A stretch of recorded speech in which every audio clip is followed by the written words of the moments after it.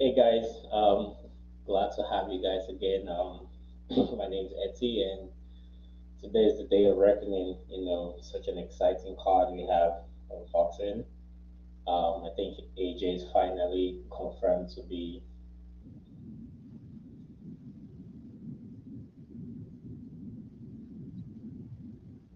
confirmed to be headlining the show.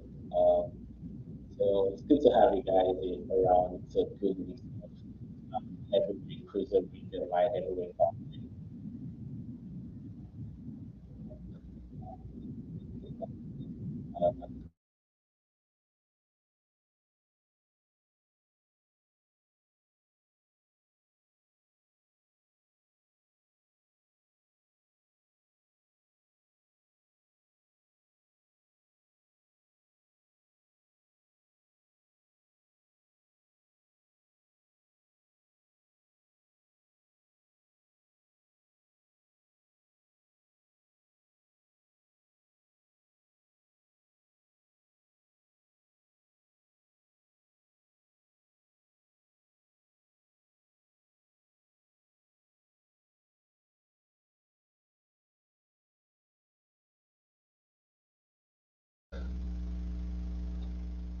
Uh, all right, guys. Sorry about that. Yeah, it's good to have you guys.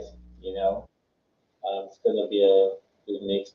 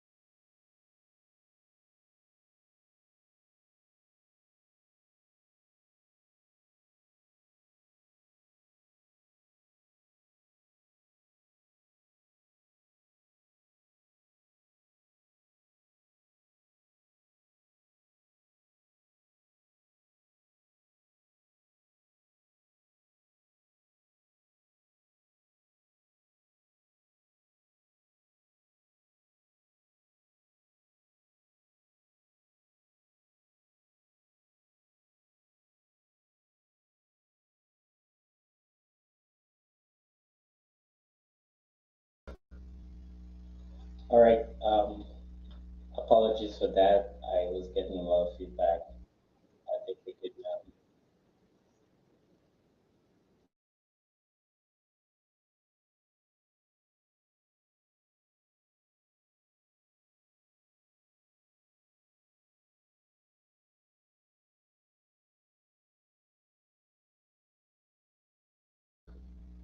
All right, guys. Yeah, I think I should be good now. Fix the issue. I think right now we're having Philip Hegovic and Frank Demore in the ring. It's a good heavyweight clash. This one. Definitely Philip Hegovic. Um, I think will win this. This is for the interim IBF championship, who's going to be the mandatory for the Fury Usyk undisputed fight. So Filip Hergovic is putting his chance on the line just the same way Joe Joyce put his WBO interim status on the line against Big Bang Jiang and lost that. So it's sort of an easy fight, for Hergovic.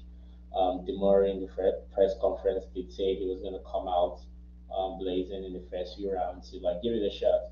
And which is what we want to hear, want to hear a fighter not just coming to lay down, we want to hear a fighter, giving it a go, putting up some challenge and trying to, make it a little bit competitive for the fans. I mean, overall, I like this. I like this card. I like this event. I like this show. So if you're watching, wherever you're watching, don't forget to like and subscribe. As we have the second fight of the evening. Go ahead. First fight was Junior Farr and Frank Sanchez. I think Frank Sanchez won by TKO in the seventh round. It was a pretty good fight. So this is Philip Hegovic and Frank Demare. And after this fight, I'll just, give some interesting thoughts on the entire show itself. So here we go, round one. Philip Hegovic takes center of the ring. I mean, he's towering over Frank Demare. This is gonna be like a one-sided beatdown in my opinion. Oh, nice right hand from Frank Demar, right over Filip Begovic jab. Yeah, I think this fight is not gonna go the distance. Definitely, you know, first fight ended with a knockout. Nice right hand to the body by Hergovic. Demar responds with a right to the body of his own as well.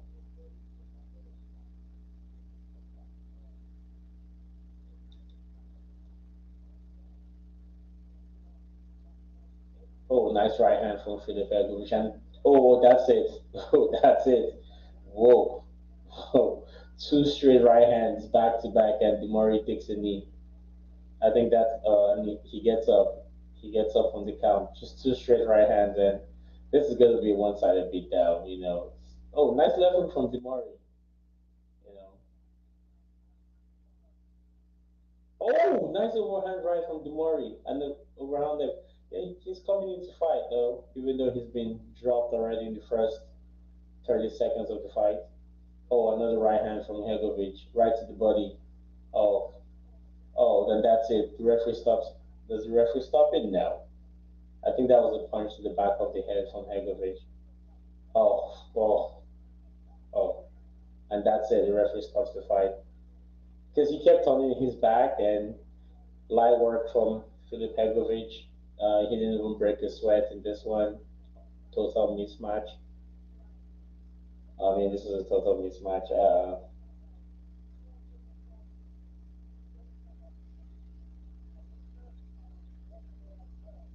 I mean, this is a total mismatch fight. Good money from Hegovic. Stay busy, warm up fight. Waiting for his opportunity. I know this is not last we'll see from Hegovic. We'll probably see him in February, in my opinion, on a fight that is not title fight. So if you're watching, guys, let me know where you're watching from. Like and subscribe.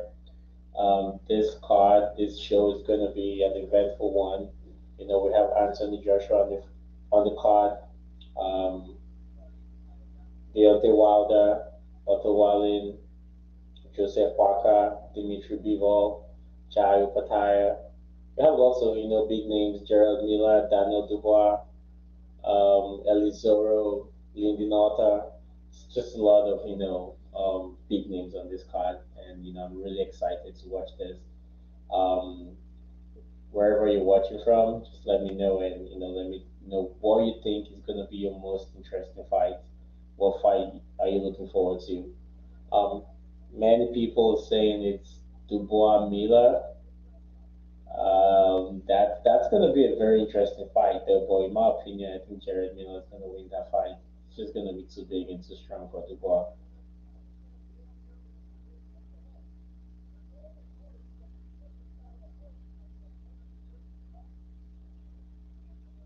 Oh, nice shot from Hegovic.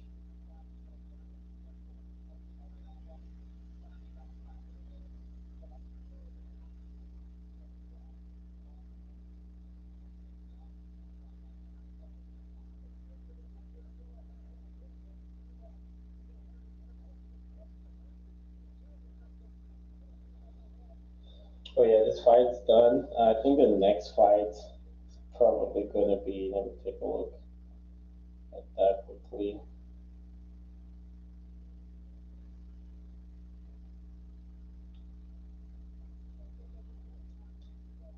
Next fight's going to be, I think, Pyre and Ellis Zoro, one of the fights that I'm looking forward to.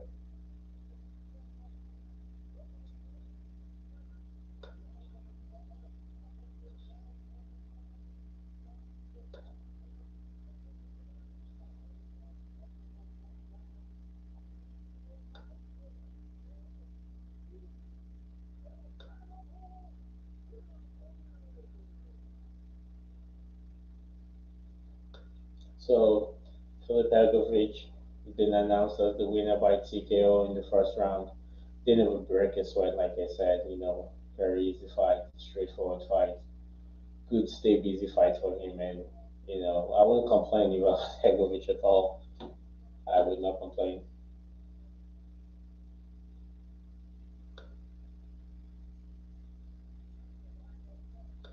If you're watching, let me know where you're watching from.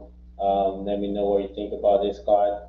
What fight are you looking up toward? I'm looking forward to every fight. I'm not selecting. I think every fight on this show is very interesting. Every fight on this show is, it's a good fight. I mean, they might not be a 50-50 fight. There might be lots of mismatch there, but just the show as a whole, the event as a whole, it excites me.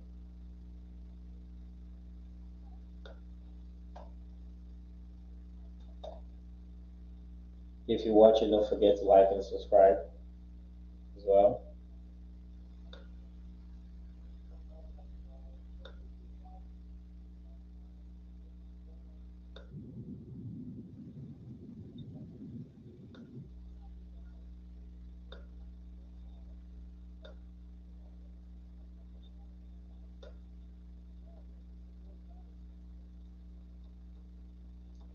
Hergovic just, giving an interview, being asked who he wants to fight next. I think Hergovic should take the tougher fight. I mean, I see from the business side, not wanting to risk your interim status. But I mean, if he's gonna be on the next card or the next fight in February, I think he should get like a better fight. He should get like a much more tougher fight, maybe a Frank Sanchez, FA Jagba kind of fight, or Joe George kind of fight too. In my opinion, he should get like a just a tougher fight before he gets the final, IBF shot or title fight.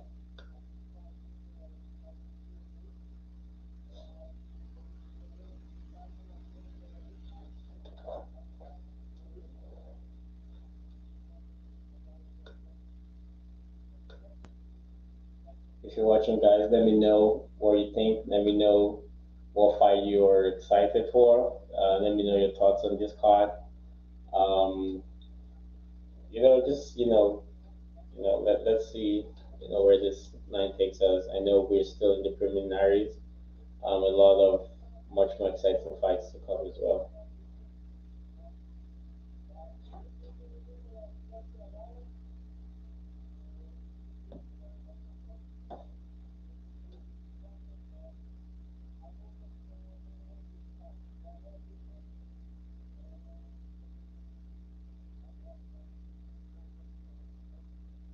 I mean, I like, that Philip Hegovic, pretty much just, did what I said. I mean, said what I said.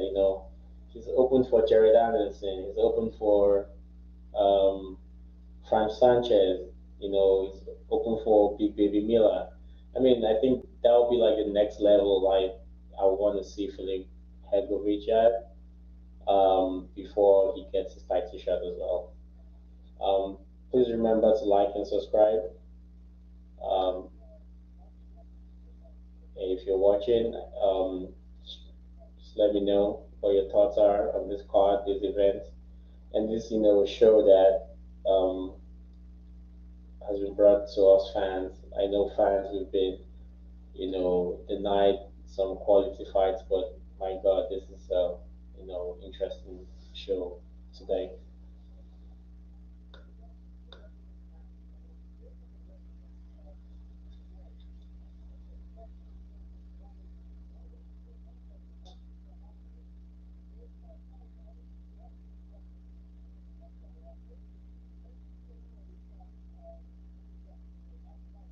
Is is he with Queensberry? That's interesting.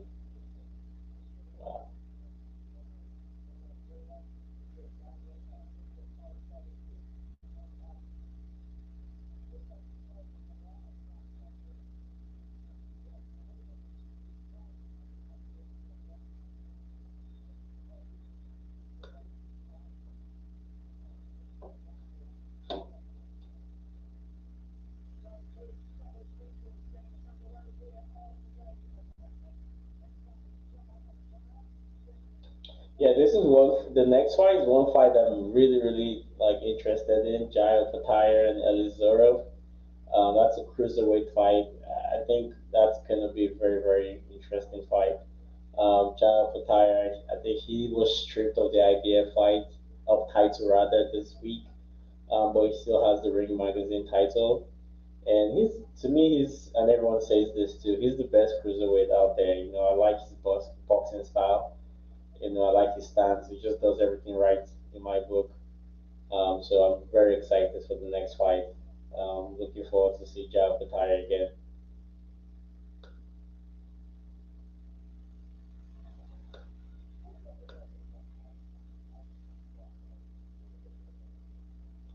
So we'll just take a quick break in the, before the next fight, and I will be back shortly.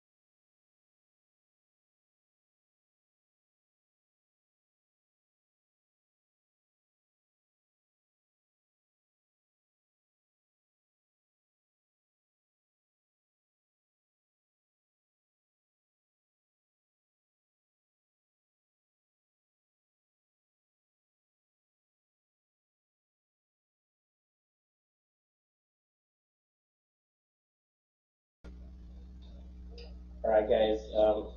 Glad to be back from that short break. So far, I think we have 2 fights down and about 6 more fights to go. Yeah, and about 6 more fights to go, which is, I mean, we're just starting, we're getting there. Next fight is Jarrell and Ellis Zoro, and that's for the Ring Magazine Cruiserweight title. I mean, Opetai's last performance against Thompson was, oh my gosh, that was one of the best boxing performance I have seen so far this year. And I'm just looking forward to seeing him in the ring again. Both fighters, I think, about to make their ring walks.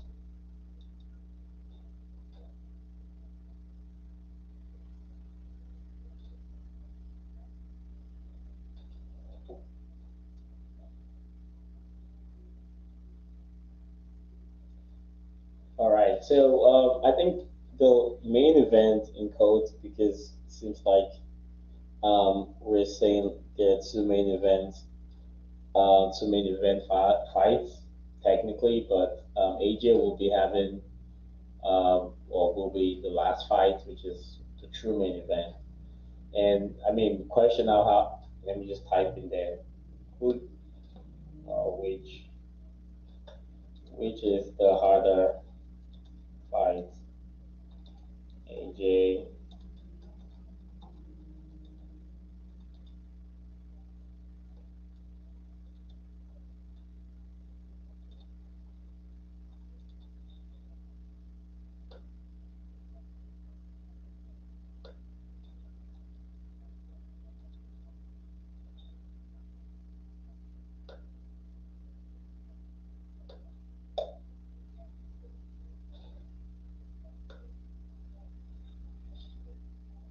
So yeah, which is the harder fight, AJ v Wallen or Wilder v Parker? And that's this is pretty much like a semi-final before the two of them meet. I mean, some people are saying, irrespective of what happens, it's still a big fight, which I agree. But it's not the same if two of them are going into 2024 with a loss. Wilder Parker, I don't know. Like, depends on which Parker shows up. We've seen, or rather, I've seen different versions of Joe Parker.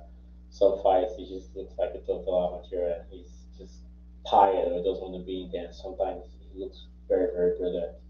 So it just depends. Like the Parker Chisora one will not beat Wilder.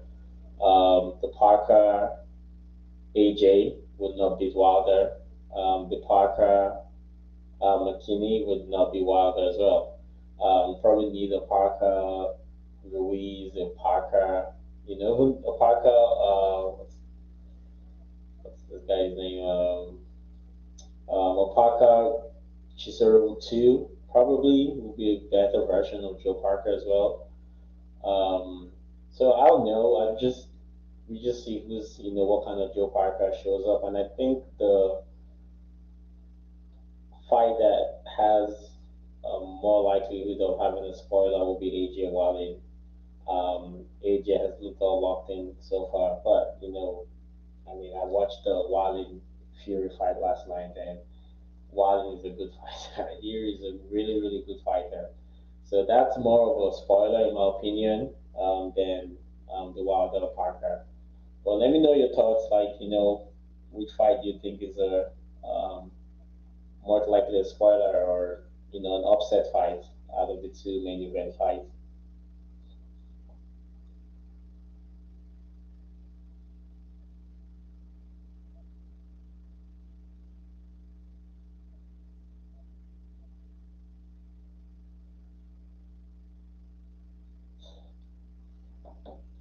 All right, guys. Both fighters about to step in the ring. Both fighters made weight yesterday, just under the 200-pound limit for the cruiserweight division. So just waiting for both fighters to step in the ring, and we'll do the blow-by-blow commentary. If you're watching this live as well, or if you're waiting for the later stages to join me, I still appreciate that. Can't wait to see you at the later stages as well.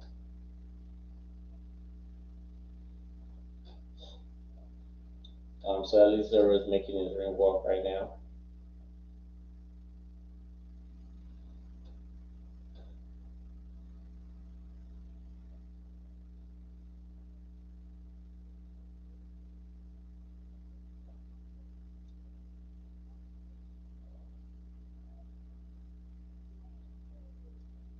At least Zoro is making his ring work.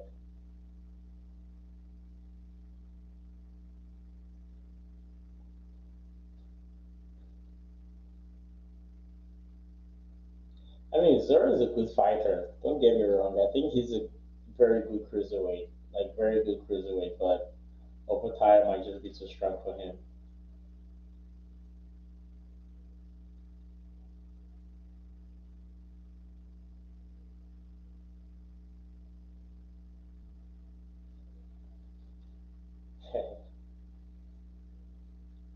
And this might be an early stoppage too. It just depends on the mindset of Ellis Zoro, because Opetai can hit hard, like really, really hard.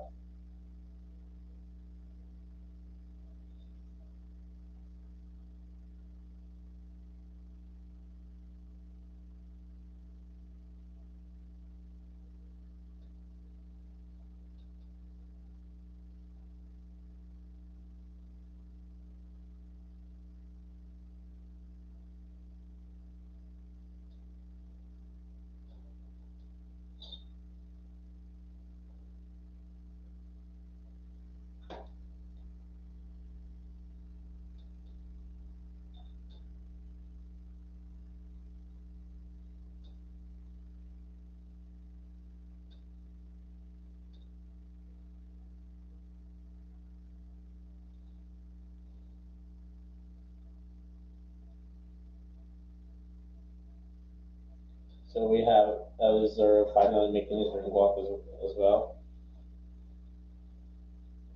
Can't wait for this fight. It's just taking a little bit too long.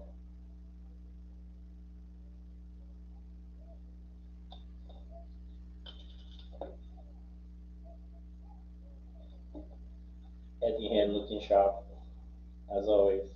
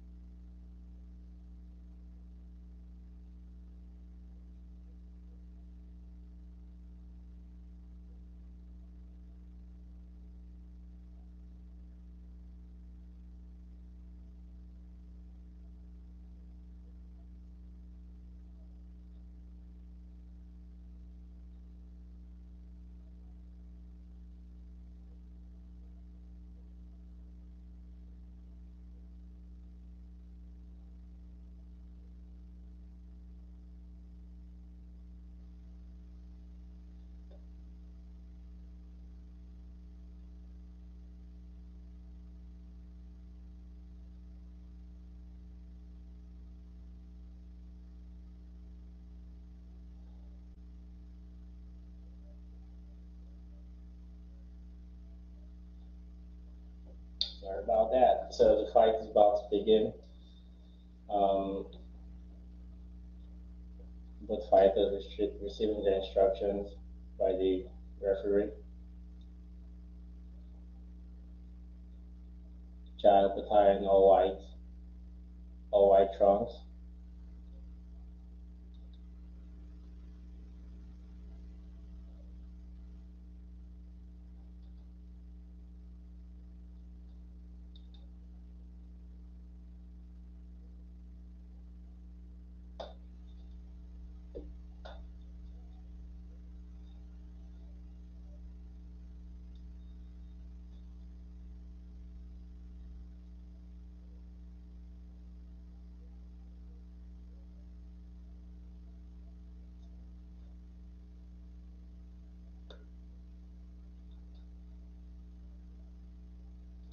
And Zoro in all white trunks as well.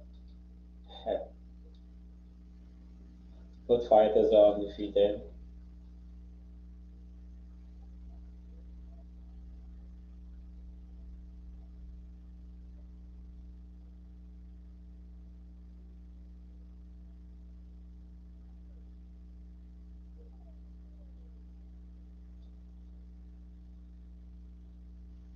Oh my bad, I think there's a title on the line though. Is that Zoro the WBA champion?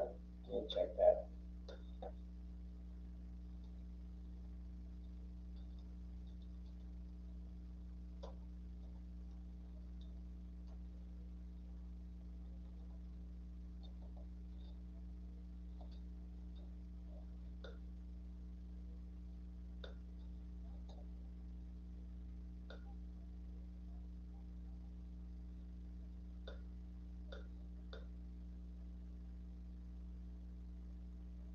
Oh yeah, he's not.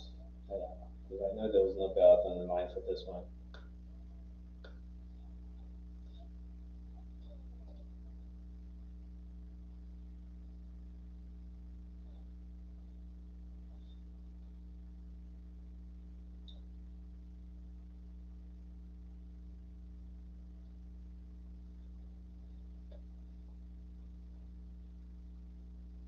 So both fighters back into their corners now, and the fight is about to begin. Jai Opetai is corner, just warming up, bouncing on his toes, and Ellis are more flat-footed. I think that's how the fight is going to be. One fighter will be more flat-footed, and the other one will have much more mobility. Opetai from the southpaw stance, a lot of feints trying to get within range, lands a left to the body, and Zoro should be moving to the right, but it's moving to the left. Um,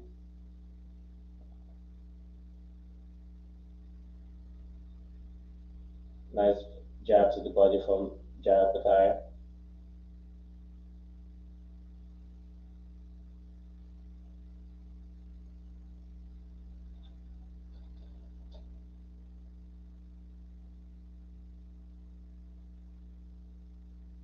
Oh, and a beautiful jab from Jarrell Pyre.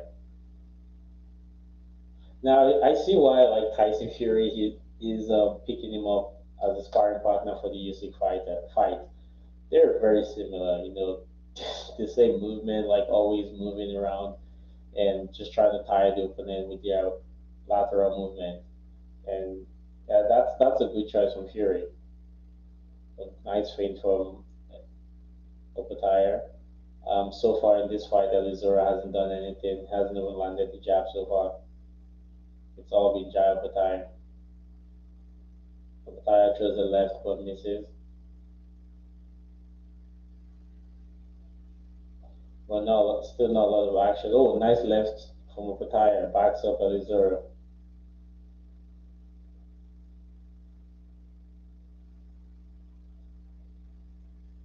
Oh, another left from Opetai to the body of Ellis Zoro. Oh, beautiful right from Ellis Zoro. Seems to have worked enough now. But he's not landing any jab though, Ellis Zoro. He needs to let the jab go to work. Another right, left to the body from Opetai. He's trying to chop Ellis Zoro down with those lefts to the body.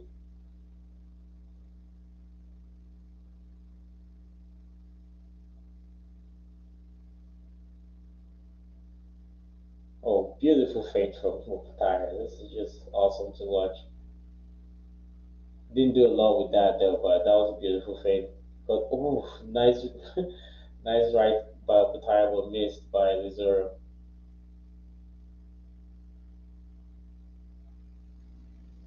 Oh, beautiful right from Elizur. Seems to stun Opetai, backs him up. And that's what Elizur is just doing. He's just trying to time Opetai coming in. He's not throwing, he hasn't thrown any jab in this fight, but he just, oh, that's it. That's it. I told you guys this fight is not going to last. Beautiful knockout. Oh my gosh. Oh my gosh. That was a brutal knockout. That was a brutal knockout from Opetai. Just when I thought Zoro was trying to time him coming in, oh my gosh, that was a brutal knockout. Wow, wow. I hope he's okay because that was a brutal knockout. The medics are in the ring right now because his eyes rolled to the back of his body and he's still on the floor. That was a brutal knockout from Opetai. I said it, guys.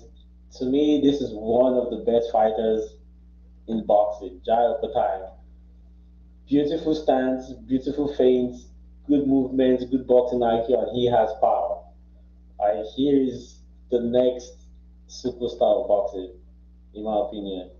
He is the next superstar of boxing. He is really good technically.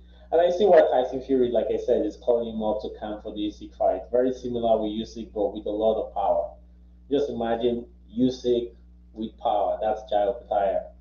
And my gosh, Ellis Zoro, I hope he's okay. He's still on the ground with the medics attending to him. That was a brutal knockout. That was a brutal knockout. And that's why I said he was moving to the left hand. He should have been moving to the right of Opetai. I knew this fight wasn't going to go far. I thought it was going to be a 3 round fight, but it was a first round knockout. Oof. Oh, we put his hands down because he's been hitting him to the body. Oh gosh, and his eyes rolled to the back of his head.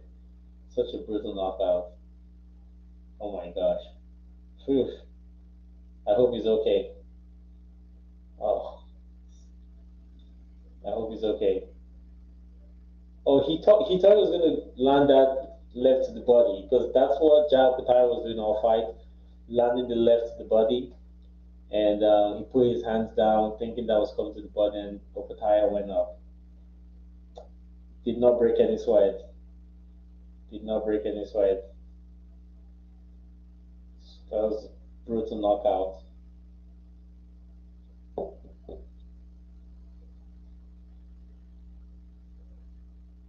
I mean, I thought this fight would at least get to third, fourth round, but oh my gosh.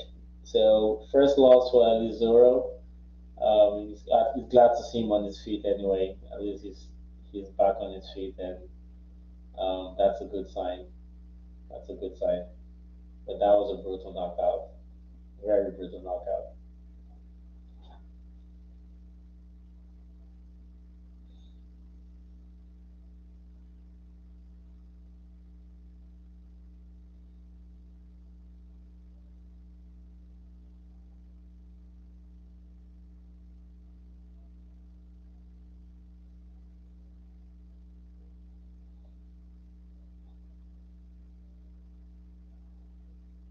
So they make it official. Jao Pataya wins this by first round stoppage. Ugh. Um, so I will be right back, guys. I think the next fight will be Makhmudov and this is a fight again. Let's check that out quickly. That's gonna be a heavyweight fight. That might not be so competitive, but oh, and Agit oh no, I take that back. I want to see that fight as well. Makhmudov and Agit Kabayel. Um, Kabayel, I know he beat Derek Chisora a long time ago, so he's a decent fighter. Makhmudov, big, strong, tall, lean, muscle, scary looking fighter. I think that should be a decent fight. That should be a decent fight. So I'll see you guys in a minute.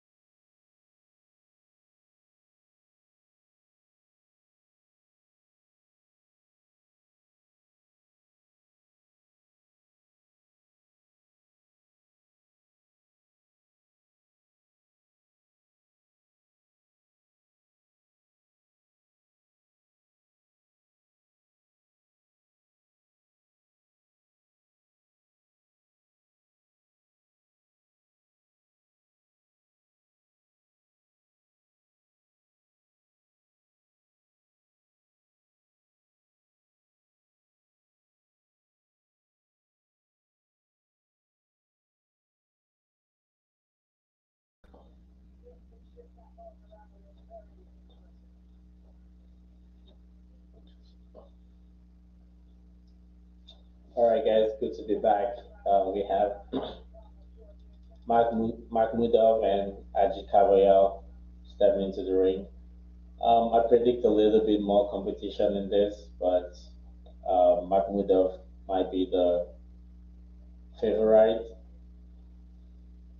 The big, tall Russian fighter. But I mean, Cabel is a talented fighter himself.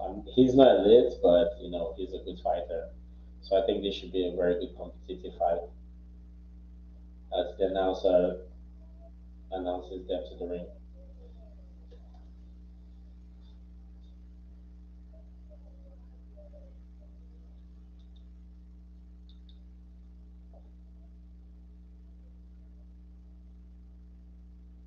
First to the ring is Agit Kabayel. I think he was supposed to fight AJ before the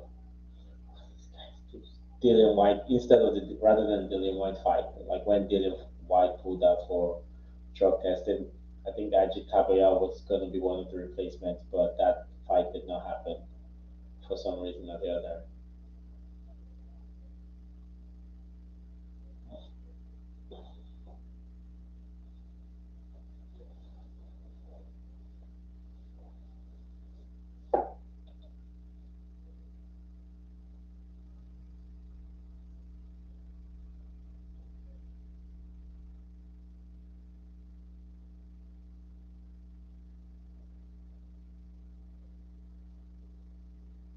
So waiting for Agit Kabayel to make his ring walk um, to the ring.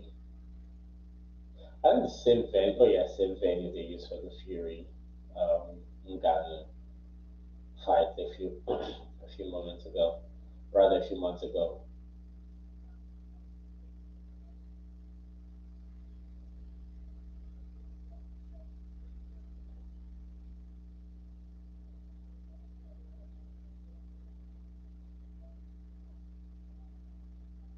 I'm not sure if he's not the European champion anymore, but he was one-time European heavyweight champion.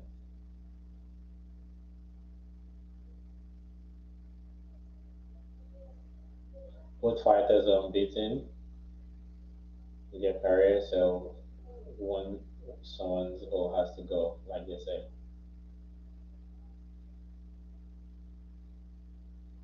Aji Cabral has made his way to the ring, and he'll be in the blue corner, or the red corner, my bad.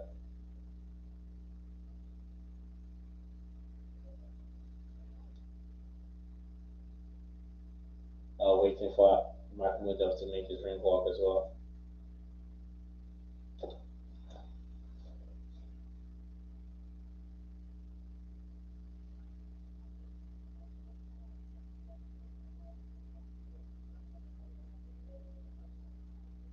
I mean, Makhmudov is very intimidating as a person, very tall, a whole lot of muscle, and has a scary look that tends to intimidate some of his opponents. But I think this should be a good fight. I mean, I see this fight at least a 5, 6 round fight.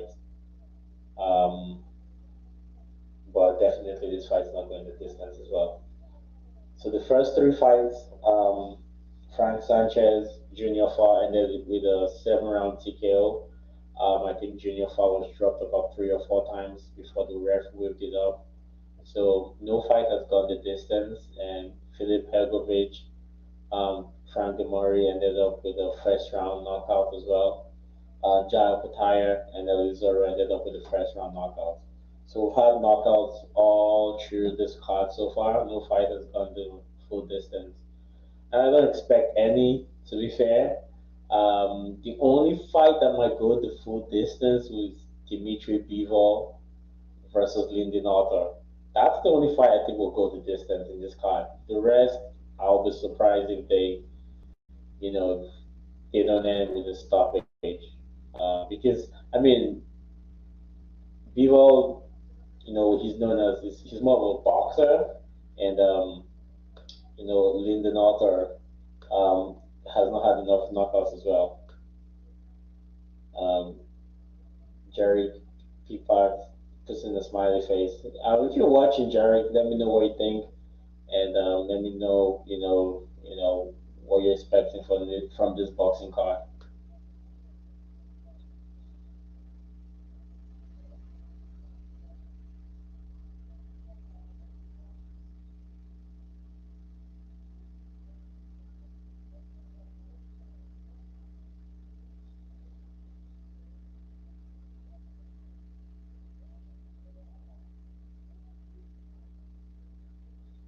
'Both fighters are being announced within the ring, and after this, the referee will give them their instructions, and we'll be hearing the first bell.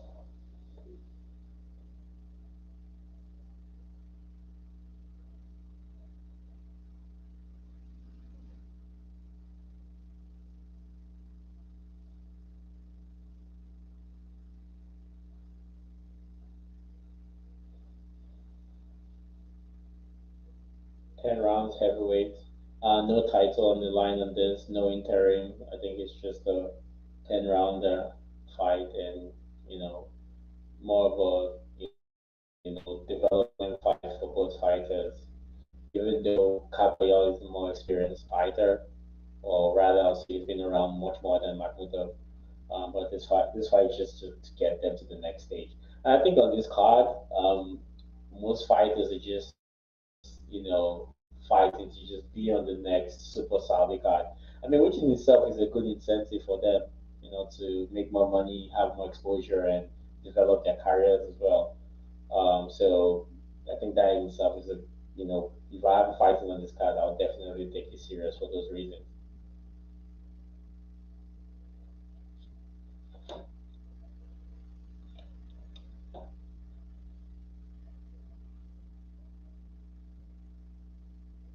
Kabayel is 23-0 with 15 knockouts, and I think Makhmudov is 18-0 with 18 knockouts as well.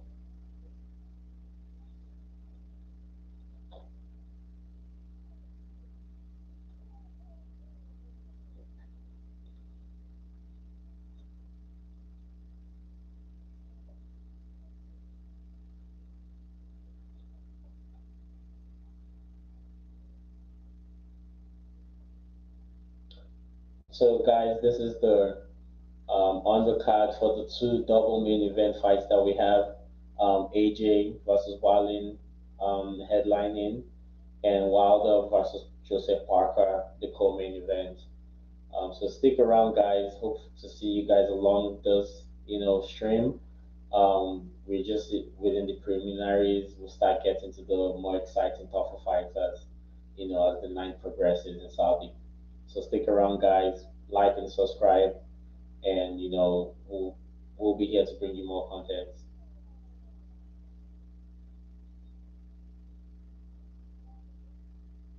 Man, Makhmudov has a whole lot of reach advantage.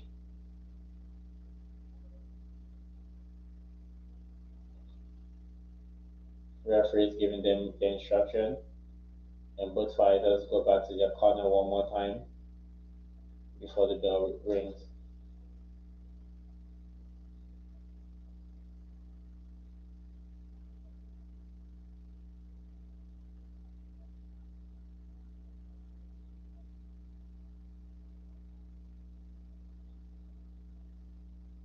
Round one begins.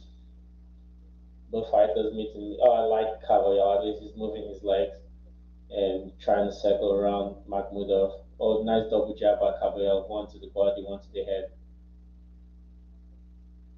And if he can keep this up, I think that'll be good for him. Just moving his legs and trying to stay away from the right hand from Makhmudov.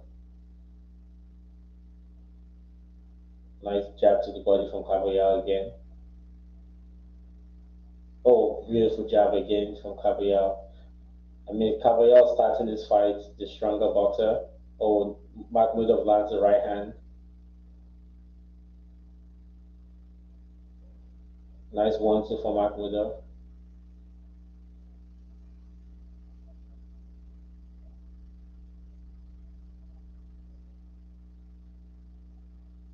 Yeah, Kabayel is doing a good job by staying away from that right hand. Oh, nice jab from Kabayel again. I think he needs to take a risk. Once he lands that jab of his, he needs to follow that up again. Either he double jabs or follows it up with the right hand.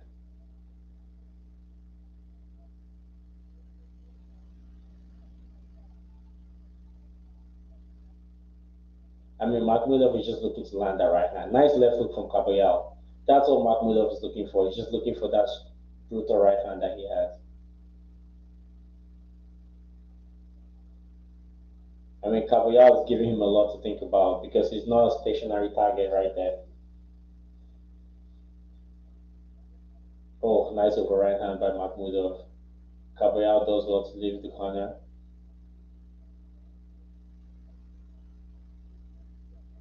I think Kabayel should start getting busy with his right hand. He's a little too passive for me.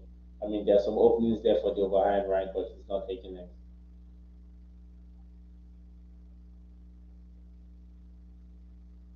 Oh, nice 1-2 from Makhmudov.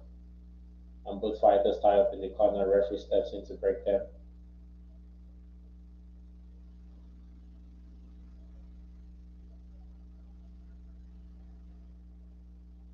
Nice jab to the body from Kabayel.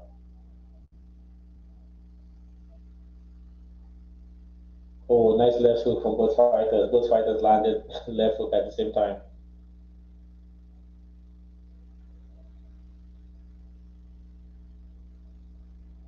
I mean, I need to see some more. Um, oh, nice uppercut from Makhmudov. I need to see Kabayel a little bit more busy with the right hand. I think there are lots of openings right there, but he's not taking it. Like he's a little gun shy right now.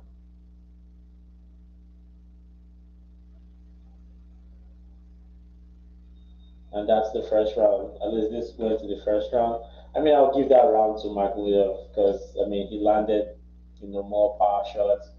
I mean, Kabayel landed a few jabs, solid jabs as well, but did not follow with any power punch at all. So I'll give that round to Makhmudov just because of those eye-catching power shots he landed.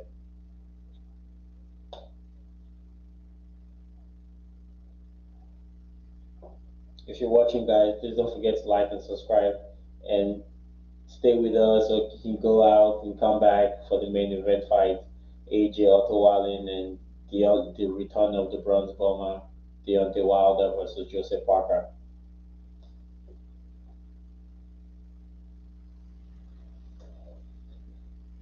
Second round is about to begin.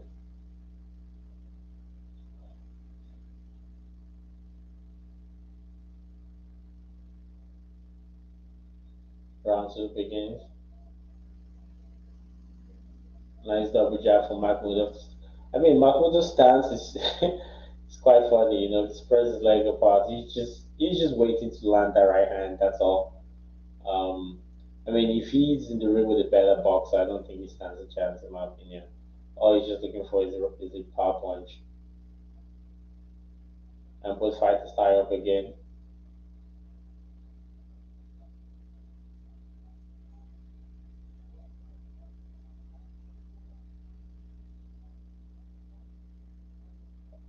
Nice right hand from Makhmudov, but blocked by Kabayel. Oh, nice right from Kabayel. Right over the jab of Makhmudov.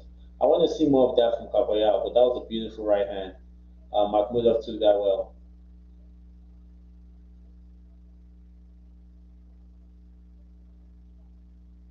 I mean, Kabayel is trying to move into range, being the shorter fighter. Oh, nice right hand from Makhmudov, followed with the left hook, but misses. Makhmudov chose an uppercut, but misses as well. Oh, nice straight right hand from Kabayel. Backs up Makhmudov, but Makhmudov comes back with a left hook of his own. I mean, this fight is interesting. The pace is beginning to pick up. Both fighters are landing.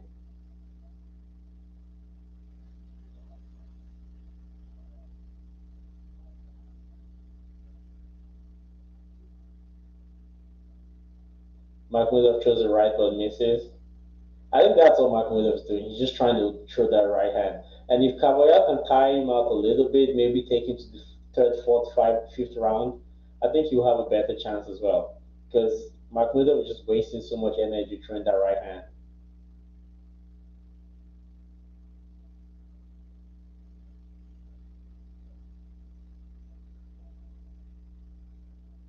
Seems like Makhmudov is tiring a little bit. He's not even throwing, like, his punches don't even have any um, power in it. And that's one thing about fighters that are used to knocking, people out in the first 2 rounds with by trade. Oh, nice uppercut from Kabayel again.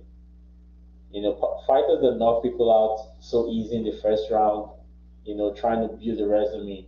Once you start taking them to the third round, they start tiring off, then they get steam up again.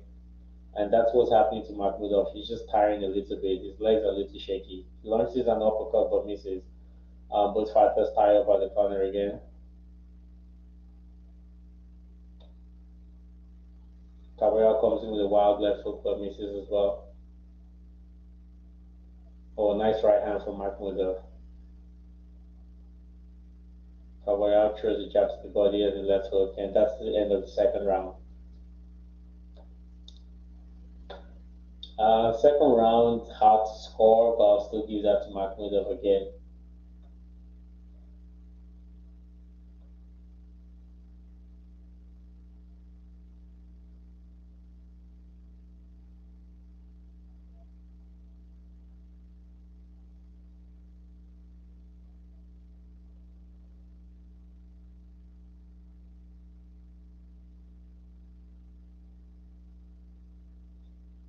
Both fighters stepping out for the third round.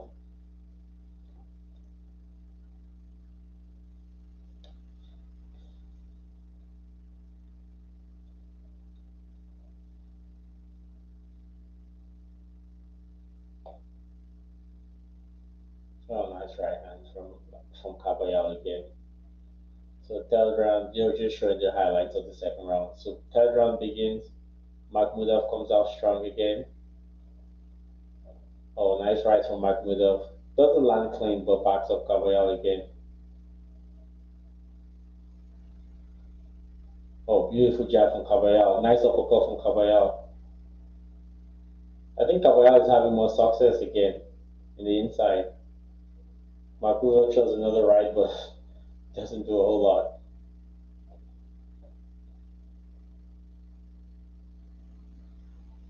Oh, you had the right hand, you didn't take it again. Kabayel had the right hand, he didn't take it. That was way obvious and open, but he didn't take that right hand. Oh, nice shot right hand from Kabayel. Like those openings are there, but he's not taking it. Nice combination from Kabayel. Both guys are trading now. Oh, nice uppercut from Makhmudov. Both guys are traded. This fight is. Oh! He's gone! He's gone! He's gone! He's gone! He's gone! Kabayel backs up Makhmudov. He's gone. Keep going. Oh my gosh. Why did he back? He backed up Makhmudov. Landed quality shots. Oh, Makhmudov comes back with the right of his own. I'm really impressed from Kabayel. Like everyone has always said, Makhmudov was a monster. He's unbeaten, but Kabayel is doing good. Backed him up, almost dropped him. Almost dropped him. Yeah, because I was saying in all fight, the right hand was there, but Kabayel wasn't taking it. I think Kabayel is trying to tire him a little bit because Makhmudov doesn't look like he has a whole lot of gas because his punches are not strong. He's just throwing wild punches. I think Kabayel needs to take his time. Oh, nice straight right from Kabayel. Wild uppercut from Makhmudov, but misses. Kabayel just needs to box. He needs to box now. Just box him. Because he's tired. Makhmudov seems tired. Kabayel just needs to box. Oh, he's gone again. Nice 1-2 from Kabayel. Makhmudov. Oh, man, both guys are throwing bombs. Both guys are throwing bombs, but good round from Kabayel. Very good round from Kabayel. Oh my gosh, I didn't expect this. Nice right from Kabayel. Backs of Makhmudov to the corner. Makhmudov seems hot and tired. Oh, nice right to the body from Kabayel. Now Makhmudov is just throwing bombs. He was about to go.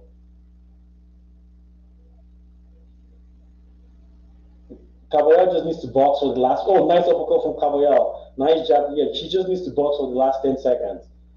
Just box and get your strength and continue. Yeah, that's it. Good round from Kabayel. Brilliant round. Backed up Makhmudov, hurt, and he hurt him. 3 times he hurt him. Boom. Ooh, that was a solid round from Agit Kabayel. Solid round. Solid round. I think so far this is so far the best fight so far in the card. This is the best, the most competitive, and the most exciting fight so far. Because both guys are landed, hurting one another, and they're still there. This is a good. Oh, nice 1-2 from Kabayel. Oof. Yeah, but and the thing is, when Makhmudov is hot, he's still throwing shots back, and that's why I think Kabayel should box intelligently a little bit before he goes on for that assault or onslaught rather. So 4th round, or Makhmudov comes out strong again in the 4th round, lands the right hand. Oh, nice overhand right from Kabayel, stunned Makhmudov. Makhmudov returns another override by himself. Oh, nice override from Kabayel. Oh, nice 1-2 from Kabayel again. Nice work to the body from Kabayel. Backing up Makhmudov, backing up the bigger fighter.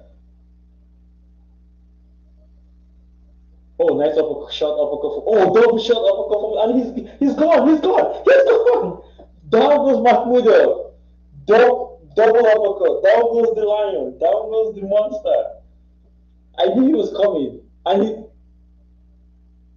oh my god, he looks hot. And now like Kabayel should just go in there. Oh, Makhmudov comes with the uppercut. Oh, nice 1-2 from Kabayel. Man, this is the fight. Makhmudov is giving it all he has. This is the fight of the card so far.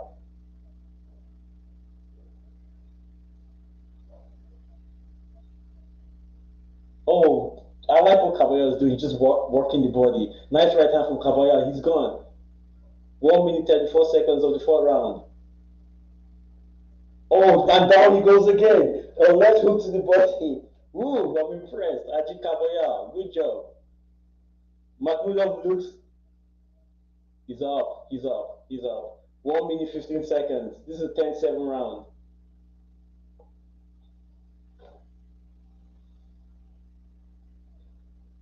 Oh, nice jab to the body from Kabayel.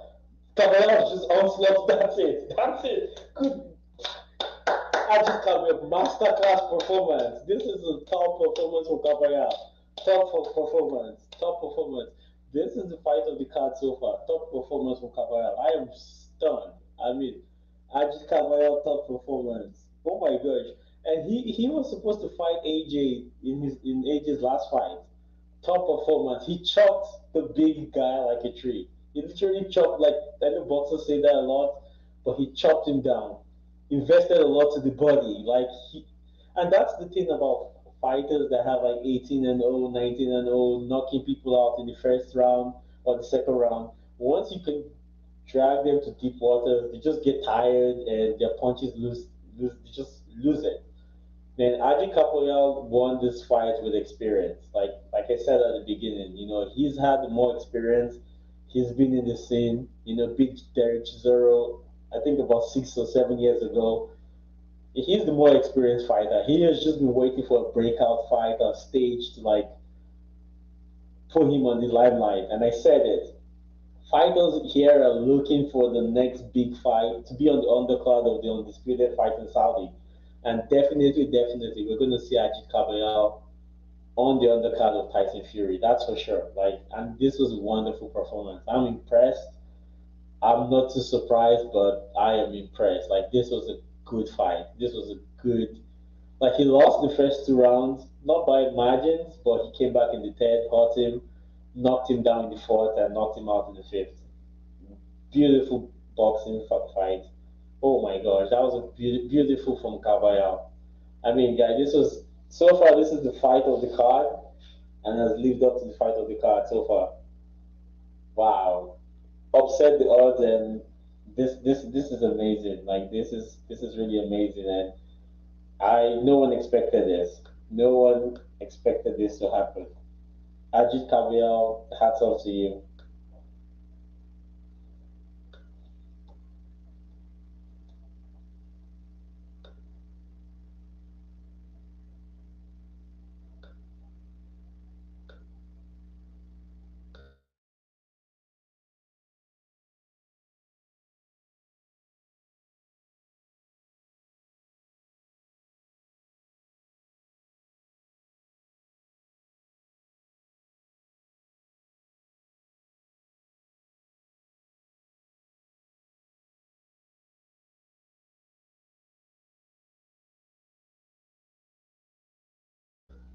I mean, guys, this fight has this fight like I mean I kind of see this fight being either and my question is still out there.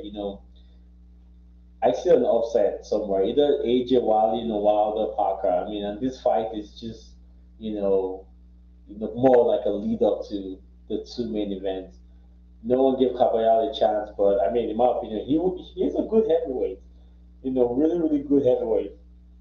And he has experience, and he came here, led the bigger guy through all the bombs in the first two rounds.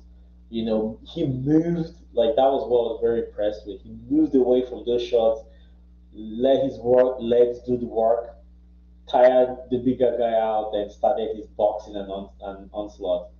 Good game plan, good coaching, and good execution from Kabayel. I can't say more. I can't say more on that. I really can't say more on that. And I'm happy for him, and hopefully he gets hopefully he gets a bigger fight, in the next Riyadh season. I hopefully he gets something bigger, you know.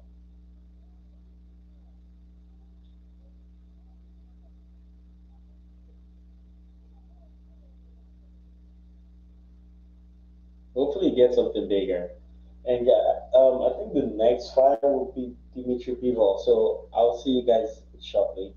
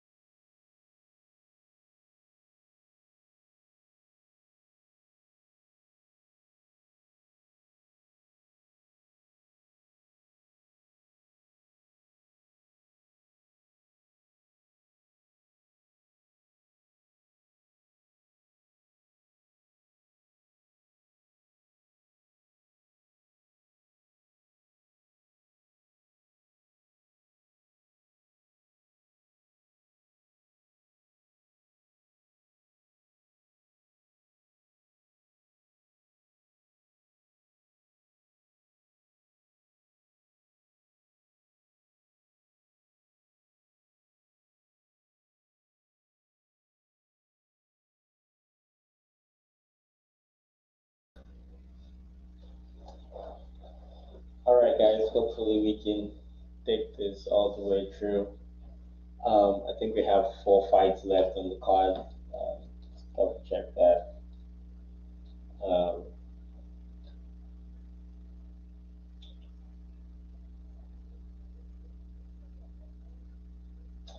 all right, so we have 4 fights left. Jared, Big Baby Miller, and Daniel Dubois is up next. I mean, this is the fight everyone's been talking about.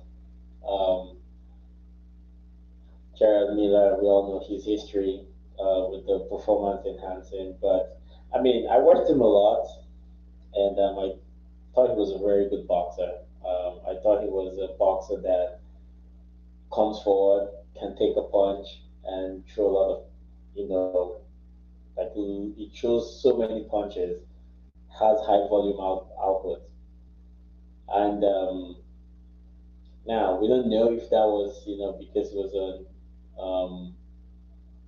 PEDs and he had the engine to always keep coming forward, taking a punch and keep coming forward.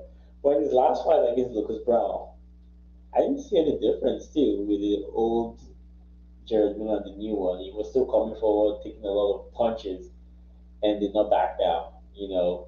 Now he's weighing it at 333 pounds.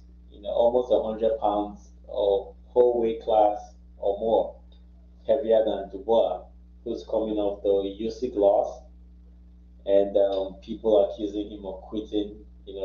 More than once. I mean, I think he probably doesn't have strong engine. I would say this is probably Frank doing Dubois a favor, like giving him this, last payday kind of situation. And if Dubois loses, I don't know where he goes from there. Maybe another promoter might snap him. I think he loses the risk of being dropped by Queensberry if he loses, but that's just speculation on my part, I would say. But anyway, back to the boxing. I think Dubois might lose this fight. If this fight goes past the fourth round, I think Dubois loses, in my opinion. If Miller keeps coming forward, that weight, I think it's gonna be if Miller's gonna win this fight, in my opinion. I think Miller is the favorite. Um, Even though I love Dubois so much, I think he's a good young fighter. I like seeing him when he, knocks people out. Like seeing him with his style. He's always on his toes. But I don't think, he has what it takes right now to go about 4 or 5 rounds with a fighter like Miller, who always comes forward and who is much bigger than him. So if Dubois doesn't knock Miller out in the first 4 rounds, 3, 4 rounds, I think Miller wins this fight and just beats him down. That's that's my take on this fight. I think it's too soon for Dubois to be in the ring since August. And he got this fight on probably like a 6 week short notice as well.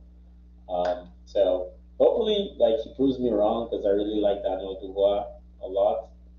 He proves me wrong, but my head's telling me Mila might take this in probably like 6 or 7 rounds.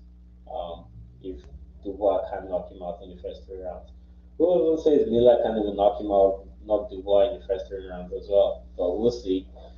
This is billed as the fight of the card. Hopefully, lives up to its hype. Jared Miller is already in the ring, and Dubois is making his ring walk right now.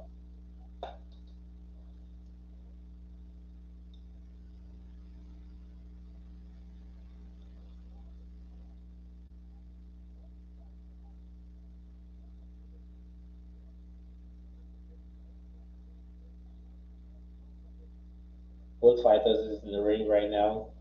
Frank Warren, obviously, in the corner of Daniel Dubois, giving him some words. Um, I hope Daniel Dubois can win this fight.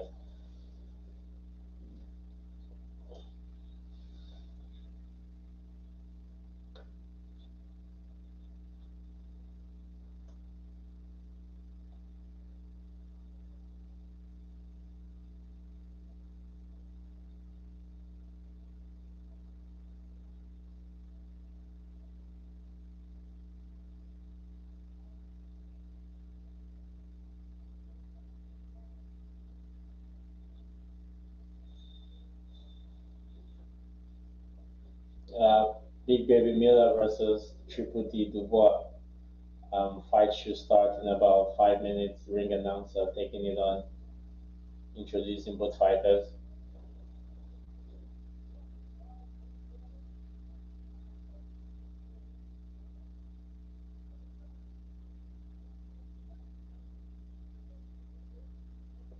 Yeah, I don't know. I hope Dubois wins this, but I don't think he can. He will. I think Miller might be just too too big, way too big.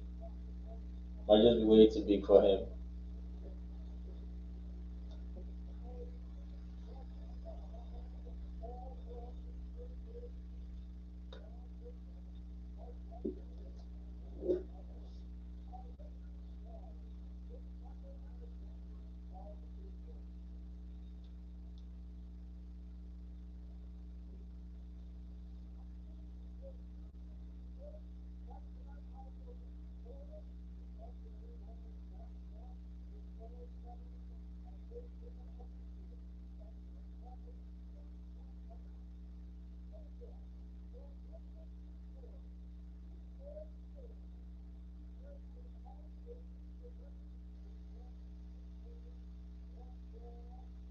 Yeah, referee announcing both fighters.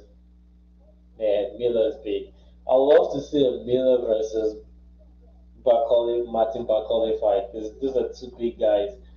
If Miller can beat this, I think that would be the next level for Jared Miller. But I don't know. I think he wins this fight. Hopefully, I'm wrong, and I'll sit down now.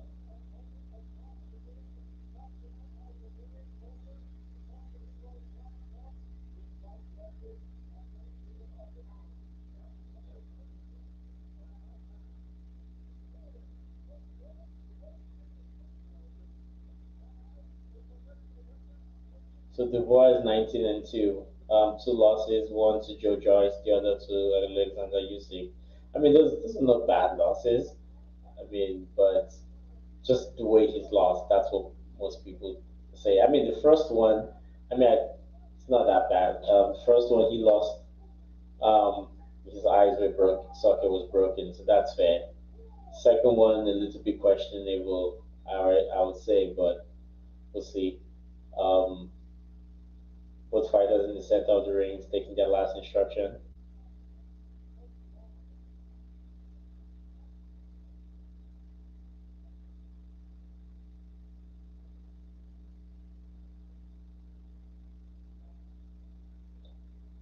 Both fighters in the ring, corners out. First bell about to go.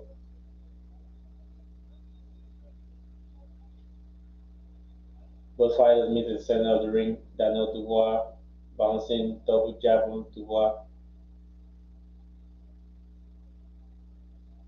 Oh, nice 1-2 from Dubois.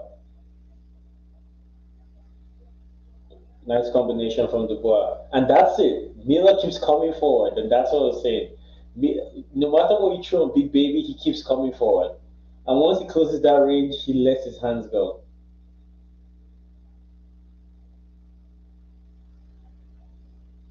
Miller trying to use that weight on Dubois.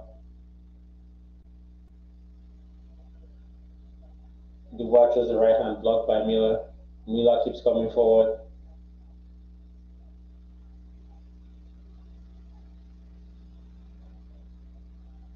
Yeah, I think Miller wins this fight. I think Miller wins this fight. I think Miller wins this fight. Nice jab from Dubois.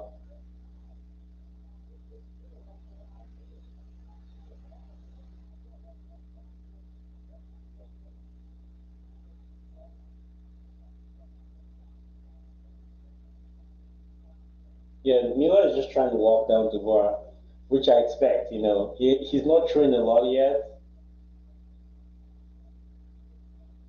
Dubois, the more active fighter so far.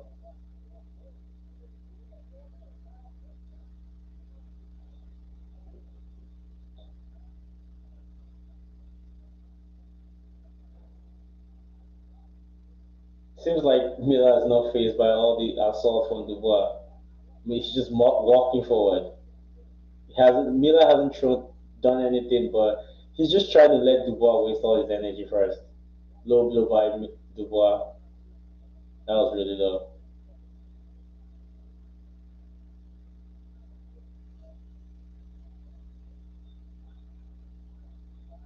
It's like Miller's just absorbing everything from Dubois. He's not throwing anything. He's just coming forward. He's like, hit me. He's just walking forward. Good right hand from Dubois. But Miller's just walking him down. Like, this is perfect performance from Miller. He's losing the first round, but I think his tactics is just to tire out Dubois.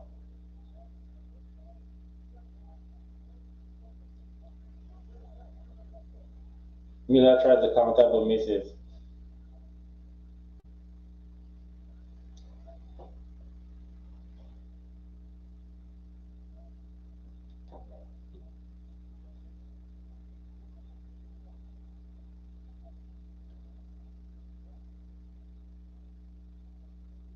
I think Miller is just trying to wait and let Dubois get tired before he tries. Nice uppercut to end the first round from Dubois.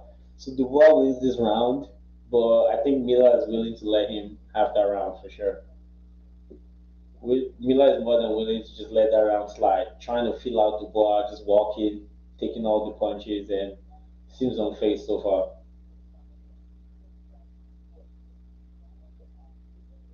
Miller is huge though, 333 pounds and more. He's really huge.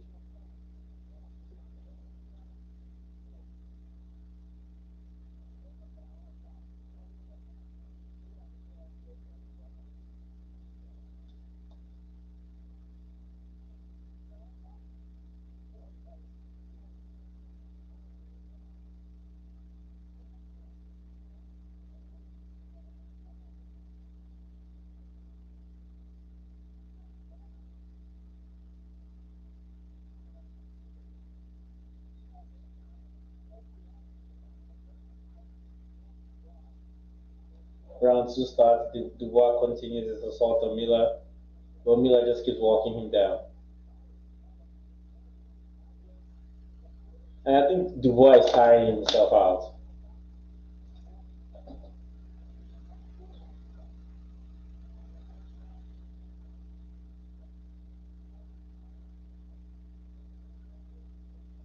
And Dubois is throwing some low blows. Throwing some low blows. Nice uppercut from Dubois. But Miller is really slow with his punches though. Dubois can see them coming.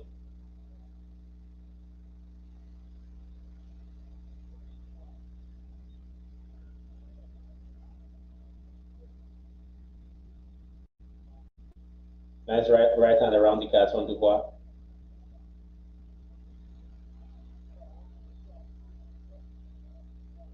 I think Miller's gonna turn it up after the third round. Nice overhand right from Dubois. Miller's just taking everything. Nice jab from Miller. First notable punch from Jared Miller comes in the second round. Nice jab from Dubois. Now Miller is picking up the pace now.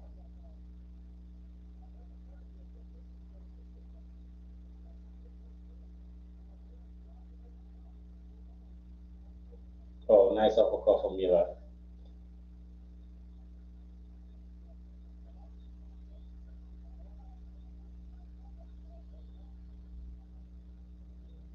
I think Miller's slowly picking up the pace right now.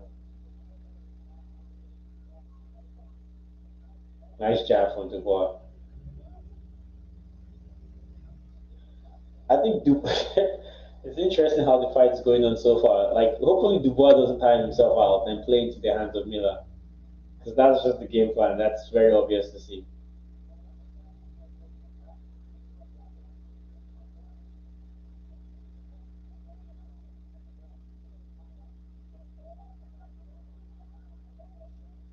Nice left hook to the body from Miller.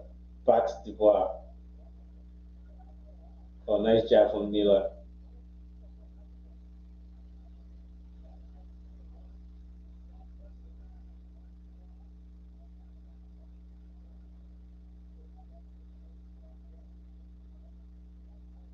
Nice 1-2 from Dubois, but he misses. Didn't land real clean. Oh, nice right hand from Miller. Yeah, Miller's turning up the screw now. Now Miller's turning up the screw. Both fighters are slugging it in there. I think this is not the fight Dubois wants at all. This is not the fight. Oh, nice override from Miller. This is not the fight Dubois wants, and that's the end of the second round. That's not the fight Dubois wants to fight. You don't want to go in there exchanging with Big Baby Miller at all because he's 100 pounds heavier than you. You don't want to start exchanging on the inside. I'll give that second round to Dubois as well. But it seems like Dubois is getting tired. He's getting tired. He's giving his best shot, and Miller's still coming forward.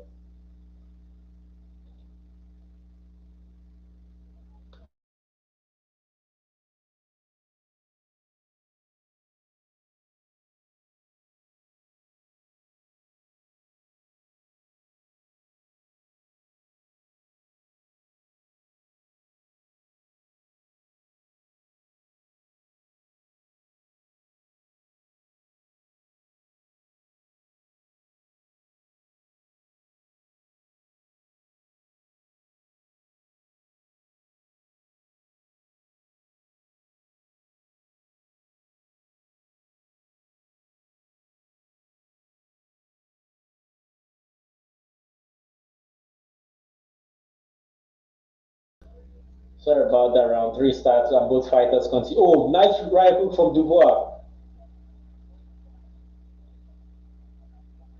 Both fighters exchanging in the middle of the ring again.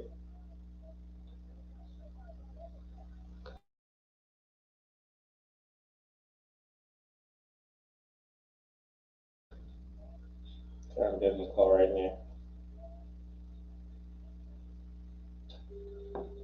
Both fighters exchanging in the middle of the ring. Yeah, how far now?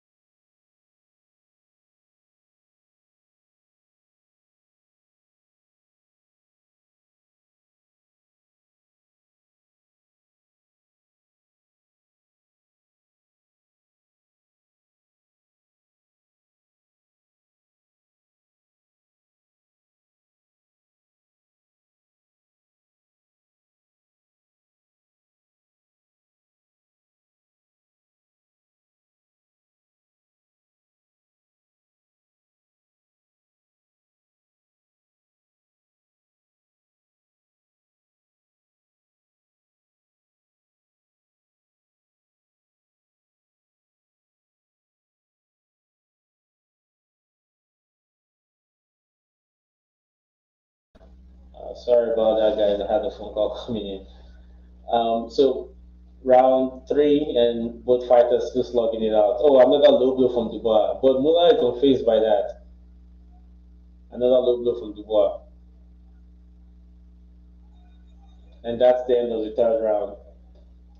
I think this is the fight that Miller actually wants. I mean, this is Miller's style. This is his fighting style, just walking forward and trying to hit people.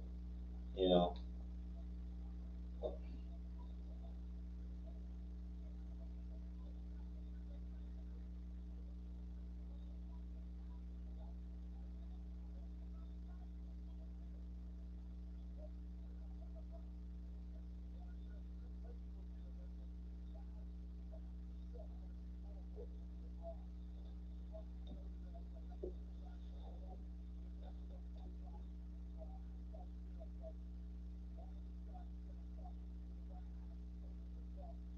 So it's going to the front round, and Dubois still Miller is still there fresh. I mean, I'm smelling trouble for Dubois right now. But hopefully Dubois can pull something and surprise us round four. And both fighters just meet in the middle of the ring, start to exchange punches.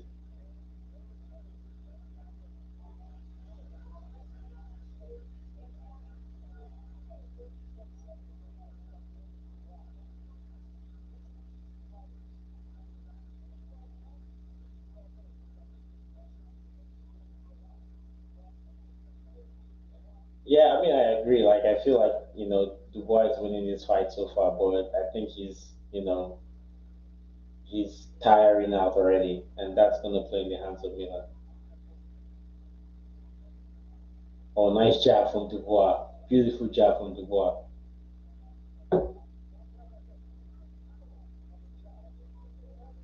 Snaps the head back of Miller. That was a beautiful jab. That was like a power jab.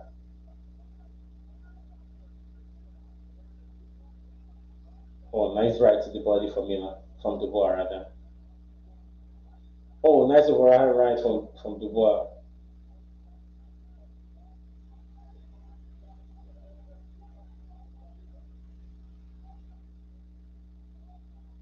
Nice jab from Miller.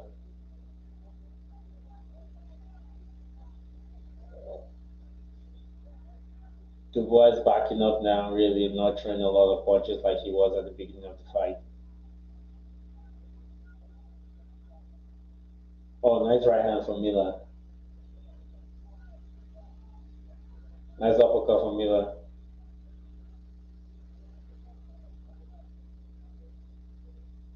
Nice left hook from Miller. Dubois is tiring out. Nice right to the body from Miller. Oh, nice uppercut and hook from Miller. Miller is beginning to walk Dubois now. I think this is not what Dubois doesn't want to exchange. Oh, nice over high rise from Miller. Miller, oh my gosh, now Miller is turning off the screw.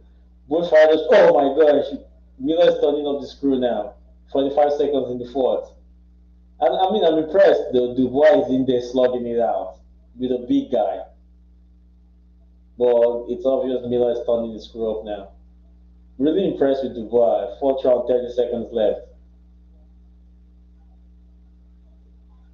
I think Dubois should box smart now. He needs to keep a lot of energy in the tank.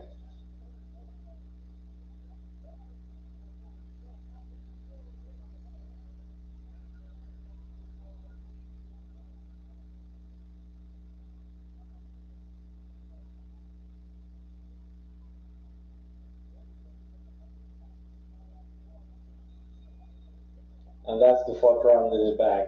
I mean, another good round from Dubois. I mean, Miller's punches are not like as heavy as I thought or expected.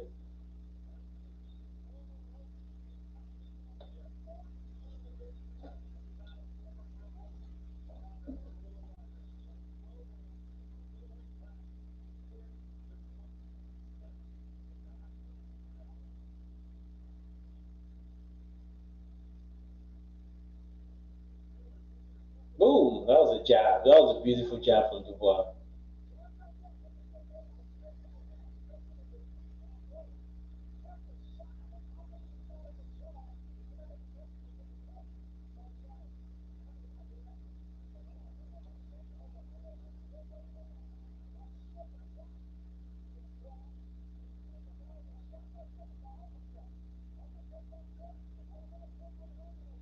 Fifth round coming in.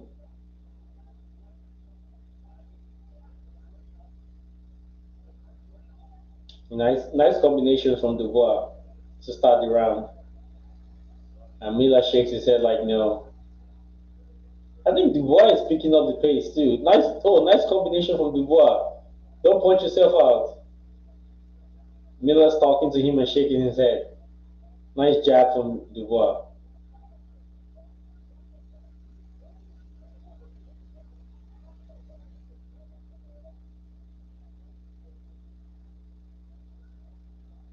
Nice uppercut from Miller.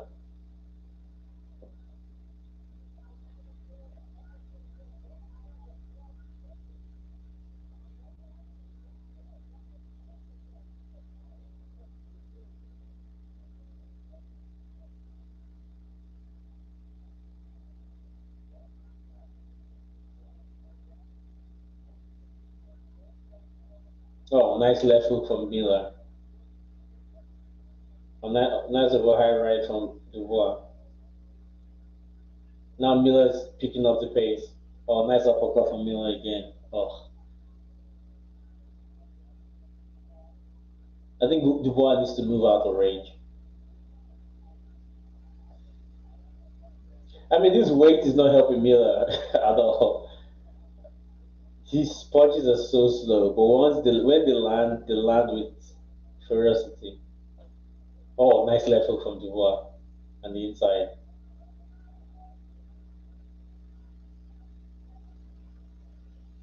Oh, nice uppercut from Dubois again.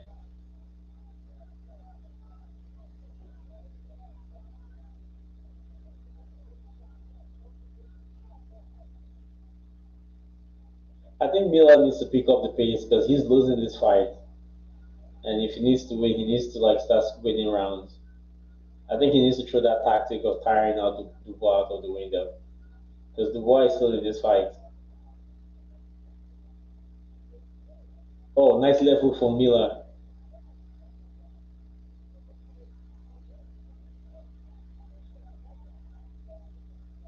Wow, both fighters are just exchanging punches. I can't even go blow by blow. It's still just way too fast. Left hook, right hook, both fighters are just landing clean shots on each other. Oh, nice left hook from Dubois.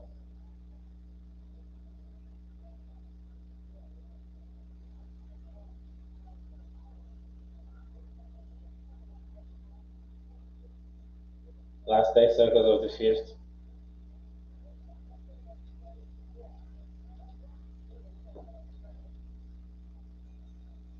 And that's the end of the fifth round.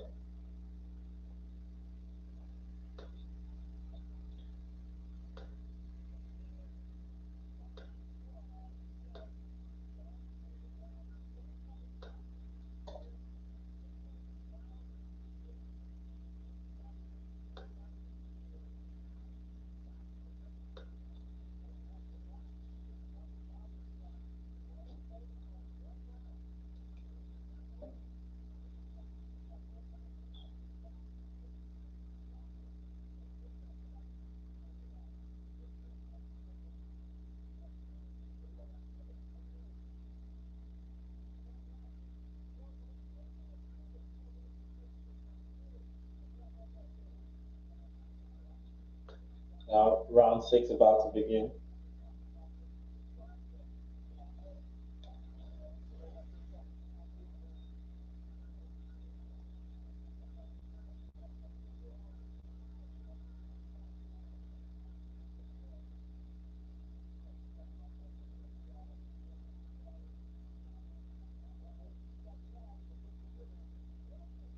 Oh, nice 1-2 from Dubois. Nice 1-2 from Dubois. Oh, he keeps coming forward.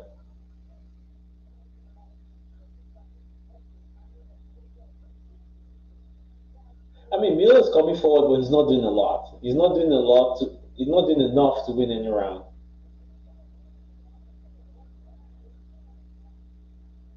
He's not doing enough to win any round. I mean, Dubois is just chipping in the blood's coming out from the mouth of Miller right now.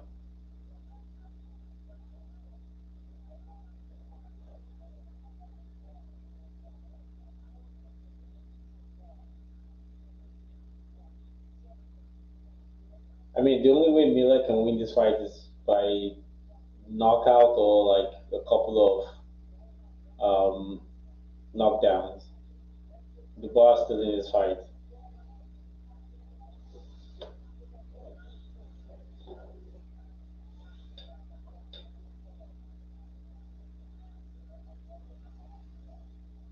Oh, nice jab from Miller. Both fighters just in the middle of the ring, grappling it out, exchanging punches. Oh, nice uppercut from Miller in the inside. Dubois throws an uppercut but misses.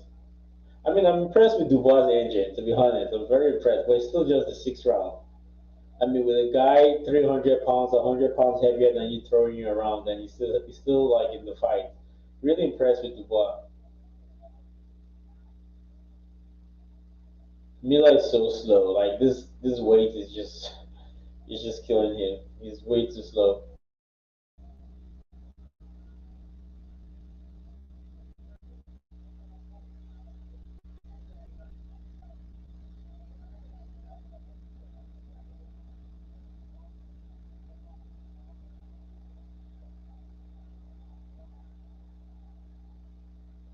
I mean, I think Miller is letting this fight slip away. Good job from Dubois so far. Like good performance.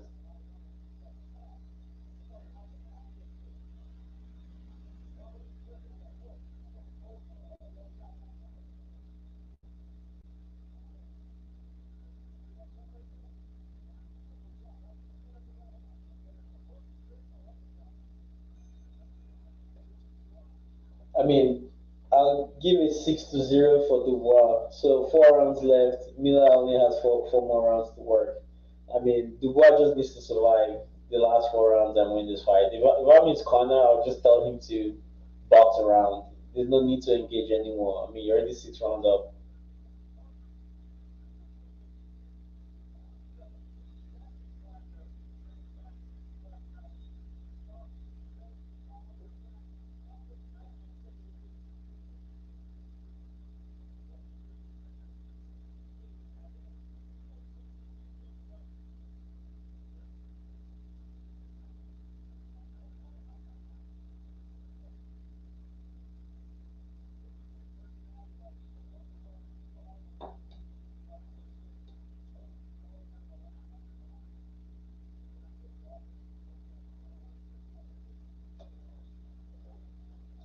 7 rounds. Seventh round now. Now Miller is coming up with more intensity, and I just think Dubois should just box and move. Yeah, that's just like that, jab and move. I mean, you've won the first 6 rounds, just jab and move. There you go. There's no need to engage with Miller anymore. There you go, Ali style, jab and move. Oh, nice left hook from Miller. Nice uppercut from Dubois. Yeah, I think Dubois just needs to see out the rest of the fight. Just see out the rest of the fight. There's no need to engage. No need to just to get knocked out or to get hurt.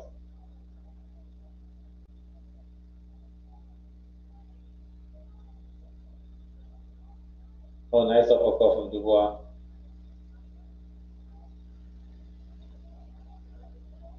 Nice uppercut from Miller in the inside. I mean, Dubois should not be fighting this fight.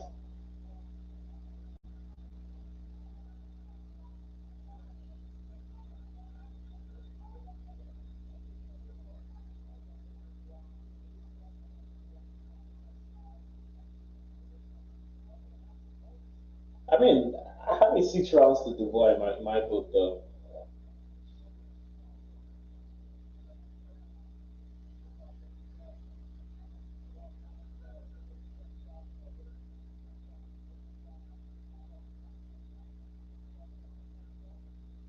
Oh, nice right hand from Miller, and Dubois lands his own as well.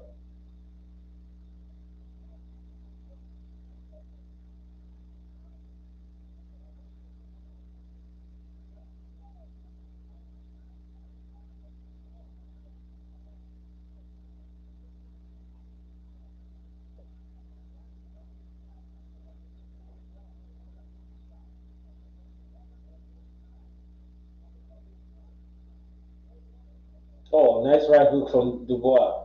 That's stunned Miller for sure. That's stunned Miller.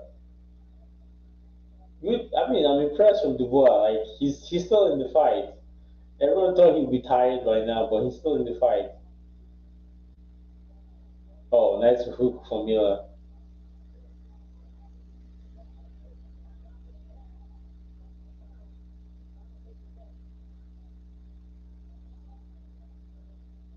Oh, nice 1-2 from Dubois.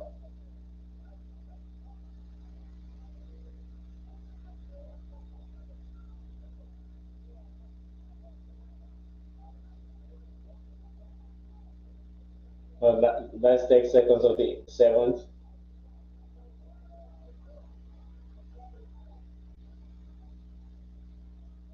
So 2 more rounds.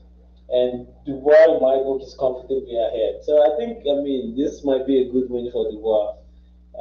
My initial prediction was Miller was going to win in the late rounds. I mean, it's still possible, but it's looking more unlikely.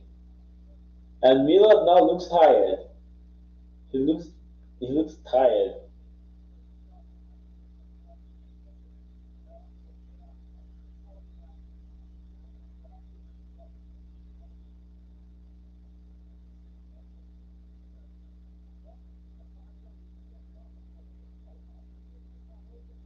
Oh yeah, I mean Miller looks like a tired fighter now.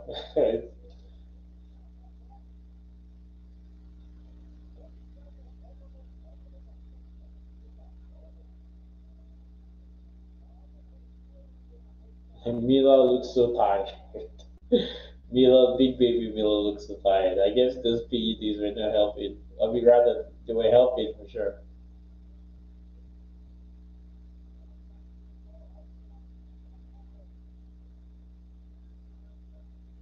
Good job from Dubois. Just boxing and moving. One nice one two. Oh, nice one two from Dubois. Good combination from Dubois. Oh,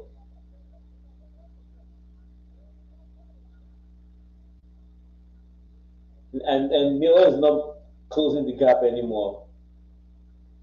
So Miller is really tired as well.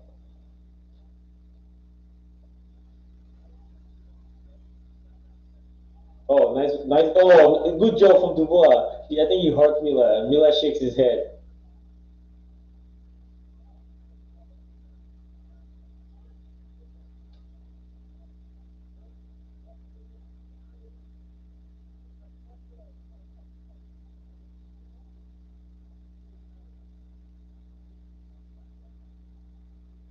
Oh, nice left hook from Dubois.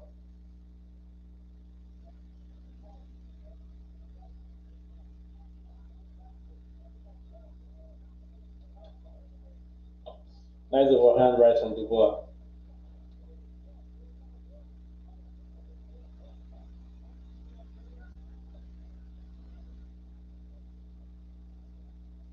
I think Miller has lost the power as well because he's so tired and his punches are just not having any effects on Dubois as well.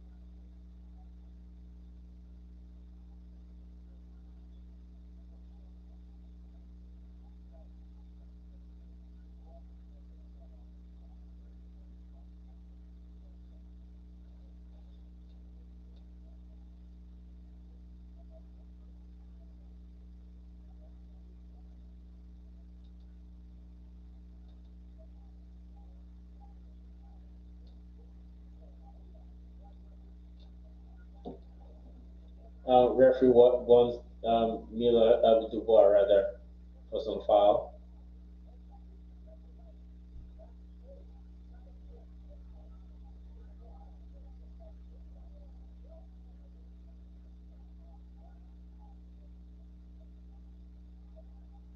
Oh, nice one two from Dubois.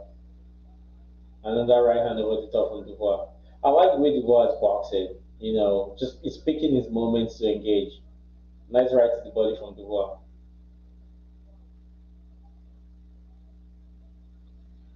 I mean, I think this fight for Miller, Miller needs to get back in the gym, man. Oh, nice overhand right from Dubois. Miller needs to get in the gym and lose some weight. 333, way too much. I thought that was going to work in his advantage. No, like he was just way too slow. I mean, it helps his punch resistance against a strong power puncher like Dubois, but as far as his own output, nah, way too much weight. Way too much weight. He needs to drop some weight.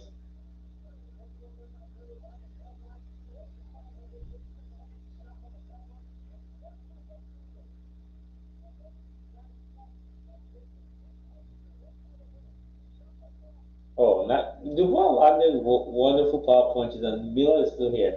If you're watching, guys, don't forget to remember to like and subscribe. You know, After this, I think it's the Dmitry Bivol and Lyndon Otto WBA light heavyweight championship. Then after that, we have Joseph Parker versus Deontay Wilder and AJ versus Otto Wallin. So three more fights after this. Oh, nice one two from Dubois. Nice left foot follow with the left hook from Dubois. Dubois is going in for the knockout now. Dubois is going in for the knockout now. Good performance from Dubois. After 9 rounds, he's still in there. And Miller's not doing anything. Miller is not returning any fire. And when he does, his punches are very slow and lazy. I'm really impressed with Dubois. I was wrong for the prediction. I thought later rounds Miller would be the stronger fighter, but it seems like Dubois is the stronger fighter in the later rounds. That's a good job from Dubois. Both fighters tied in the inside. Referee steps in to separate them. Nice jab from Dubois again.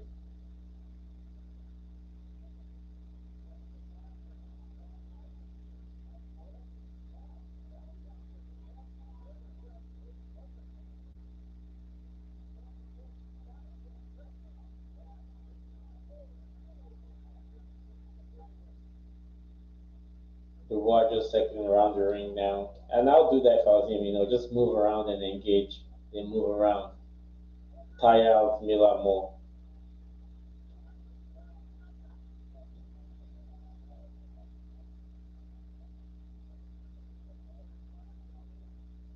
Oh, nice body work from Dubois. Beautiful body work from Dubois. Oh, nice overhand right from Dubois again. Good fight, Dubois. Good fight. Oh, nice jab from Dubois. I mean, Miller didn't really do anything. After the fourth round, Miller's output just reduced. Like, man, like it's obvious, because Miller now and Miller that I've watched before he was suspended, there's a big difference. It's a huge, huge difference. Like right now, he's not, you know, he's a shadow of himself for sure.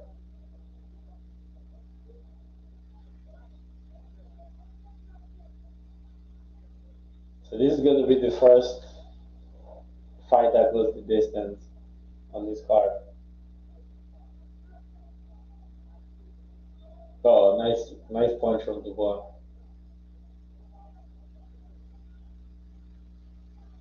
Oh, nice shot to the body from Miller. I thought that was not low, but the referee called that low. Oh, nice right hand from Dubois. Last 10 seconds.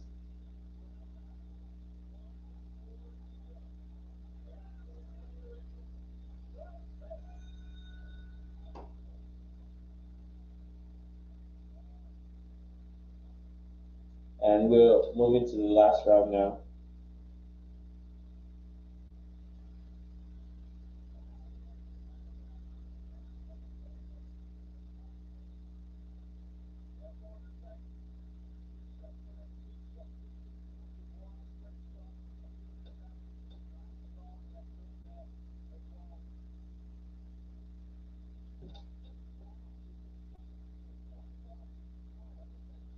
I mean, it's been a very one-sided fight for Dubois. Very easy. Not as 50-50 as we all expected this fight was going to be.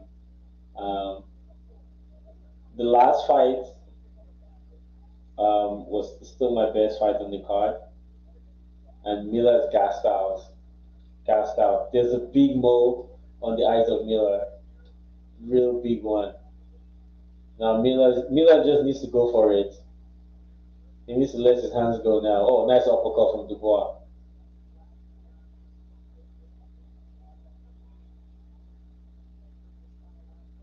Oh, yeah. Miller has to knock him out, and that's what he's trying to do. He's trying to knock him out right now. But Dubois coming back.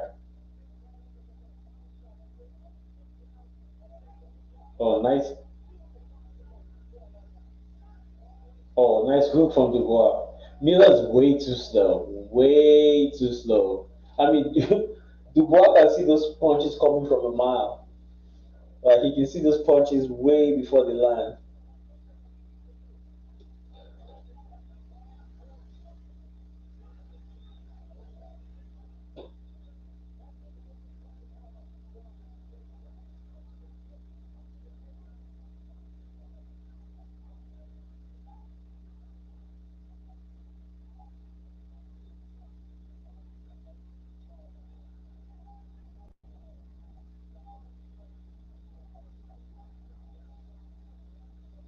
Nice body work from Dubois. I mean, both fighters are just waiting for the final bell.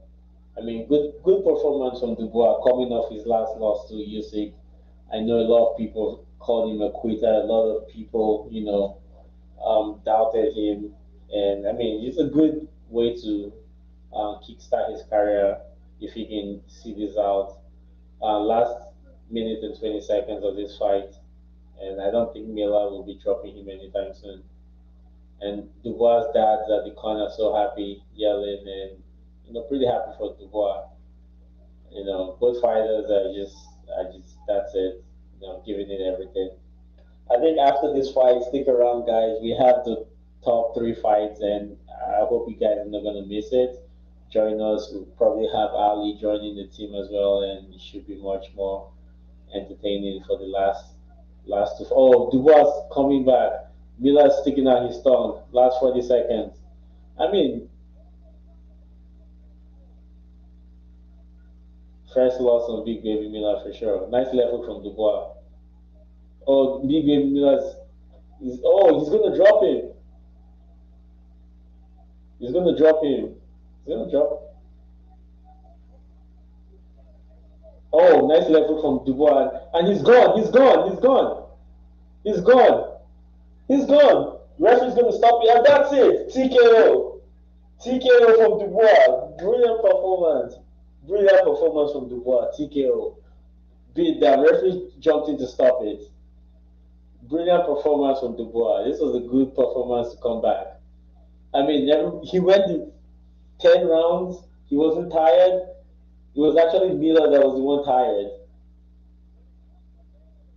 No, no. I mean, Miller with all his talking this week, he didn't back it up at all. Like he did not back it up. He did all the talking, but no, he didn't do anything in this fight, and it's crazy. Good, good, good. Good fight from Dubois. I mean, I'm really impressed. 10 rounds, and he was in there. 333 pounds. He was so slow. He needs to go back and drop some weight.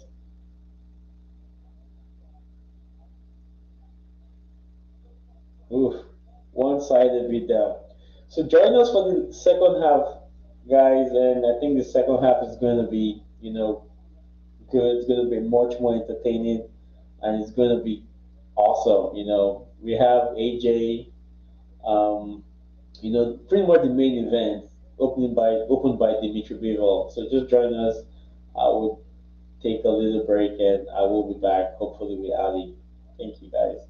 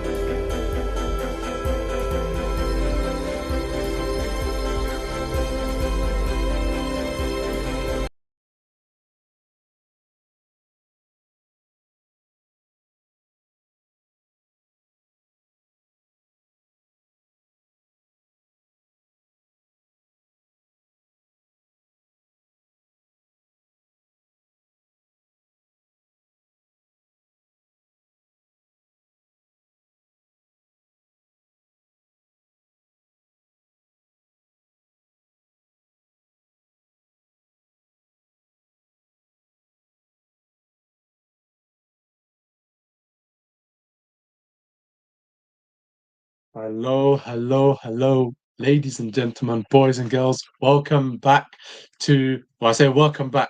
More so, thanks very much to Etty, who actually jumped on earlier, but to another live watch along of Quality Shot Boxing. I'm Ali, as my name says below, and in today's live watch along, as I'm sure you see down below, and as I'm sure Etty's mentioned, we have got the ultimate day of reckoning within boxing. Amazing card so far. So just now, we are about to have Lyndon Arthur versus Dmitry Bivol fighting for the world title. Both fighters are already in the ring. How's everyone been? How's life been for everyone? How's life been? I know it's been quite some time since I last jumped on a stream with you all, but how's everyone been? If you guys are tuning in, don't forget to like, comment, and subscribe down below. Please get involved in the video and comments down below. Like we had an amazing involvement with the previous live watch on with the Katie Taylor versus Chantel Cameron #2. So today should be even bigger and better and even greater. So if you haven't done so, share this link, this YouTube live watch along link with all your friends, with all your families. Tis very much the season of giving, and I'm sure we would love to get, and I'm sure we will give you an amazing live watch along stream.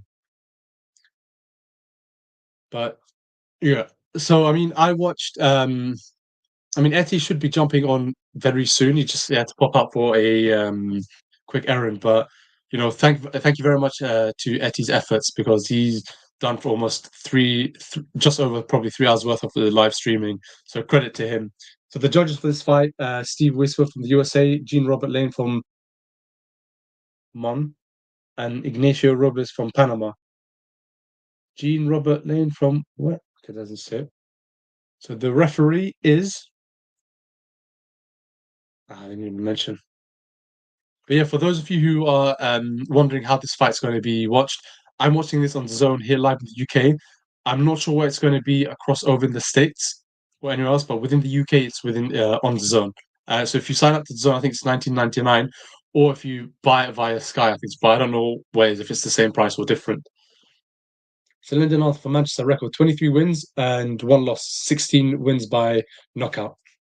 He's wearing a very nice fur, dapper-like fur boxing robe, which is interesting to know. I mean, in the heat, do you want to wear something like this? Could this be another Wilder situation where he'll blame the weight or the heat of the boxing robe? We have to wait and see. Very confident demeanor about him.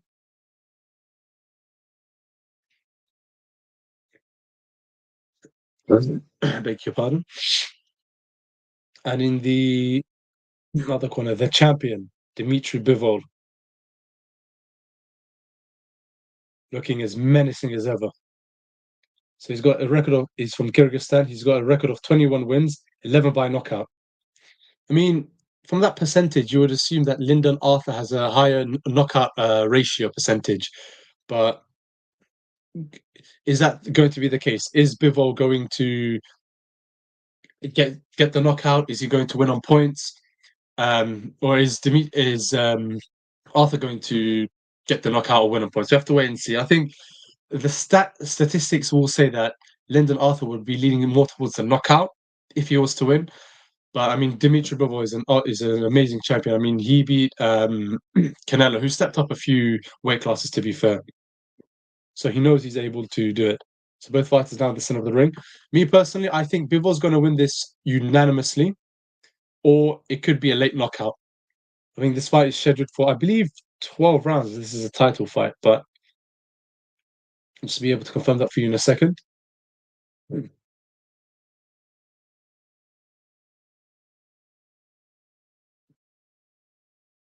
So start of round number 1.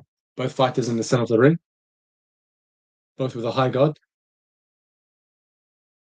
Bivol on the front foot, got Lyndon Arthur in the corner. Jab by Arthur.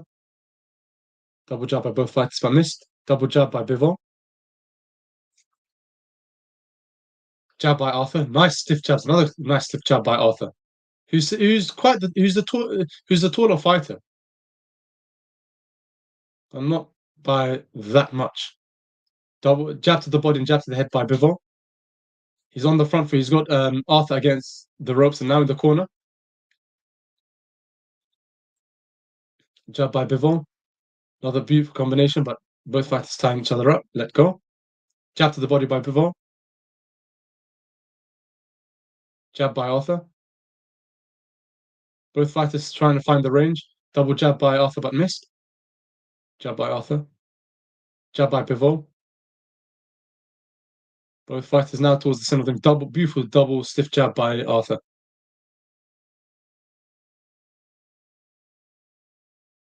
Wild combination thrown by Bivol. But tying each other up now. I think so far from the outside, I mean, but Arthur is throwing some powerful stiff jabs, but could this be a sign of nervous energy? I mean, from what it seems like, Bivol seems to be taking this in and abiding his time, waiting for his time. I think that comes with being a champion and fighting the fighters you have fought. So I think he's got the experience with that, and he's got the well, I say experience more so that comes with the championship belt.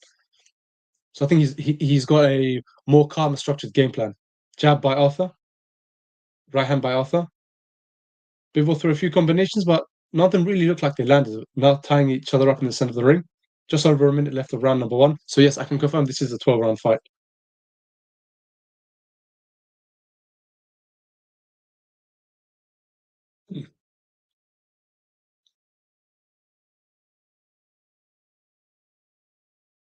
Bivol definitely the calm of the two fighters, more patient, waiting for the right opening.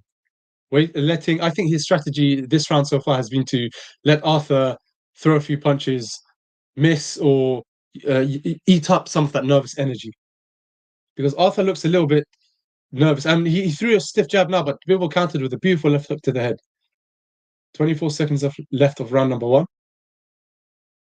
Jab by Bivol. Jab to the body by Arthur. Double jab to the head landed by Bivol. Beautiful combinations. Two left hooks thrown by Bivol. Double jab landed by both fighters. Double jab by Arthur. End of round number 1. A good start so far, in all honesty. A very good start. I think Arthur threw some powerful punches, but close. But if I have to give it, I'll probably just give this to Bivol. So I'm going to say close, but Bivol. How's everyone scored this fight so far if you're tuning in or if you're watching this fight? And if you've watched the previous fights, I mean, what's everyone's views on the Miller Dubois fight or the Ellis Zorro versus I'm not even going to say his name because in case I butcher it. But Zorro lost, got knocked out in the first round, which is interesting because I remember seeing Ellis Zorro early on in his career a few years ago back in Bethnal Green, New York Hall in Bethnal Green. Anyway, start of round number 2.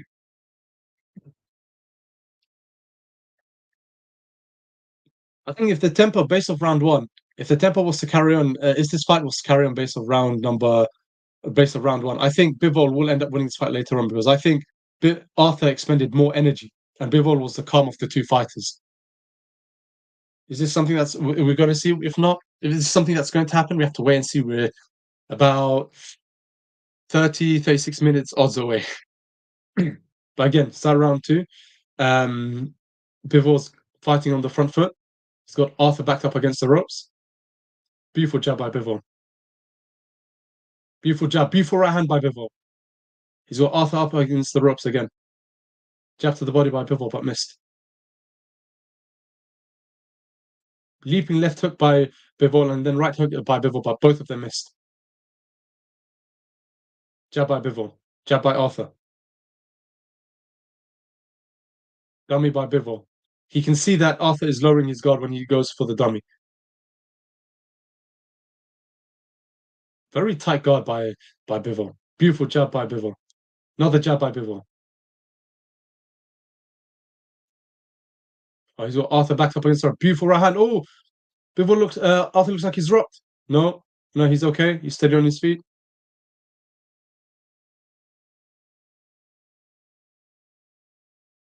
Jab by Bivol. Right hand by Bivol.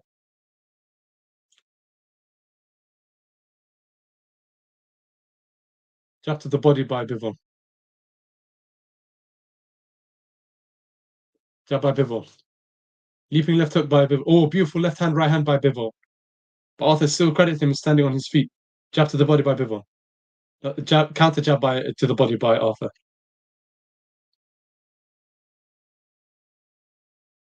This is a very good fight so far. Very in terms of chess match. Very typical guard up, jab, punch.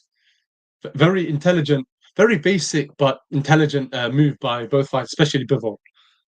So 50 seconds left of round number 2.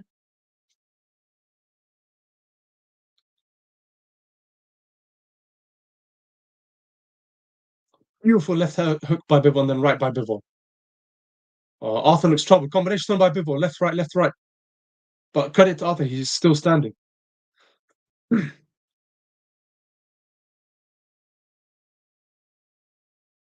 Bivol looks like he's lowering his left jab by Bivol, but counter by Arthur. Now Bivol's left eye looks like it's swelling up. Jab by Bivol. Counter jab by Arthur.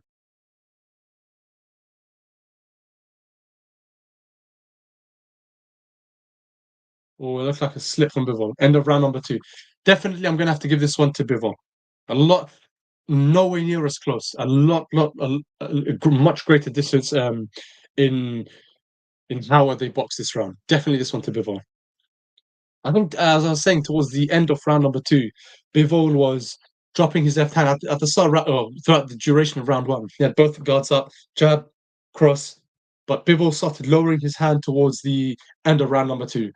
Could that be a sign of laziness, or is that him trying to goad Arthur into throwing a punch so that he can counter it? So something, again, we'll have to see, because as the fight goes on, as both fighters get tired, I think fighters have a tendency to lower their guard when they're tired. It's too hurtful, or it hurts them too much or painful, or aches them too much to have both of their hands up. Or is this just a technique to him to counter Arthur? Because in round number 2, a lot more counter punches thrown by Bivol, and he was waiting for the right opening.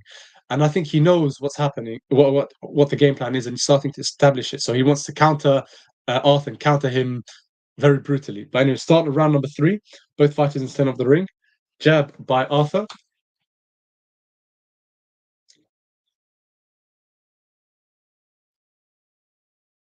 Beautiful jab and left hook by Bivol.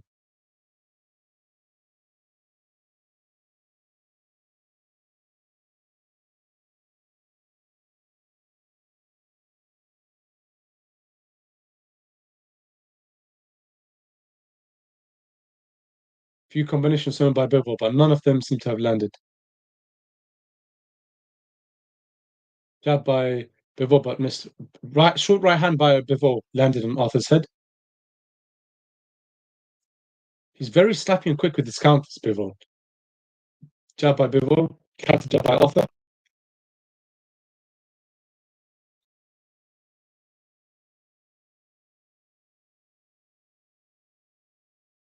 Right hand by Bivol. Another right hand by Bivol. 1-2 by Bivol. He's got Arthur up against the ropes. 1-2 by Bivol. Another right hand. He's got Arthur up against the ropes. Left hook by Bivol. Right hand by Bivol. Right hand by Bivol. He's got Arthur looks like he's strong. Is the ref going to come and stop it? Combination sent to the body by Bivol. Back to the body, back down to the head. Now back down to the body. Just under a minute and a half left of round number 3. I think Bivol is definitely, most certainly, establishing the dominance in this fight so far. I've always said first round, 2 rounds, the fighters like to establish their tempo, set the tempo, but I think Bivol is sweeping this, so it's a clean sweep so far. Jab by Arthur. Jab by Arthur. He needs to establish his reach just slightly more, Arthur. Come on. Bivol, he's pushing Arthur towards the corner. Both fighters tying up now.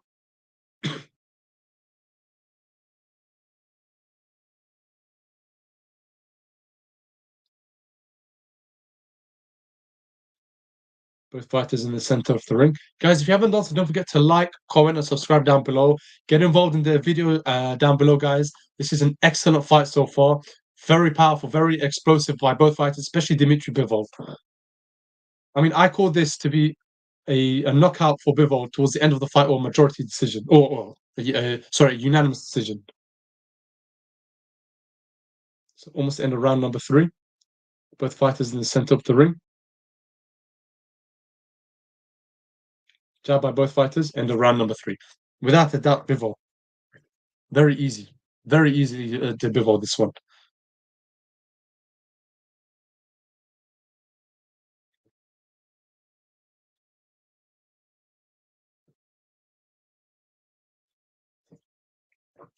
How's everyone scoring this fight so far? Me personally, I've got Bivol up by 3 rounds. 3 rounds in, 3 rounds up for Bivol.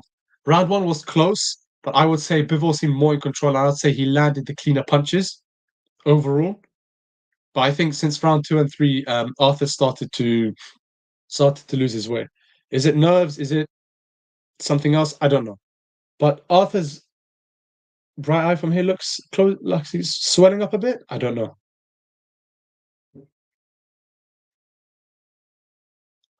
Trying to see, because I mentioned earlier that I think Bivol's eyes are starting to swell up, his left eye. Anyways, start of round number 4. Ready? We're 1/4 of the way through, almost 1/3, 1 round away from being 1/3 of this fight through.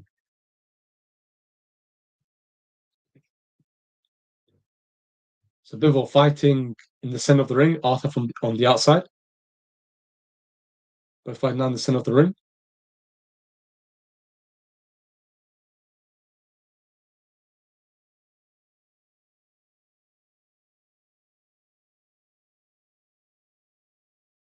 Bivol trying to find the distance. Jab to the body by Bivol, but missed. And counter jab by Arthur.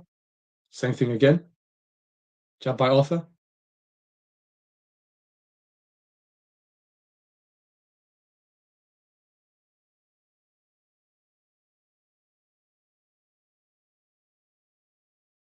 Oh, beautiful left hook to the head by Bivol. Bivol, another left hook.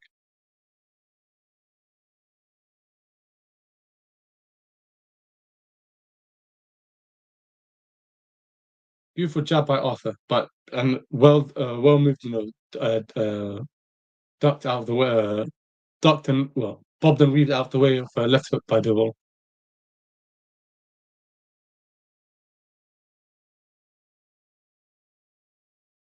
Jab by Bivol. Excellent. Another jab by Bivol. Beautiful left hook, right hand by Bivol. I think he's making Arthur throw and count. He's countering well, considering he is a shorter fighter, which is funny. Attempted jab to the body by Bivol. Jab by Arthur. Jab by Bivol. Jab right hand by Arthur. By Bivol. Arthur pushing Dmitry Bivol backwards. I say backwards, he's pushing him forwards. Depends how you see it, which angle you're from. Both fighters still trying to find the range. Jab by Bivol, 1-2 by Bivol to the body of Arthur. Right hand by Bivol, left hook by Bivol, but missed. 50 seconds left of round number 4. Right hand by Bivol. Another right. Oh, Arthur looks like he was stumbled. Was that a slip? That was a shot to the body by Bivol. Jab by Arthur. Jab by Bivol. Double jab by Arthur. Jab to the body by Bivol, but missed.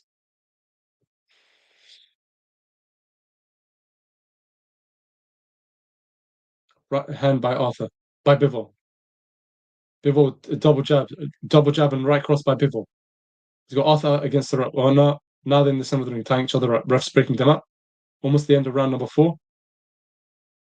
Well, beautiful left hook to the body by Bivol. Jab by Bivol. Just quickly moved out of the way. End of round number 4.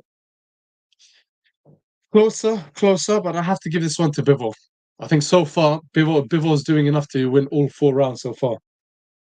Now they're just showing Anthony Joshua arriving to the stadium.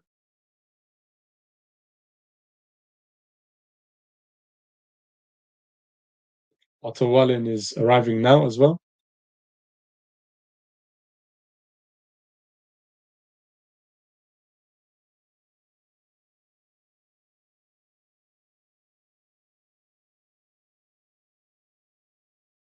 But if you haven't done so, guys, don't forget to like, beg your pardon, like, comment, and subscribe down below. Get involved in the video. Let me know how you guys are scoring this fight, how you guys think this fight's going to pan out.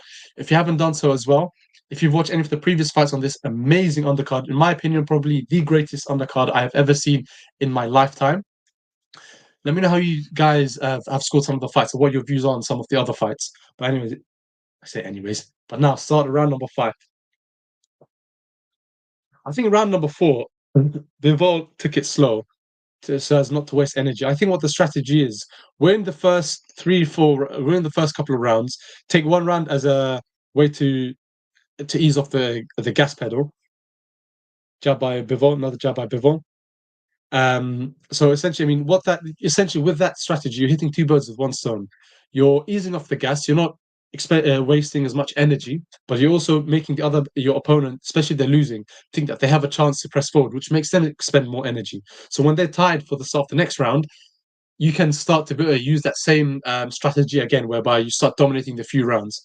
Eventually, that has a not knock-on effect, but I don't know what the correct term is, but it's a where it has an effect whereby you end up building, putting well, depositing some ranks into the bank, so to speak. Anyway, but now Bivol has got Arthur in the corner. Jab to the body by Bivol. Jab to the body by Bivol.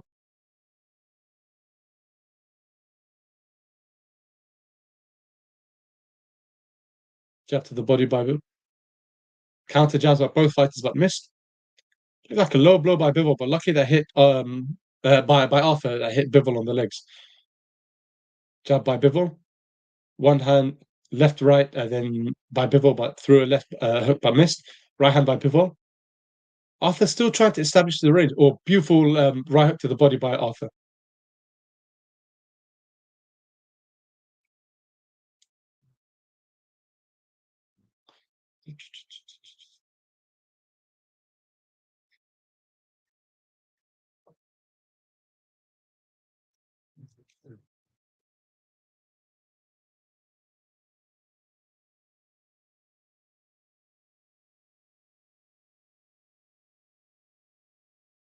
Bivol's got Arthur against the rope, but now he's fighting him.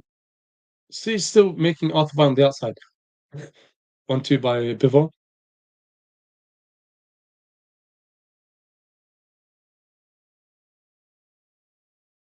Right hand by Bivol. 1-2 by Arthur. Now Arthur's starting to throw the combination punches. Jab by Bivol, but quickly moved out the way. Another jab by Bivol. Well done. Beautiful jab and counter. Well, jab and pull back.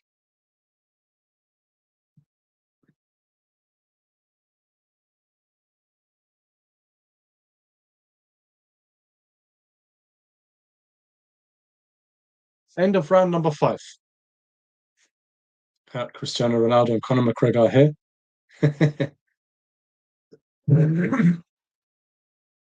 Is that Dillian White in the background?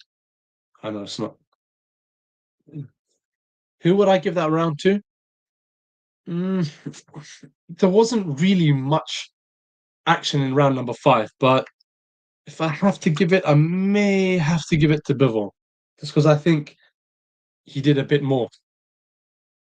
I mean, it was closer compared to round number 2, for example, round number 3, but I think Bivol did enough to probably warrant it. So I would say close, but Bivol.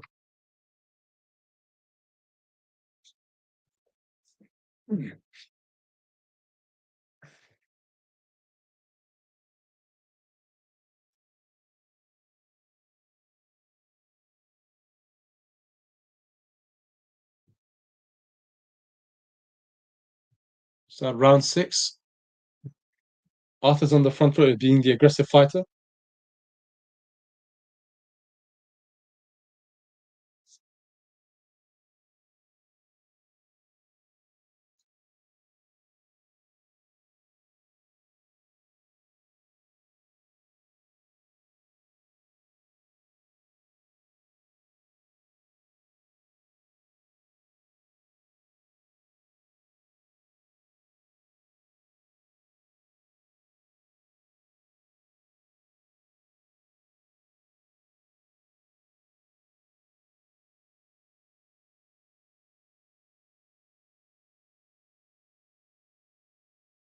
Apologies, guys. It's just a technical error with my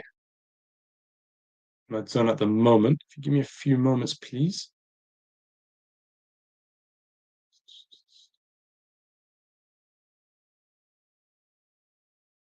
Hopefully it's back now.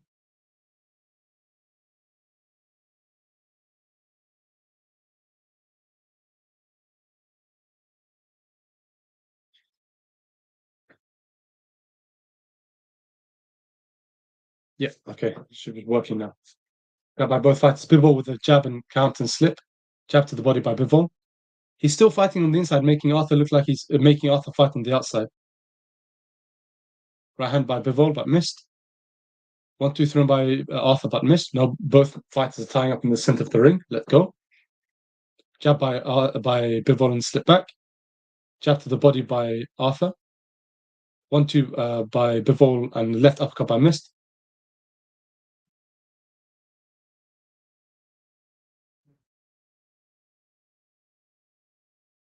Oh, beautiful. Tying him. Oh! Arthur tying Bivol up from close range, like left hook, right hook, left hook. Then Bivol just took him around and swung him like he was wrestling, throwing him off balance, letting him know if you're going to try to play these funny games with me, two can play at that game. But 30 seconds left of round number 6. Bivol on the front foot. Left hook to the body by Bivol.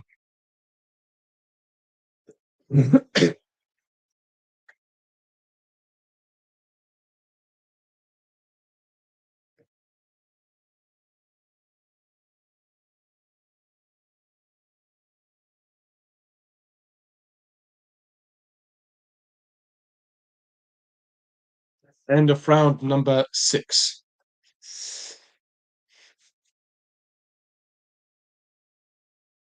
How am I going to score this one? So Deontay Wilder's just warming up. Backroom trained by Malik Scott, which is interesting to know. It's one of his previous opponents.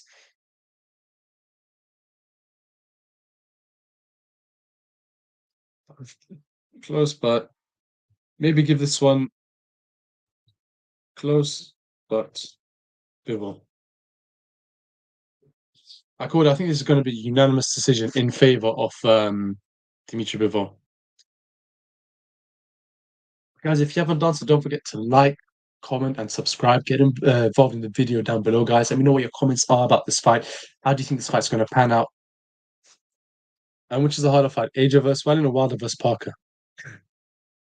I think the harder fight should be Wilder versus Parker, just because of Parker being a former world champion, and he's fought that caliber. Wallen, not really. I mean, he's fought.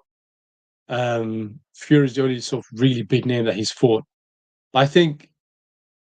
Despite, I think the actual harder fight mentally and in terms of the biggest attention will be AJ versus Wallen, because everyone knows that Wallen almost ended Fury's 0. He made Fury bleed, and we're just so accustomed now, especially within the heavyweight division, that huge upsets. So I would say the harder fight overall, taking all things into consideration, would be AJ versus Wallen. So into round 7. So yeah, the judges have all given it to Bivol so far. A bit like I have. I think that's fair.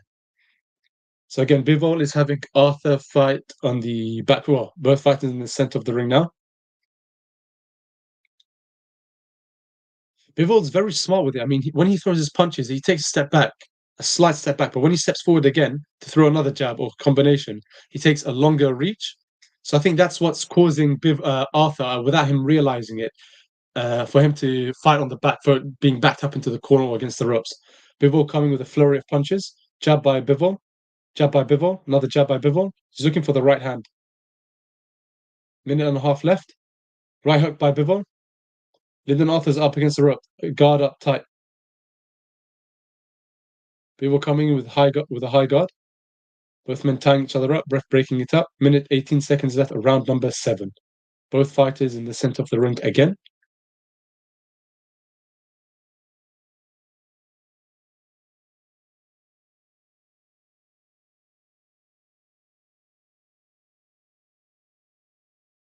Jab by Bivol. Jab by Arthur, but missed.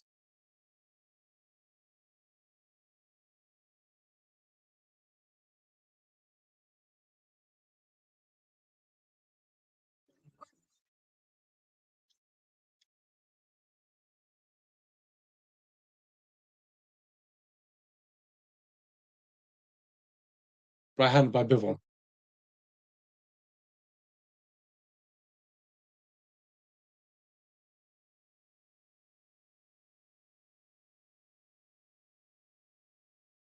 Bivol looking for the opening. Jab by Bivol.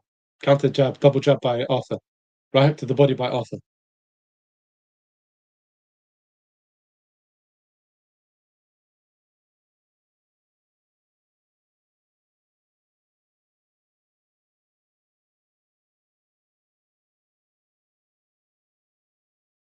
Like a very lazy 1-2 thrown by Arthur, but completely missed. End of round number 7. A very, very, very, very, very slight improvement by Arthur, but again, I still have to give this one to Bivol in my opinion. Yeah, I think it's reached a point now where Arthur needs to go for the knockout. I mean, even if you leave it halfway, I think, not to say that these judges will make some very controversial decisions, but I think it's too risky to do that. If you want to win on points, you have to do it unanimously, and you also have to do it very, very, very, very, very early on. And Arthur has not done it. So, and I don't think, like I said, if this game plan carries on, if the tempo of this fight carries on the way we have seen so far, there's no way Arthur's going to win this fight. So he's got to go for the knockout. And I'm sure his corner have told him about that. Yeah, and I think Arthur's right eye is starting to swell up from the bottom. So if there's a cut, I don't think it's going to be as bad as to the top. You start of round number 8. Bivol with the jab. Quick, powerful jab to the body by Bivol, but it seemed low, and he apologized for it. Both fighters tapped gloves. Bivol with a few jabs, and then a right hand to the body, left uppercut by Bivol. Beautiful counter by Bivol, but Arthur responds in kind. Jab 1-2, double jab right across by Bivol. Another jab by Bivol, another jab by Bivol, left jab by Bivol. Yeah, I think Arthur's getting bullied this fight. I mean, the tempo of the fight is completely set by Bivol in that respect.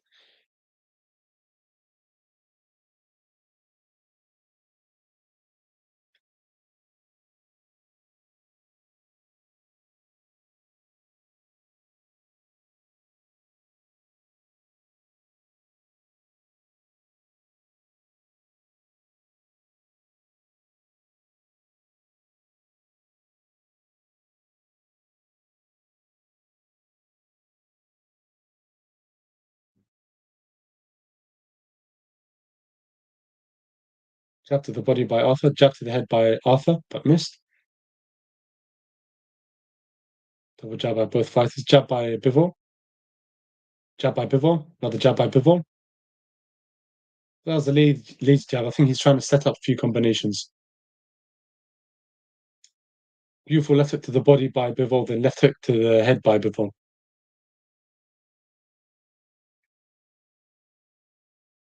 Both fighters in the center of the ring. Minute 13 seconds left of round number 8. Yeah, this has been an excellent one-sided chess match by Bivol.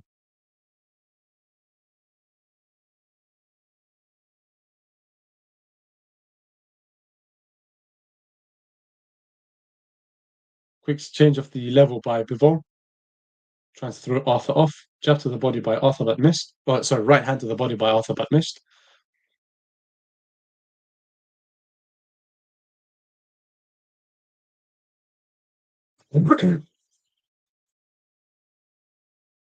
Wild right hand to the body by Arthur, but missed. And Bivol's purposely trying to goad Arthur by lowering his guard and changing his stance. Jab to the body, jab by Bivol. Sorry. Jab by Bivol. Jab by Arthur landed on Bivol. Credit to Arthur. 13 seconds left of round number 8. 10 seconds left now. Bivol's got Arthur in the corner now, up against the ropes. Jab by Arthur. By Bivol. Right hand by Bivol. 1-2 by Bivol. He's got Arthur against the ropes in the corner. End of round number 8. Easily Bivol. Easily. Yeah. I think this is going to be a tad bit difficult for Bivol.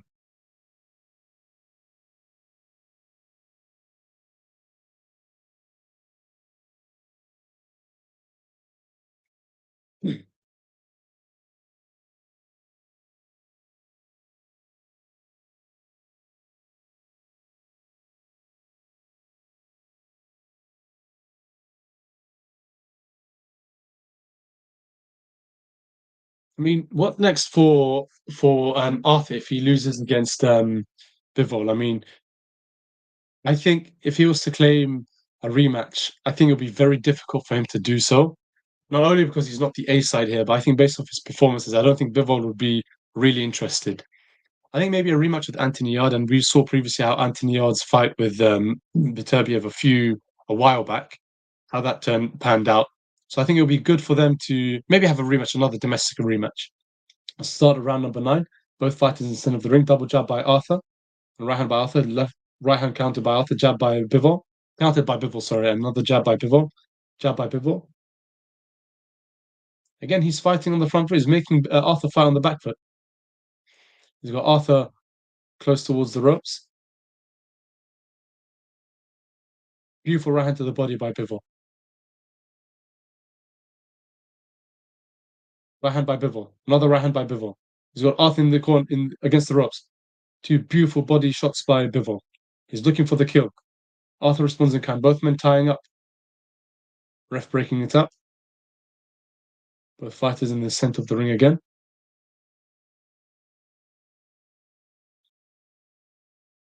Jab by Arthur and right to the body by Arthur.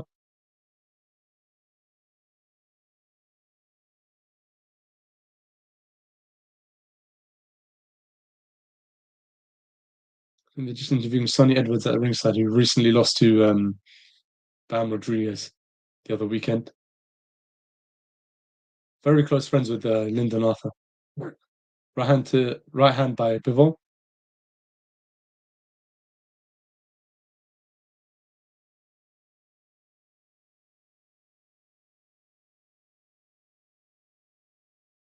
Minute 20 seconds left of round number 9.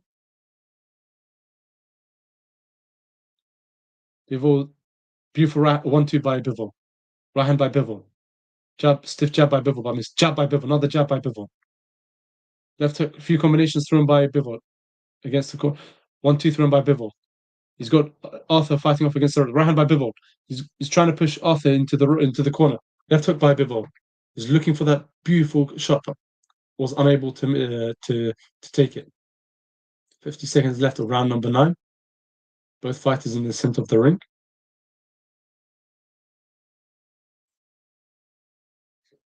Both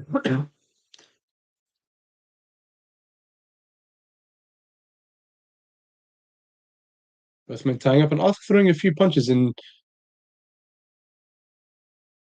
amongst, and referees just want Arthur not to throw a punch behind the head.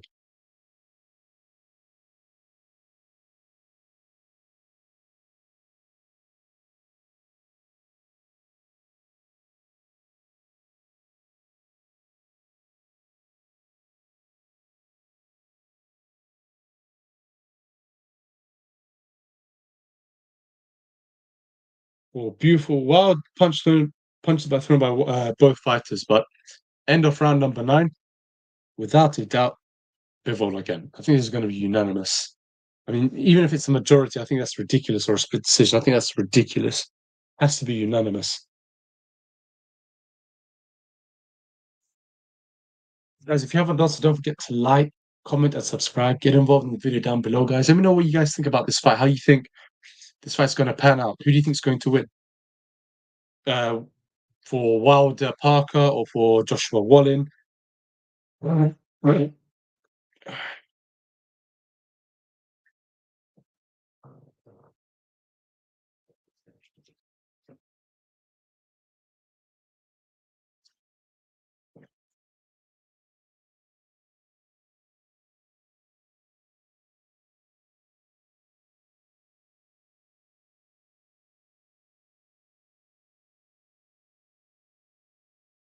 Let's start of round number 10. We are entering the championship rounds.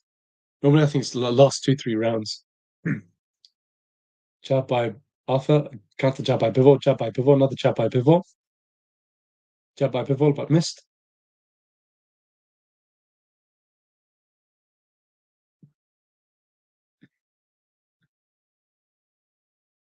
Right hand to the body by Bivol. Left, right counter by Arthur. Pushed Bivol back. I mean, the punch landed is ridiculous so far. So the jab's thrown throughout round 9. Bivol 76, Arthur 35. Thrown 277 by Bivol, landed 76 by Bivol. 202 thrown by Arthur, and 36 landed by Arthur. I think 27% percentage landed by Bivol and only 17 by Arthur. I mean, that says a lot. That's a huge disparate difference. Double jab by Bivol. Another beautiful stiff jab by Bivol.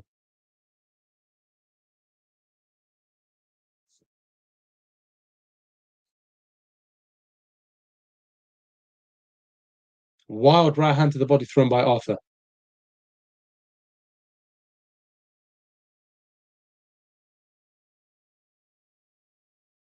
Jab by Bivol. Jab to the body by Arthur.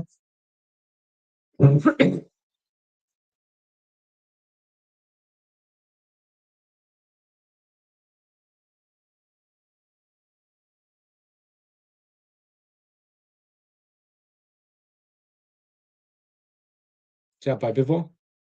Acknowledgement of that by Arthur.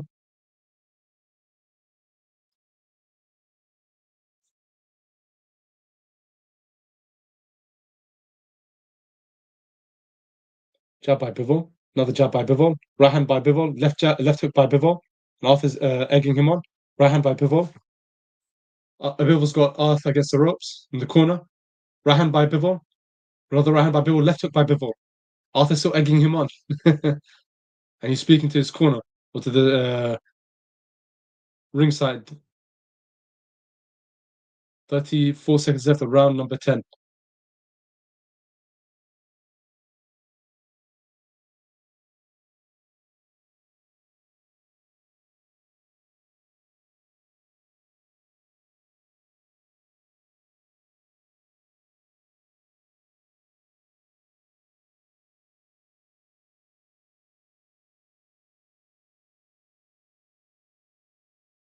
Beautiful double jab by Bivol. Another jab by Bivol. Beautiful counter movement by Bivol. This fight's starting to become explosive now. Last 10 seconds. Round 10. I'm going to have to give this one to Bivol. Nice little action towards the end, but I have to give this one to Bivol, I'm afraid.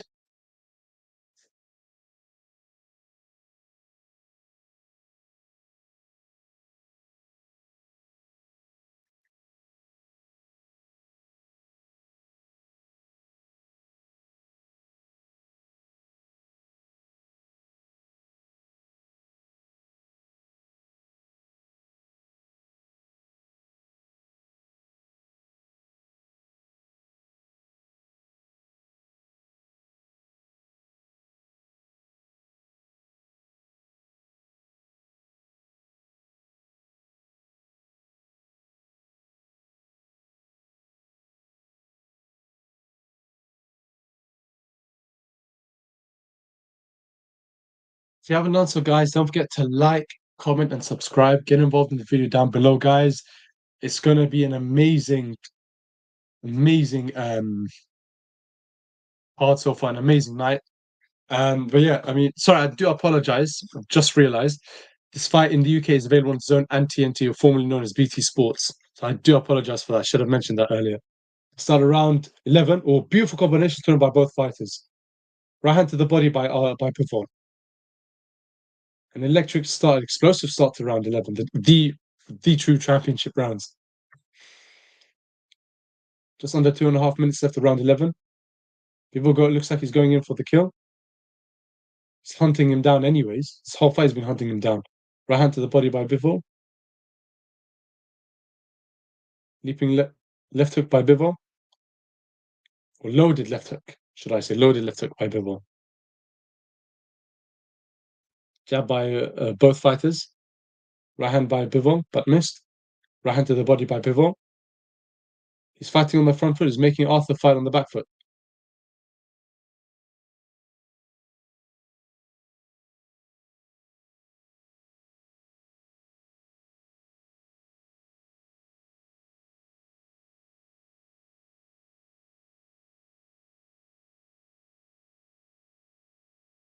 Jab by Arthur. Jab by both fighters. Jab by Bivol. Touching jab, another touching jab by Bivol.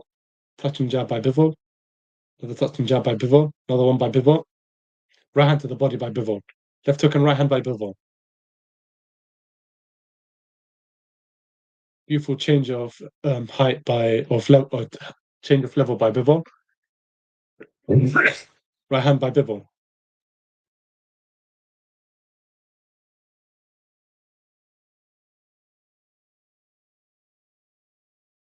Right hand by Bivol.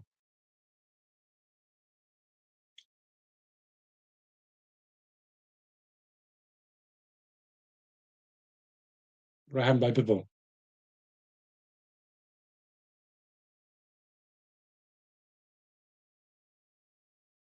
One, two by Bivol.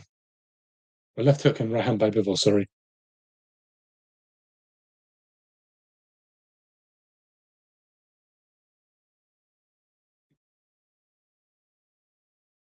Double jab, triple jab by Bivol, right hand. And 1-2, 1-2 by Bivol. Left hook and right hand by Bivol. He's got Arthur up against the corner or against the rope, close to the corner. Left hook to the body by Bivol. He's going. Oh, he's dropped Arthur! He has dropped Arthur! He has dropped Arthur! Without, he's been counted out by the referee. Standing a count. Beautiful combinations to the body by Bivol. Beautiful combinations and to the body and head by Arthur. By Bivol, sorry. So that was the end of round number 11. Easily Bivol. So instead of this being a 10-9 to Bivol, it's going to be a 10-8. Saved by the bell.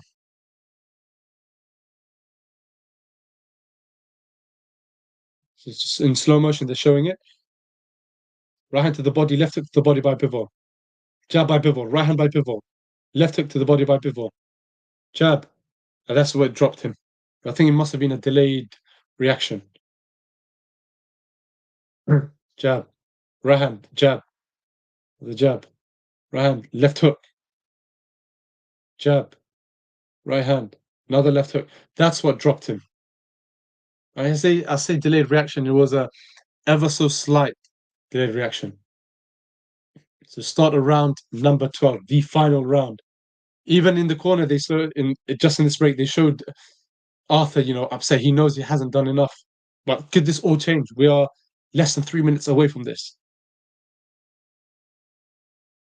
1-2 by Bivol. Left hook by Bivol. Right hand by Bivol. Another jab. Right hook by Bivol. Right hand by Bivol. Left hook to the body. Jab by Bivol. Left hook by Bivol. Left hook to the body. The referee looks like he's going to stop this combination thrown by Bivol. But credit to Arthur, he's holding on. He needs to throw something back. Otherwise, the referee will stop it. Combination thrown by Bivol. He's going for the kill. Right hand. Left hook. Right hand. Another right hand. The referee looks like he's just waiting for them to both fighters tying up. I think that was smart move by Arthur. Bivol still fighting on the front foot, pushing Arthur back into the corner.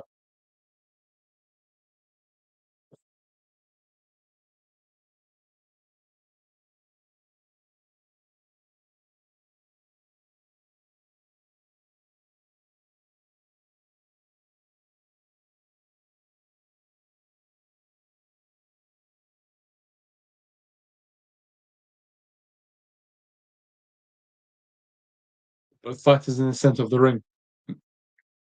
Minute 35 seconds left of round number 12 from now.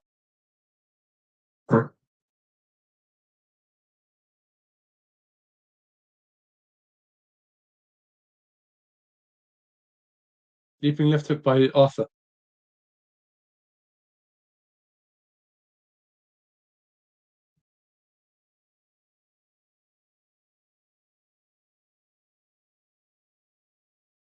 I think Bivol knows he's done enough, so that's why I don't think he's expending more energy.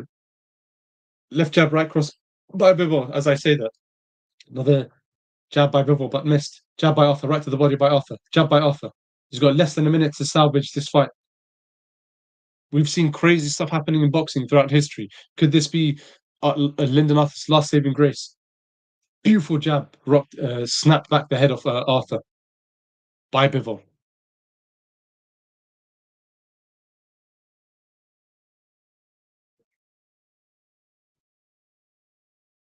Jab by Bivol. Another counter jab by Arthur. Jab by Bivol. Another jab by Bivol. Less than 30 seconds left of round number 12, the final round. Beautiful jab left to the body by Bivol. Bivol with counters. Left jabs, right hooks to the left and right to the head. Left hooks to the body by Bivol on Arthur. And Arthur's still egging him on. 10 seconds left of round number 12. It's going to be a tear up. Come on, is Arthur got one last in the split second? Could he drop him? Both fighting in the center of the ring. All Bivol did is just end of the fight. Both fighters hugging it out in the center of the ring. Yeah, I can confirm that the cheekbone here, what I'm showing of Bivol has swollen up, or it's bruised up anyways. I think Lyndon Arthur knows that he has not done enough.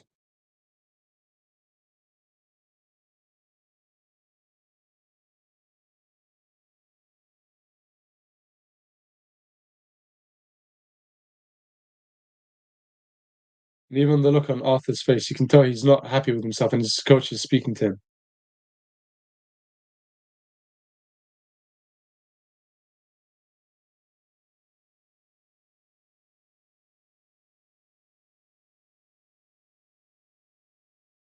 Just showing the combinations, the flurry of punches thrown by Bivol, and Arthur did not respond to any of them. And granted, I mean, some of those punches were missing by Bivol, but we've seen the referees stop him before, even when punches haven't landed. And the punches that have landed, we've seen referees stop it even for less than that.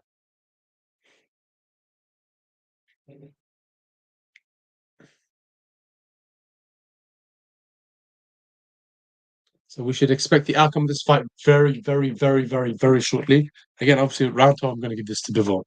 All of this has been a sweepstake, a clean sweep by Dmitry Bivol of Kyrgyzstan. I'm sure he's going to now move up to 22-0.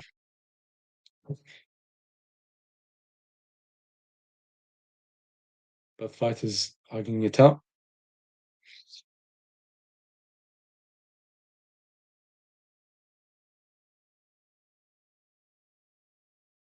Lyndon Arthur doesn't look really pleased with himself.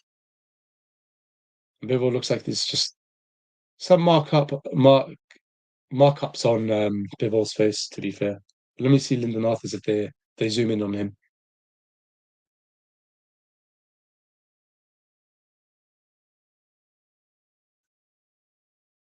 Lyndon Arthur doesn't look too pleased with himself. And he's got his left hand on his hip.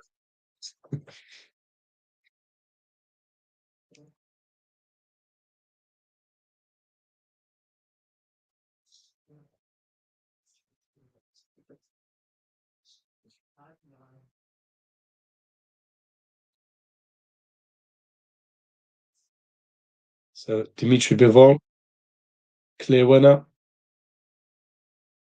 Because I've muted this, I can't hear it. It's just going to announce what the scorecards were.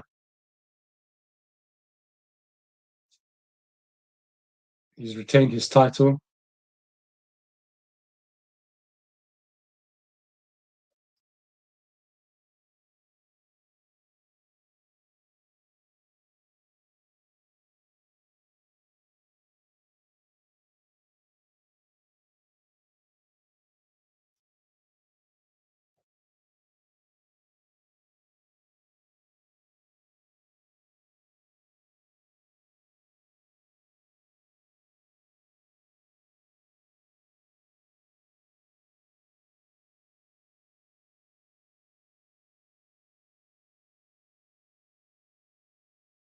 But yeah, unanimous decision. Unanimous decision as expected. Guys, listen, I'm going to be heading off just for a few minutes. I'll be back very shortly because don't forget, we've got the last two major fights, the co-main events of the fight. Deontay Wilder versus Joseph Parker and Anthony Joshua versus Otto Wallen. So stay tuned, and if you haven't done so, don't forget to like, comment, and subscribe down below. Hopefully, we've got a hell of a lot more people joining us. But yeah, I'll be back very shortly. How do I?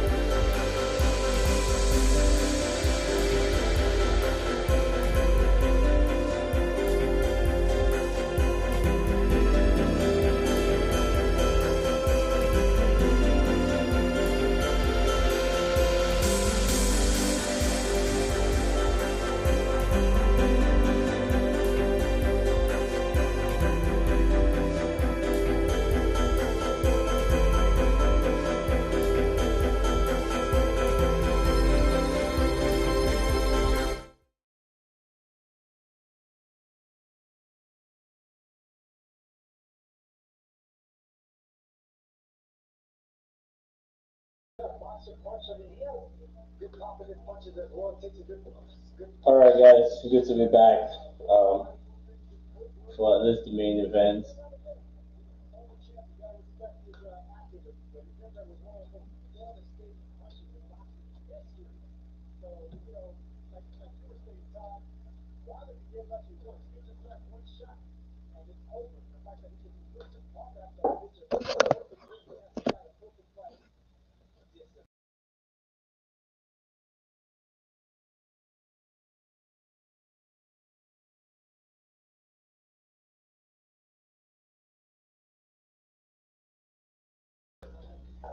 Okay, so we're about to step into the main event now, and Wilder Parker is the first of the fights in the doubleheader, and this is what we've all been waiting for. So if you're in there, if you're gonna join us, it's gonna be good to have you, and we'll give you a good commentary on this one.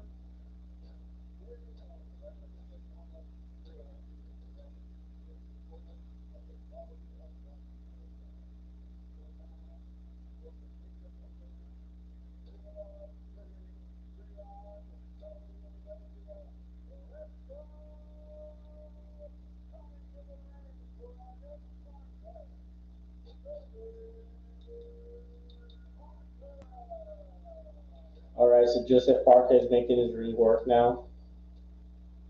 I think this could be a very good fight. A lot of people say Parker should just outbox Wilder. I don't think it's that simple. It'll be interesting to see what kind of style Parker adopts. I just hope he's game. I don't want to see Parker um, knocked out pretty bad. Wilder has been out of the ring for about 2 years, had a 30-second fight with Hellenius. That's been it since his last trilogy in 2021 against Tyson Fury. Parker spot Tyson Fury a lot, so definitely would get some tips. How much that will help is yet to be seen. It's the main event now, or the first main event, I would say, or co-main event, however you want to call it. Joseph Parker making his ring walk now.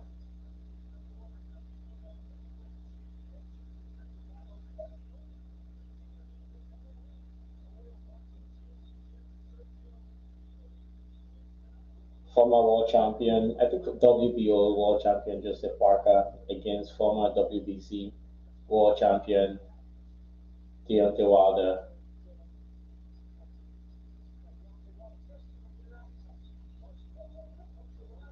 I mean, Parker won his last fight with a knockout, so I mean, he has good power. I mean, every heavyweight have good power, but definitely power for power, he's the inferior between him and Wilder. Parker is a younger fighter at 31, um, and Wilder much more older at 38. See how see how much time and fights have taken away from Wilder, and if this is a true test for Wilder, is yet is good. We're gonna find that out very soon. Hey Ali, how you doing? Not too bad, Etty, my brother. How are you doing? How have you been? It's been a while, man. How's things with you? Can you say something? You've got yeah, you've got the proper YouTube setup, man. You got the microphone, you got the headset, and everything. I just got this. Oh, is it? Nice. How are you? I'm not too bad. I'm good if you're good. How's things over in the States? Pretty good. It's getting cold Good, good. over here. Man, trust me, it's freezing over here. Normally, I love the Oh cold, but man, like it's so yeah. bad. Oh, nice. Everyone's getting ill. Like this is just a common thing with us British people. We always say things like, "It's something going around. It's something going around," but it truly is something is going around. I was ill a couple of weeks back, got better. Family all started to get sick again. I got sick a couple of Mhm. days ago. It's just everything's going around. Like speaking to neighbors and friends, everyone's getting sick. Yeah, I mean, like myself, like today I was feeling a little sick, Uh-huh. but just getting better and in and out somewhat. Good, good, good. I see Wilder's Okay. wearing the crown Yeah, now. He's walking into the ring. Well, making his entrance. This is the thing with Wilder, he's always got lavish outfits. yeah. And granted, this one isn't as bad as the one with Fury, but if he loses, it'll be oh my outfit, my crown, my. I Yeah. think it's I mean, he ridiculous to be has honest. this demeanor, like I don't know Bad how boy to explain demeanor. it. Yeah, yeah, and Uh-huh. you know, which one do you think is a bigger upset? If he loses, or if AJ loses? I would say if AJ loses, Hmm. just because I think, yeah, I think that there's more attention on AJ Wallen, but I think Parker is a former world champion himself, and Yeah. he's fought higher caliber fighters. So I think if he loses against Parker, then I don't think it would be as much of a shock or upset. I mean, he is the clear favorite, and it will be a shock. But I think if Wallin beats Age, I think that'll even cause more of an uproar, Hmm. akin to Andy Ruiz and Joshua. Right. Right. So if both of them loses tonight, would you still want to see the Wilder AJ fight?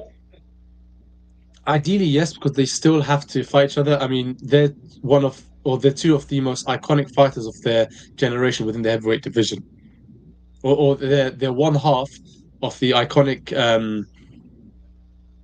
group of fighters in their division. The other half being Fury and Usyk. Having Yeah. said that, if they were to both Wild and Edge to lose tonight, then I don't think that they'll be fighting anytime soon. Right. I think both Right. fighters would want to have a warm up fight, a tune up fight before they face each other off. Right. I Because think so, AJ does sorry, have a rematch clause too. Sorry. yeah, I think I read somewhere it's got like a rematch clause, Right. so potentially two fights. Right. Who do you think would win between the two if they were to fight? I think this one I want to see how it starts first. I know Wilder has been doing a lot of work trying to knock people out or trying to generate power from the back foot. Uh-huh. So I want to see who's like the aggressor because Parker too likes fighting on the back foot as well. Hmm. They both like people coming to them and walking into their shots. So Oh yeah, yeah. I just want to see how it starts first, like what the Mhm. tempo is like before I can get a feel. Like I don't know what Parker is going to show up because I know sometimes I've seen Uh-huh. Parker like really good, and I've seen Parker Uh-huh. like come on man. Like for example, the Chisora first fight, I mean he was okay. I kind of thought Chisora won that first fight with Parker, Mhm. but sometimes he just like he's like he's just not in there. I think You with know, Parker during his peak as well, he was quite fast. I think right? that's one thing when before he fought AJ. I think there were times where I'd see Parker in his training videos in his previous fights. He was very rapid, and I think he's got the speed and he's got the technique over Right. Wilder. Whether that would be enough to overcome Wilder's power, then we have to wait and see. Oh yeah. And Wilder is coming in at his no muscle like 2-1 I think 213 weight, which he says is like his best weight. So I mean he's not afraid of anyone trying to lean on him and push him around. So Just because of hope his height. yeah, because of his height. So he has all the reach. He has the ring rust, I would say, because he hasn't really fought since the last Fury Mhm. fight. I mean, he fought Ellis, but that was like 15 seconds or 30 seconds. So I don't know. Like, I just have to see how it starts. I really do. Mhm. Question: what do you think about this undercard? Before I describe any further, what do you think about this undercard today? Oh, I thought it was amazing. Like, up until, I mean, I watched the first one, Junior Fan Uh-huh. Sanchez was really good. Uh-huh. The one that predicted, I pretty much got spotted was the Kabayel and Makhmudov fight. I mean, I Yeah, thought Cabel was going to win. Makhmudov looks like this big tall piece, but my God, yeah, yeah, Caballero is really, he's a really good fighter. Like, he's yeah. one of those fighters that have just not had the chance to be on like an elite stage or like have this Hmm. exposure, Hmm. but I think he's a really good fighter. He was supposed to step in for Dylan White after I failed the drug test, but Yeah. yeah, but like for some reason that fight didn't happen with AJ. But he's a really good fighter, like really, Hmm. really good fighter.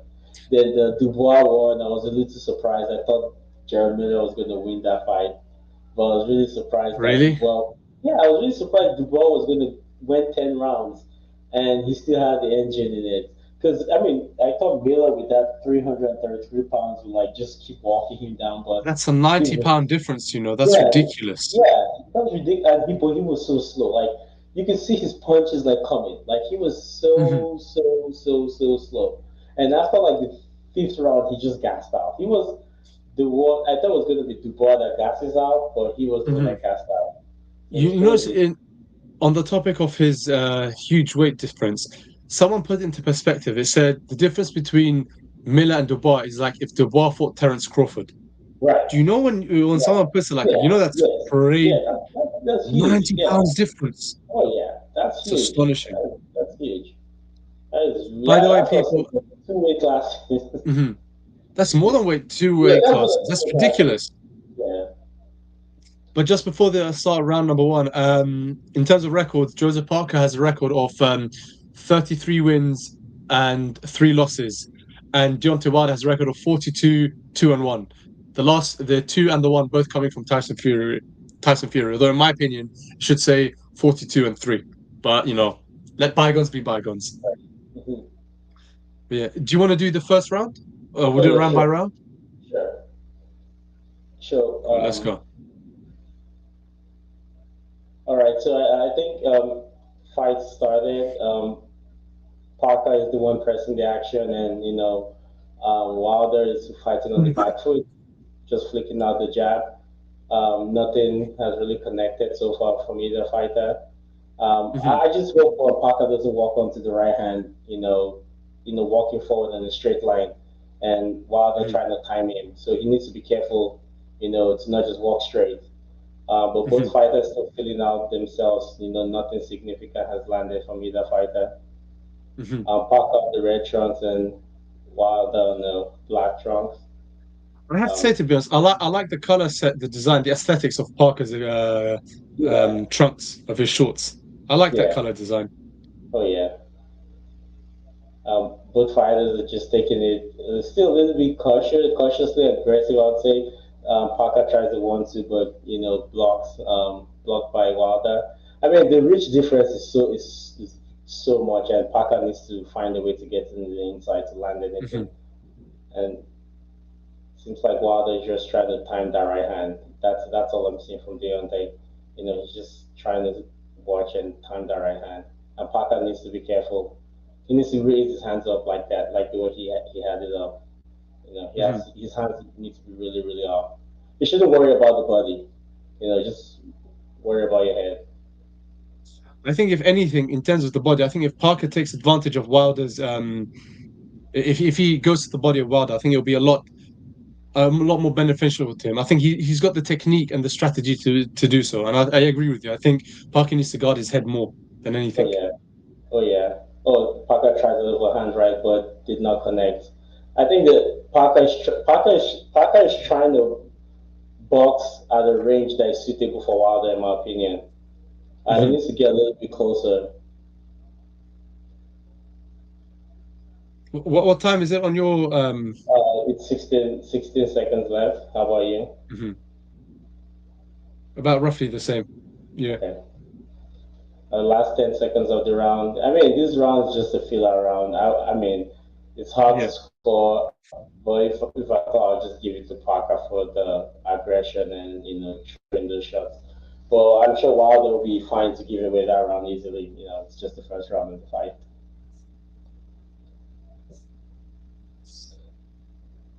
I kind of like the range at which Parker was fighting in. Somewhat not too close and giving him some opportunity to step back as well.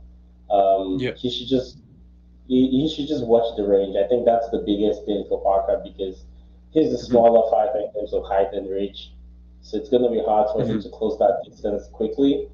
And while closing that distance, that's where Wilder can be dangerous as well.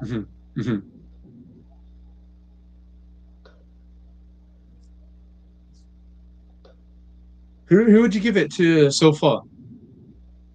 I'll give it to Parker because of the aggression. Yeah, I would say so too.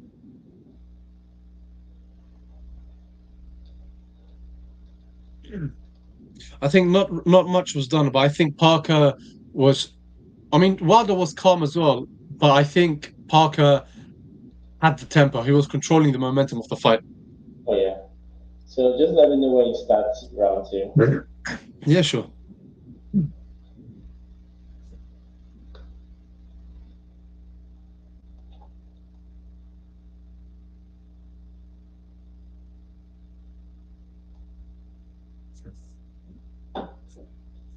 So, start of round number 2 now. Well, the referee's just, start round number 2 now. Parker in the center of the ring, Wilder on the outside. This reminds Parker with a jab to the body. Wilder with a jab.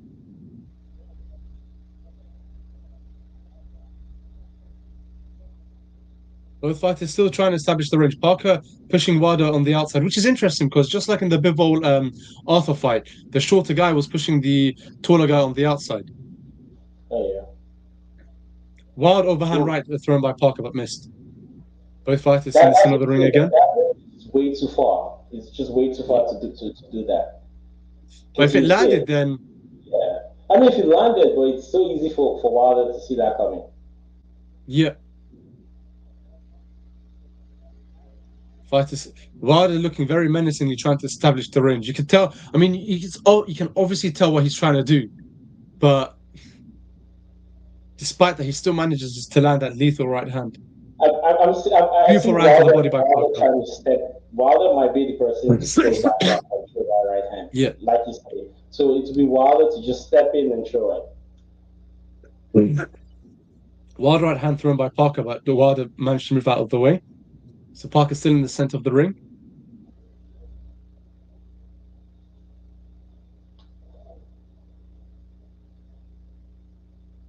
I think Wilder's doing too much to try and establish the range. His height here is becoming a disadvantage, where so rather than just moving gently, he's moving his whole body, and that's going to tie him out as Oh the yeah, fight goes on. oh yeah. But the good thing he's not receiving any damage yet, so I Hmm. mean, it might not be too bad for him. Yeah. Oh, you see Oh, that Wilder almost clipped him. combination. Wilder almost Yeah. clipped him. Like he shouldn't do that. He should at least go in with the Hmm. jab or feint Hmm. first. So both fighters still in the center of the ring now again. I think Parker's throwing some wild punches, but he needs to be careful because if he slips, he doesn't connect. And Wilder's Right. able to see that coming. It's night for him. But both fighters still trying to establish the range. Wilder with a jab. There's not much really going on. A jab by Oh yeah. Parker, jab by Wilder again.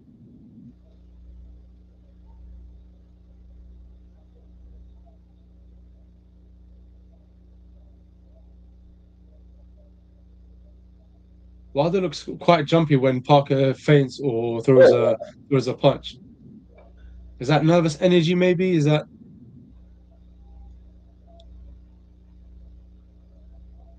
right hand by Parker, but it seemed like it missed. Double jab by Parker. The second jab landed. Wilder with an attempted jab but missed. And a round number two. Who would you give that one to? I'll still give it to Parker because he was just pressing, but nothing, you know. So I just hope Yeah. Parker is not exhausting too much energy. So Just say that chasing again. Wilder. I said, just hope Parker is not wasting too much energy just chasing Yeah. Wilder around. Because that's what he's doing. And I think he should. But the flip Mhm. side to that, he stands there, Wilder's going to clip him. So he has to be mobile. But he needs to be more productive with that mobility. But I'll give that round to Parker as well. Close. I think with the tempo of the fight so far, Parker seems like he's in more control. And I think, to be honest, I think this round he threw a few more punches that actually landed more than Wilder. Oh yeah. I mean, Wilder really has. I mean, other than that jab at the opening of the round, I didn't see Wilder Mhm. doing a whole lot. Right to the body by Parker as he's showed in slow motion. Round number Start three over. goes. Wilder opens up with a jab.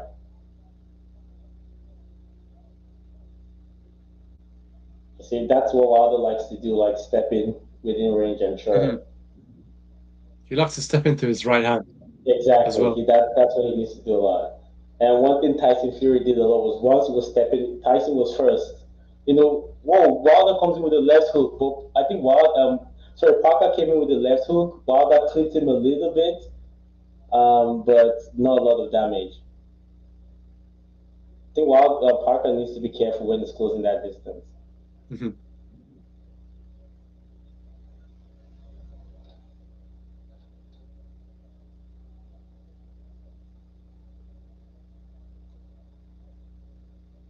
Both fighters, filling out one another as well. Um, Wilder with the double jab, good feint from Deontay Wilder, but Parker handled that well. Oh, Parker with a long right hand and misses. Yeah, he needs to be careful there because Wilder's going to clock onto that and he's going to clip him disgustingly. Yeah, yeah. Parker needs to be first once Wilder tries to close in that space. Mhm.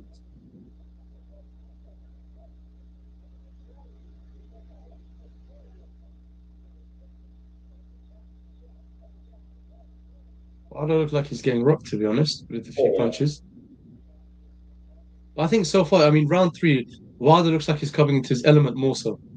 Oh yes. It's not Wilder. as Go ahead. no, you're saying? Oh no, I say I agree with you. Wilder looks like he's burning into the fight.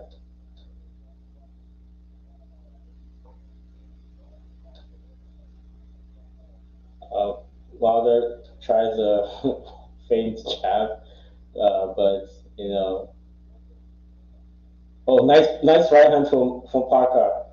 A nice uppercut from Wilder in the inside.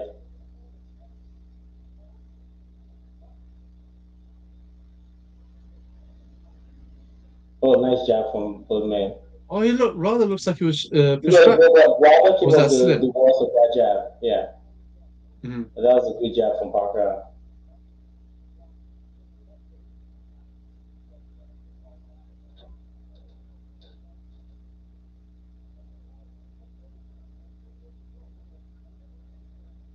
Oh, nice right hand back from Parker.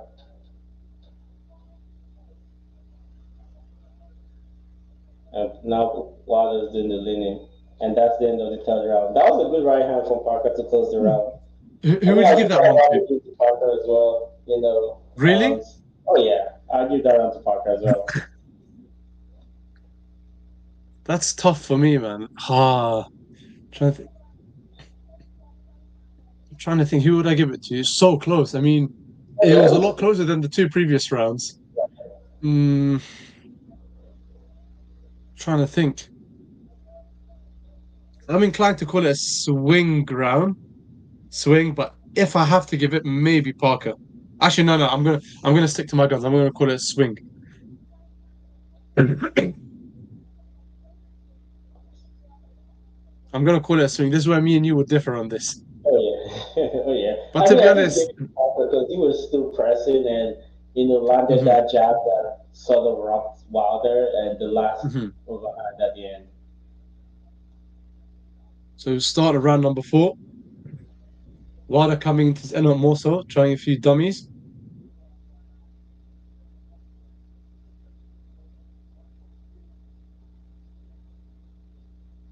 Guys, if you haven't done so, don't forget to like, comment, and subscribe down below in the video. Let me know what you guys think. Let us know what you guys think how this fight's going to pan out. If you're watching this fight so far, who do you have winning? Who do you think is going to win this fight? Parker so far is sticking to fighting to an amazing game plan of his, and he's surviving. Oh, Wilder with a Right hand and wild right hand with counter left hook. Double jab by Parker. You see one thing I've just seen about Parker? He throws a double jab and he looks yeah, down. nice right hand for What Parker. did you do by Parker? Oh, Right hand by Wilder. the Both the ref, fighters the tying each ref, other up. the ref needed to stop that. Wilder was pounding on his head. Whoa, that was a On the good back right of hand his for head. Parker. It looked like Wilder was rocked, but then Wilder responded, and Parker looks like he was Oh rocked. yeah. Left Oh, hook by by Parker, counter right hook by Wilder. Both fighters in the center of the ring. This is I going to be an think very that was it explosive right fight. now. Yeah. Minute 45 seconds left for round number 4. But the good thing is that Parker is a moving target for Wilder. He's not He's not flat-footed sitting down. himself. But Parker is starting to slow down this feet. I need to see him move more. I agree. I think if Parker keep this, the key thing with Parker now is that he needs to keep this up and not risk damage, opening himself up. And if he does that, mentally it's going to play in Wilder. It's going to let Wilder know that Parker is there and he's going in for the kill. So Wilder needs to be very careful of that and not get too carried away or complacent. Oh yes, I agree. Because he's Just having over. success, and he shouldn't feel like there's still a lot Yep. to go in the fight. So a minute left of round number 4. Parker making Wilder fight on the outside foot. Triple jab by Wilder. Oh, the clash of heads right there. Both fighters tying each other up. Refs breaking it up. Both fighters in the center of the ring again. Jab by Wilder, or test the jab by Wilder. Double jab by Parker. Wilder with attempted right hand but missed.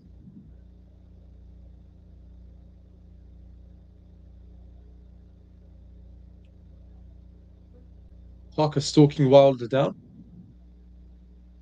Oh, Right nice hand left hook by combination Wilder. from Parker. That was beautiful. Oh my gosh. 1-2 Yeah, by that Wilder, was but both right. fighters tying each other up. Yeah, that was a beautiful combination for Parker.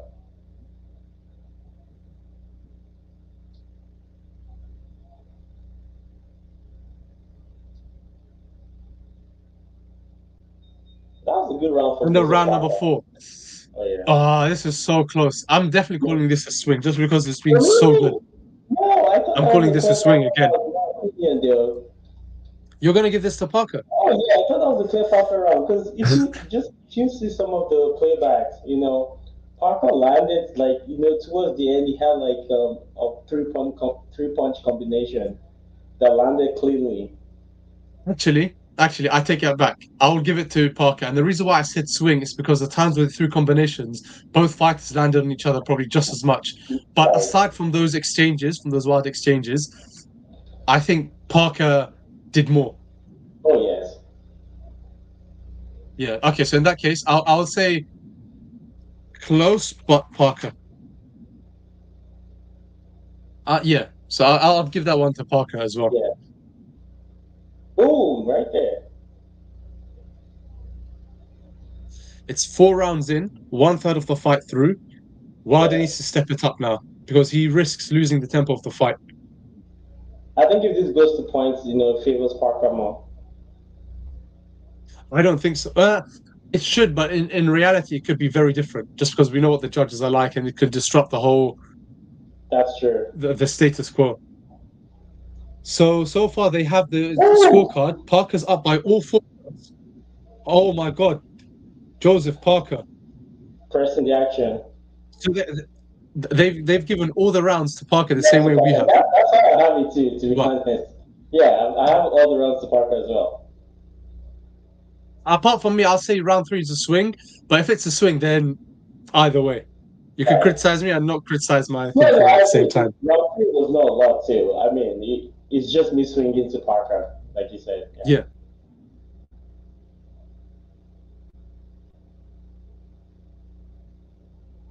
Normally by now, I thought Wilder would have established the tempo of the fight and would have controlled the tempo, but absolute credit to Parker. He's doing his bits, he's doing his jobs. And I think if he's able to beat Wilder, then that definitely throws him back into the mix. Or even if it's a draw. Oh yeah. We've seen this with Wilder before, like losing, all the rounds and win the fight. So this is far like with Luis Ortiz, yeah. Oh yeah, exactly. This is way far from over. Oh, nice right to the body from Parker. Oh, nice pushing Wilder back. Oh.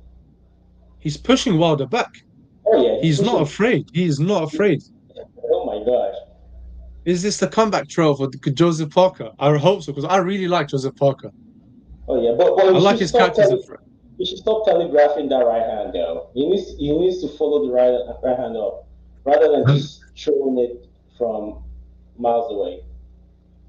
Wilder looks like he's getting tired. And is this where ring rust could play a factor? Who knows? Well, what? Sorry? Like ring rust, like he hasn't fought in the last 2 years. But to be honest, even if you haven't fought for 2-3 years, if you're a fighter like Wilder, and you're in the top 3-4 fighters, then you shouldn't have that much of a ring rust. Does that make sense? Oh, yeah, you should still be able to. But to be honest, it is Deontay Wilder. Ordinarily, we would say, ring rust and whatnot. But Deontay Wilder can end up fighting if he's losing everything in the last second just with his punches. We've seen it before. Like I said, like we've said with Luis Ortiz. Right.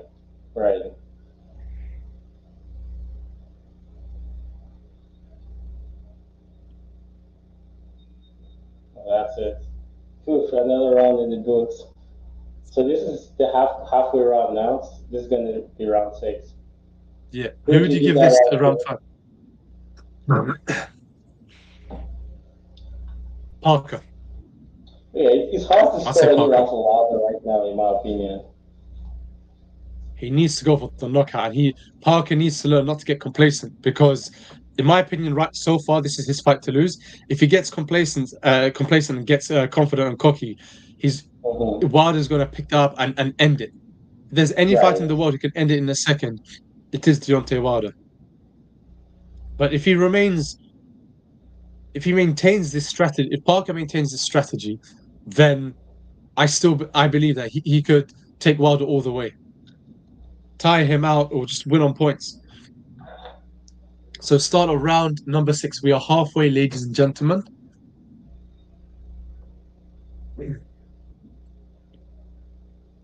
Start of round number 6. Deontay Wilder with 2 quick, snappy jabs.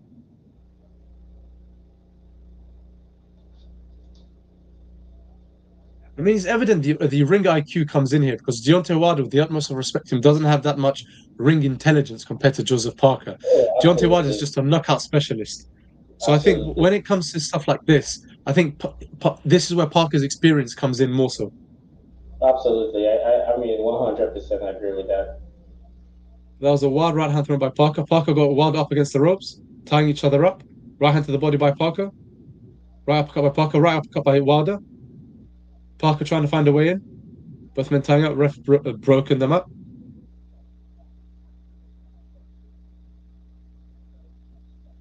Deontay Wilder's starting to look very, very tired. Showing signs of fatigue.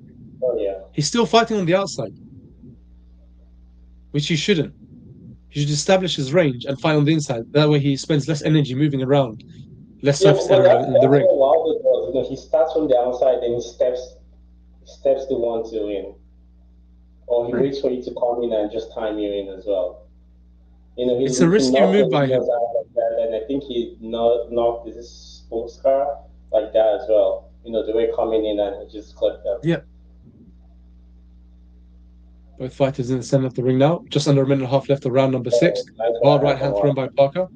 1-2 thrown by Wilder. Now we're starting to finally see signs of his lethal right hand. Right hand thrown by Wilder but missed. Counter left hook thrown by Wilder but missed. Jab by both fighters. Jab to the body by Parker. Oh, that's it. That's what Parker needs to be careful from.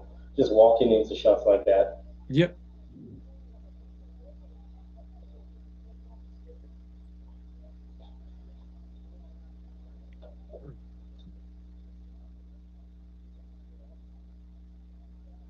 Leaping left hook thrown by Parker. Oh, Wilder. 1-2 thrown by Wilder. Got Parker up against the ropes. Both fighters tying each other up. I think a lot of Wilder's punches are where he throws Hail Marys. That makes sense. I think he's throwing a lot of them, and sometimes it works, sometimes it doesn't. If you've got a fighter who's sensible and has got more energy, and don't think that's going to really work. But again, Parker's making Wilder fight on the outside. He's got him backed up against the corner on the ropes. Now on the ropes. Wild right hand thrown by Parker but missed. Ooh, beautiful right hand by Parker. Clipped him. You remember he clipped Joe Joyce with a lot of shots like that. Yeah, but Joe Joyce in that fight, he was built like a. Oh gosh, he was built like a. This one definitely Parker. This one has to be Parker. Oh yeah.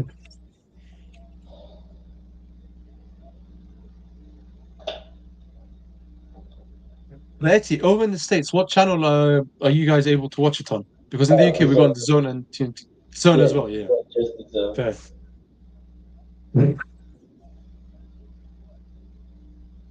It's just shown on DAZN at the bottom left screen, the tennis for Riyadh season, tennis, for you tennis fans. Djokovic versus Alcaraz again. Really? Wow, they're taking over. That's one thing I wanted to ask you about. I mean, there's a lot of controversy surrounding Saudi Arabia buying out sports, but I think, to be honest, I love it. After what they've done with managing, I mean, managing to create this amazing undercard with Eddie Hearn and Frank Warren is testament to the boxing. They've got the money and they put it up, so be it. Oh yeah, I love it. Because the fights are being made. I don't think they're gonna break even from like sales and pay-per-view, but they're still putting up the money. You know, so I mean, I love it. Let's start around 7. Nice job from Otto.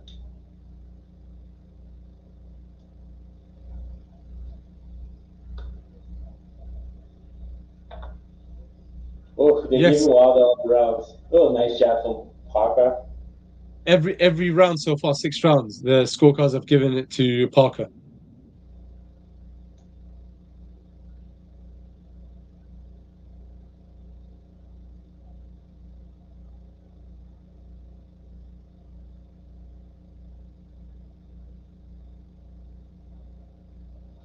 I think. Oh.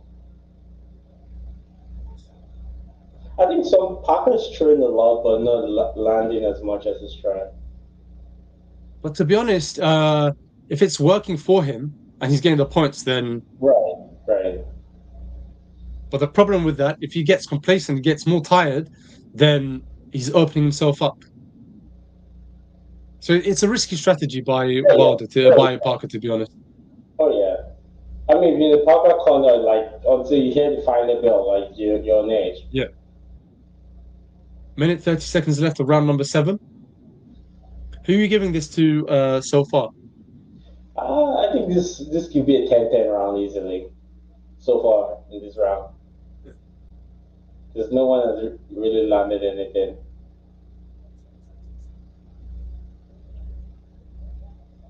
I think Wallen needs to step up like his boxing, like his front foot boxing more than he wants to, because that's all he has boxing in front. Yeah, He he needs to just learn threw that it. double jab. Oh, Parker clipped him again. And when he starts pounding on people Wilder. I think Wilder needs to like learn how to box forward. Yeah. Other than just the 1-2 right hand. He's thrown the 1-2s, but they've either missed or landed on the gloves of Parker. Oh, beautiful right overhand right by Parker. Yeah. And every time Wilder gets clipped, he wants to respond immediately. He likes that discipline. That you clip him, he wants to just come back and clip you back. And it's very easy to like read that. Mm. He's losing this round again, Wilder.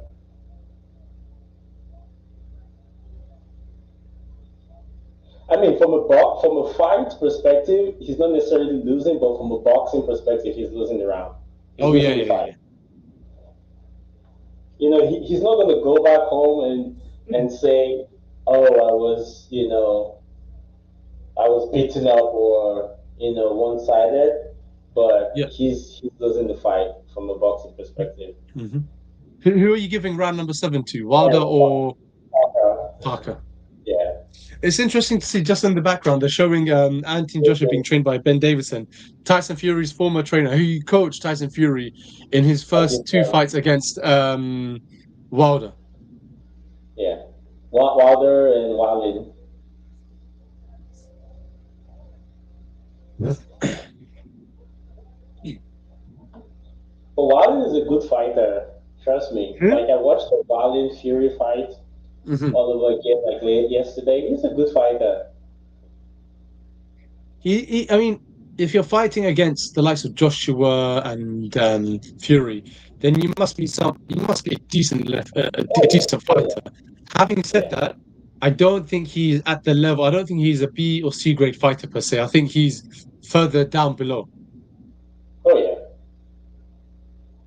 I mean, he's after his fight with Fury. I think he's established himself as someone who could potentially pose a threat, like a serious. Okay, more likely than not, a more serious threat. But anyways, round number 8. We're about 30 seconds in. Again, Joseph Parker is making Wilder fight on the outside. Wilder's looking for that right hand. Leaping jab by Parker, but missed.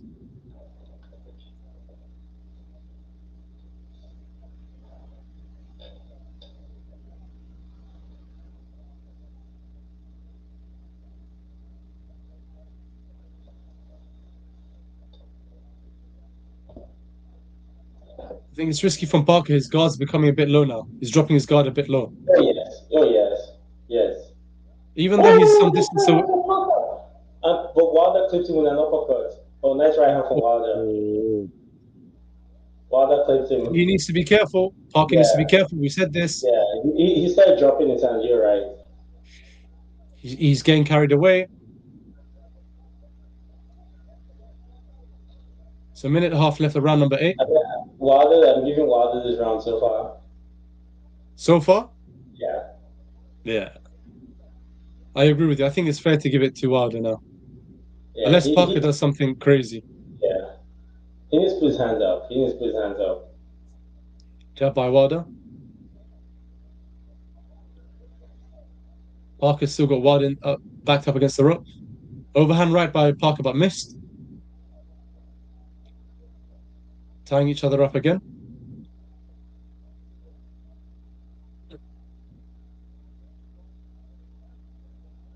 Oh, nice jab from Parker. Yeah, landed the chest on Wilder.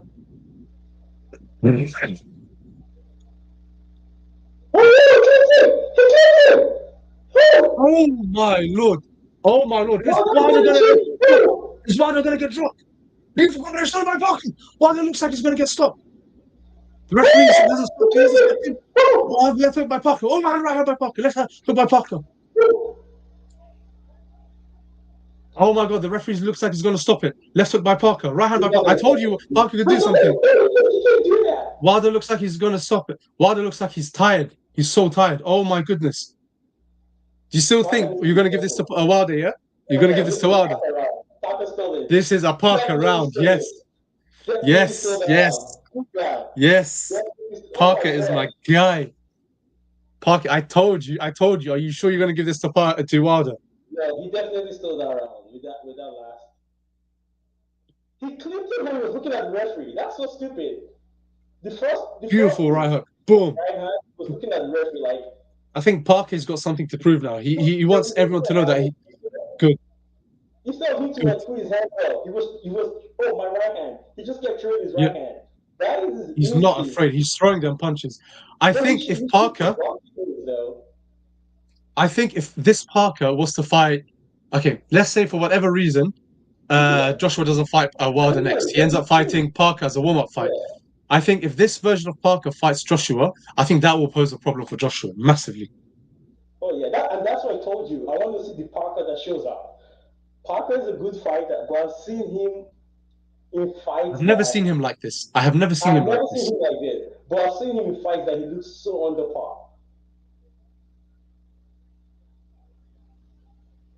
Oof, great round from Parker.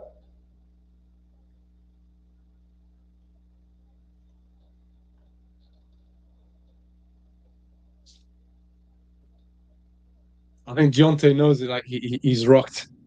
Oh yeah.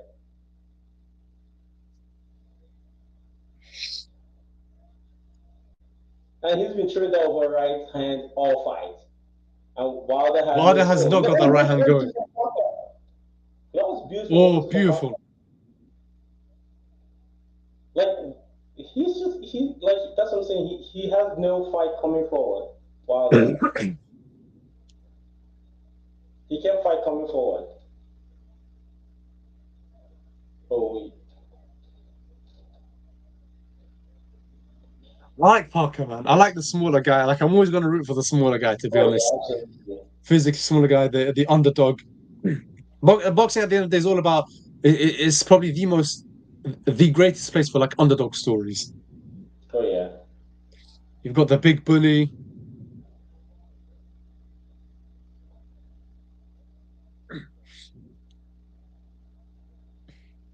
I think Wilder's legs are gone now. He hasn't had that right hand going, and credit to Parker. Parker hasn't allowed. Because his right hand comes from his legs. He generates the power from his legs. No, but like you said, Parker is not a sitting duck for him. Yeah, exactly. He's not one of those flat-footed Ortiz kind of fighter just right there in front of him. Mm-hmm.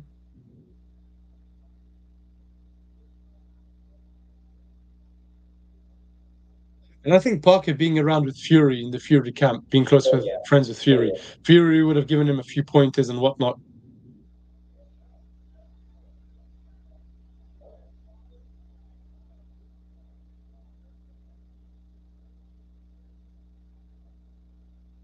I mean, an activity, is a good thing too.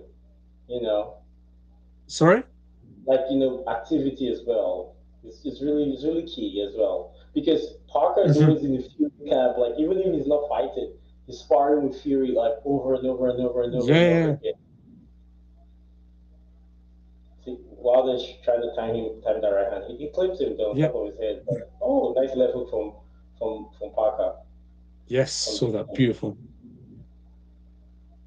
I think Parker needs to just see out these 10 seconds and go back. Yeah.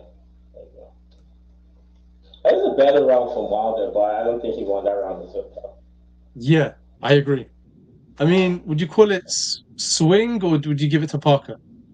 I mean, I'll call it swing. It swing. I was going to say, I think Parker is taking it easy. I mean, like in the Bivol Arthur fight just beforehand, first 3 rounds, Bivol dominated him. But the 4th round, he took it easy. And I think, like I said before, it's you're hitting 2 birds with 1 stone. You're wasting less energy because now you're entering the championship rounds, or you've already entered it. Well, you're entering the championship rounds now. And so you want to waste less energy. But also at the same time, that serves your other opponent with the belief that, you know what, now that my opponent is taking it easy, let me push forward. So in this case, Ward is going to be pushing forward and expending more energy because he knows he's very far behind. So he's going to spend even more energy going for the knockout. When he realizes he can't do that, and start round 10 or start the next round, then Parker will step up. And you'll see Parker will step up compared to round 9. Oh yeah, so it's round 10 now. I mean, if you're in Parker's corner, what would you be telling him? Would you be telling him to just box and see out the fight, or just go for it? Knowing I wouldn't tell Parker to go. I wouldn't tell Parker to go for it. I'll tell Parker to maybe not necessarily ease off completely, but don't waste too much energy. Don't go too far into it. Just because I still think that, irrespective of him winning on points, if Wilder loses, it will disrupt the whole thing, the whole Joshua verse. I mean, if I'm Parker's corner, I'll just tell him to not go for it. I'll tell him to let Wilder walk towards him. No, but if he walks towards him, that's basically giving Wilder this. That's basically telling Wilder, okay, you know what? I'm going to ease off a bit. Open up your right hand, and Wilder knows he can throw the right hand. If anything, I'll tell Parker, just keep on doing what you're doing. Keep on doing what you're doing, because both fighters are getting fatigued and tired. Yeah, exactly. Because that was what I was going to. Parker seems to have slowed down. Like he's just right in front of him. He's not moving. Obviously, he's not moving as much as he was.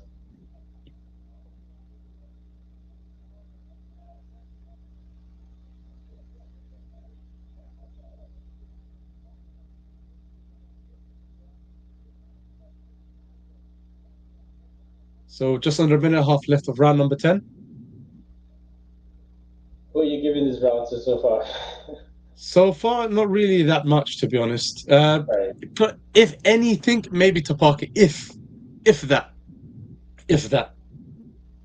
So power punches thrown in round number 9. Wilder 54, landed 17, 106 by Parker, and 44 landed by him. I think percentage, Deontay Wilder was maybe just about higher, if my maths is correct.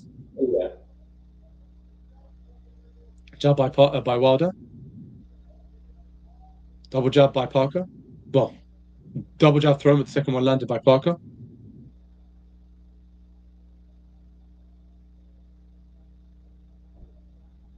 Parker is still dropping his guard down, his right hand, his left hand, sorry.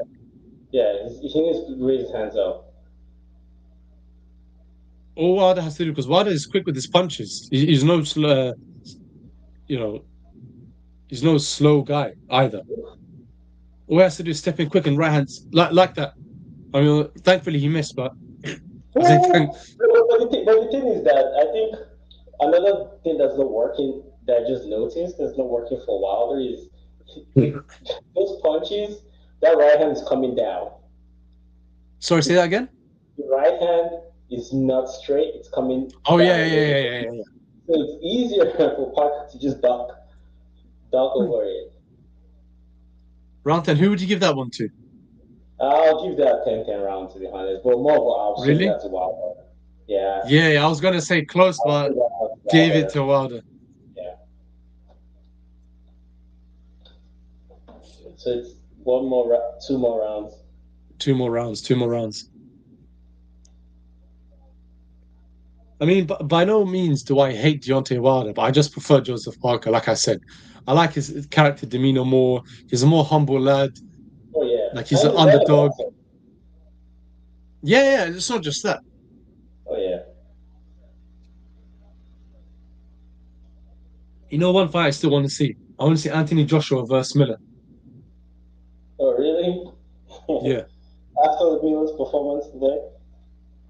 I think Miller will learn his lessons from that, to be honest. But just because there's too much hype and attention between those two. Oh, yeah. Did you see Miller Dubois? I was watching a bit of it before I jumped on. I was watching a bit of it. The referee stopped in the last few seconds of round 12. Yeah. But start round 11 start with 30 seconds in.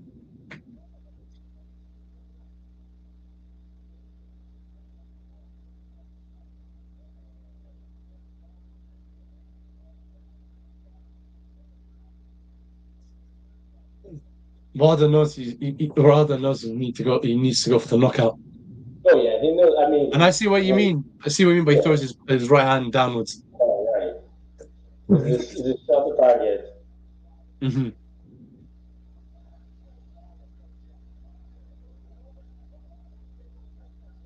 Oh, right hand thrown by Parker. Missed. Nice left jab by Parker.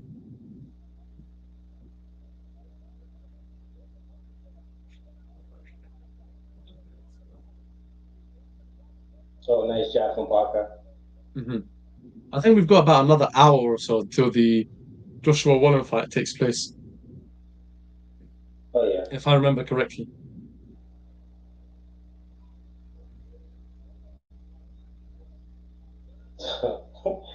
Imagine if these two fight, Wilder and Joshua fight, and in the presser, oh, nice right hand from Parker, and in the presser, AJ is like he lost the mind undercut. Sorry, if AJ says Wilder lost to the guy he beat. No, AJ says he lost on his undercard. Oh. I think that will mentally mess with Wilder. I think mentally Wilder is not necessarily. I mean, he's a sore loser, and I can understand that, but I don't think mentally he can handle it. Oh yeah. And he came out with ridiculous excuses after his first loss to Fury. Oh, nice job from Parker, right there. 30 seconds left to round number 11. He just keeps punching down, and I mean, there's just no variation. There's no no other like offense that Wilder has. Just the 1-2. That's it. And when he misses the 1-2, at least follow up with the left hook. To be honest, I mean, if it's worked for him in 40, beautiful overhand right by Parker. Yeah. You see that little side punch by Wilder? Yeah, he's been doing that all fight. Like when he gets frustrated and they get close, he's like this. Yeah. Who would you give that round to? Yeah, Parker, definitely. Yeah, same. Mark Brennan is still there. Not Mark Brennan. Jay. No, not Malik Scott. The other guy. What's the name? Jay. Yeah, JD. Jay what? JD. JD. Yeah, that's the one. That's the one.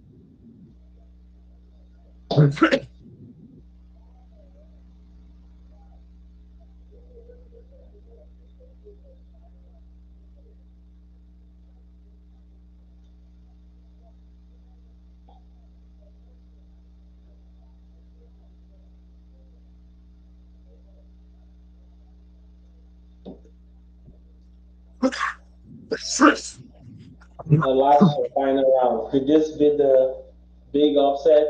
It could be. It could very well be. It could very well be. I mean, for the hype of boxing, I want something to happen. Oh yeah. Oh, nice overhand from Parker. Oh. Both fighters are trading. All of them have. All the judges have given it to Parker. You can't keep doing that. They didn't give him a warning. Yeah. All of the judges have given it to Parker so far. The scorecard rounds. All the rounds have been given to Parker so far. Oh, nice right hand from Wilder. Wilder's going for the KO now. He should have been doing this from the 8th round, to be honest. I think he should have been doing that from earlier, to be honest. You see what he does? He steps into it. When you know he steps into it with the jab, you know that's going to come next. I like what Wilder's doing. Wilder's stepping into the right hand, he catches him with the right hand. So when Wilder's throwing with about to throw the overhand right, Parker catches it. Yeah. Wild right hand by Wilder. He's boxing like this is very poor performance. I don't know if it's ring rust, but this is a very poor performance from Wilder. Very poor. I mean, I think one of the heavyweights on the undercard would have beaten him in this performance as well. Oh yeah. Yeah, it's very poor performance. Like, Oh, he clips him. He clips Parker. Parker needs to. Come on, Parker. Yeah, Minute and a half left. yeah. Parker needs to move. I know this is gonna sound so biased, but I genuinely I like Parker. Oh yeah. He's walking him down. Parker's walking him down with it. See, I love that. Oh,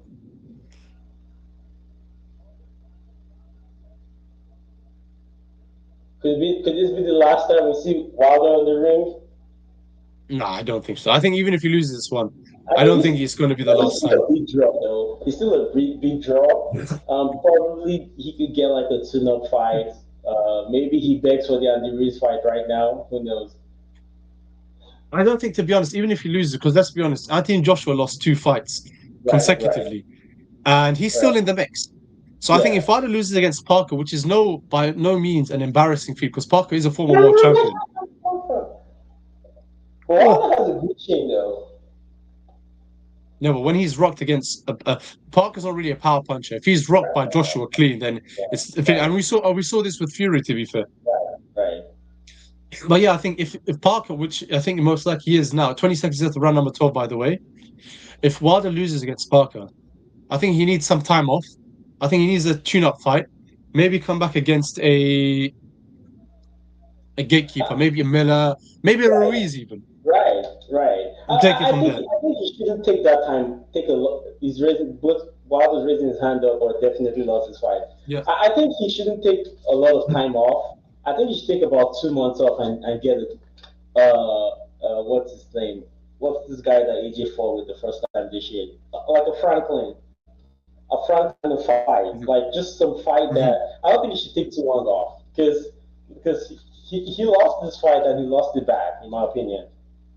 No, the reason why I say he needs to take maybe a bit long is just because I think, based off Wilder's mentality, I think Wilder is someone who when he loses, I think he gets upset too easy, and I don't think he can bounce back well from it. Okay, let me rephrase that. I think he should take enough time that's necessary for him to overcome the mental blockade of losing, then aim to get the fight sorted. But he's acting like he won the fight. Like, doesn't he have a corner telling him the truth? Wilder has a lot of yes men around him. Right. That's true. David, this reminds me of David Hay fight against Klitschko. David Hay, even though he got battered by Klitschko, he was raising his arms up like he won. That's embarrassing. That's absolutely embarrassing. It's clear. Like, I want to see the card.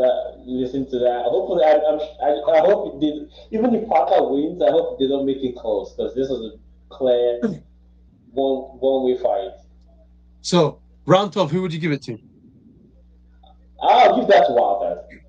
I'm going to give that one to Parker, to be honest. I think Parker did enough doing that one. But how so far, 12 rounds, how have you judged the fights? I'll say I'll give Wilder only 2 rounds. Maximum, okay. Yeah, maximum. If he wins 3 rounds, I'll shout robbery. To be honest, I wouldn't really argue with that. Yeah, but quickly, before they give the judges a decision, you scored 12 rounds. How have you scored the fight? How many rounds? Go round by round. Who would you give it to? Who did you give it to? I gave the first 7 rounds straight to 7 Papa. rounds? Yeah. Okay. I gave 8 and 12 to Wilder. Okay. So 1 to 7, 9, 10, 11 Parker. Right. Then only 8 and 7 to Wilder, correct? 8 and 12 to Wilder. 8 and 12 Wilder, sorry, okay. Right. I've given it rounds 1, 2 Parker, round 3 swing, round 4 close but Parker. So okay, 1, 2, 4, 5, 6, 7, 8, 11 and 12 clearly Parker. Rounds 3 and 9 swing, but rounds 10 just about Wilder. So we slightly differ on it. So for the 2 swing rounds, I've given. Beg your pardon. For the 2 swing rounds, I've given round 3 and round 9. It could go either way. It could either be 2 Wilder, 2 Parker, or 1 each. So we're roughly-ish the same. Right. Oh yeah. I think maybe. Go ahead. I was going to say, at the max, maybe 1 round difference between me and you. Right, exactly. That's what I'm saying. If he wins more than 3 rounds, I think it's a robbery. I agree. But I think it's outrageous if he wins more than 3 rounds. There's no way he won more than 3 rounds. He won 4 rounds in this fight, in my opinion. I No agree. way. I agree. Yeah, no way. He was awful. Like other than those wild one-twos, he did nothing. That's it. Yeah, sometimes he clipped Wilder, Abby Parker, but on his hands, on his gloves. But I Yeah. think Parker won this fight easily. Okay, I don't they're know why boxing now. Wilder's raising his hands up. You can tell he's got a bit of ignorance about him. Right. As in, he's confident, but to the point where it just becomes plain Too ignorance. much. And I don't like that about a fighter. I like a fighter who admits, okay, yeah, I did rubbish.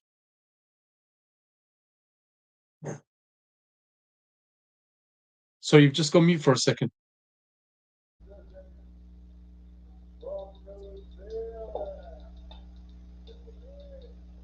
Parker won it. Good, Yeah, good. Well one done. judge gave 120, 108. That was a sweep. So what 120. did they say? What was the judges' scorecards? Oh, I only remember one was like 120, 108. That was like Okay, a yeah, that means sweep. that's unanimous. Yeah, That's that's like a unanimous. sweep. Like the entire tour. I wouldn't argue with that. That was a horrible performance from Deontay Wilder. Very I horrible. agree. You see at the end when they announce from New Zealand, Joseph Parker, and you see Yeah. Deontay Wilder lowering his head. Why is he getting upset? As You in, know, why is I he mean, showing his disapproval? Malik Scott knows that he lost his fight real bad. Like anybody who did boxing brain knows he lost his fight. Hey, remember that? Oh, sorry. Not just the short, but everything.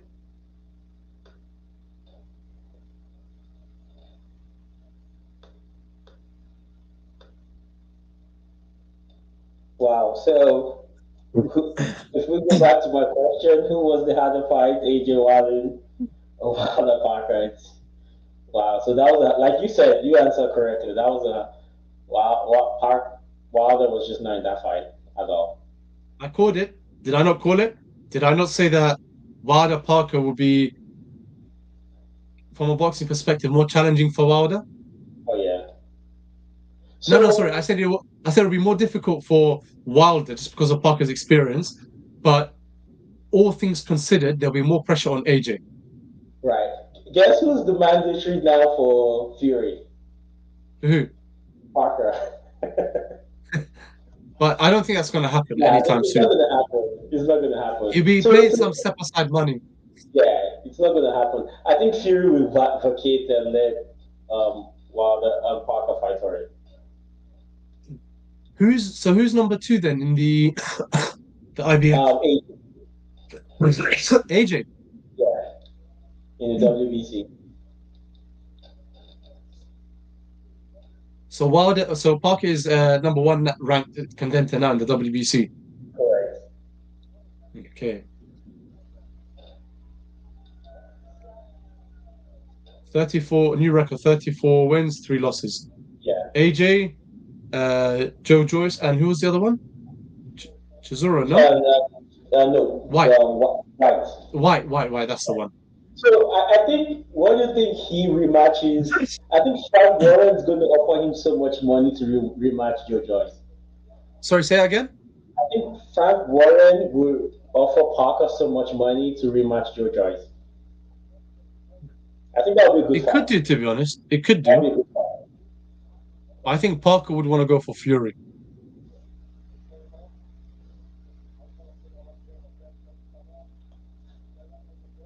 Now you just know for a fact Tyson Fury is going to rip Deontay Wilder to shreds. Oh, yeah, absolutely. He's going to It's like absolutely on social media. He's going to absolutely rip him to shreds. I can't wait to get off this and just jump on Yeah, Instagram. jump on Instagram. Yeah. You're going to see it all over Facebook as well. Oh yeah. Deontay Wilder, you bum dusser. Or whatever. Didn't he? You know, I have my guy Parker doing. But I mean, he gave Wild um Fury a tougher fight that he gave Parker though. This is like, I mean, you can compare styles though. It's different. Which fight against Fury? The first, second, or third one? Okay, that's true. That's true. That's true. The third Because one. the first one, Yeah, the third one, you mean? yeah, the third one. Yeah, just the third one. Mm. The second one was a bit down. First one was all Fury except 2 rounds that Wilder took. That's it. So yeah. I think the ring rust came in.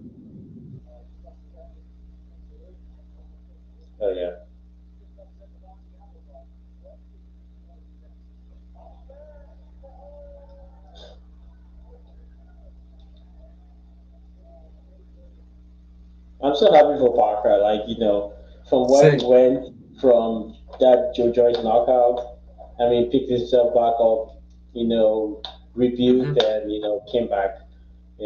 That's a good story, you know. That's why I said I like his redemption story. He was a former world title champion, world champion. He lost the titles. He tried to bring it back. He lost. And to be honest, I mean, we criticized him in some videos, and I think if he's beaten Wilder, I think he's brought himself back into the mix. Oh, yeah. So I think Oh, absolutely. absolute credit to him. And if all the times I've ever criticized him, I retract that. I think he's definitely back in the mix now. Oh, yeah. He's definitely back in the Absolutely. mix now. Absolutely.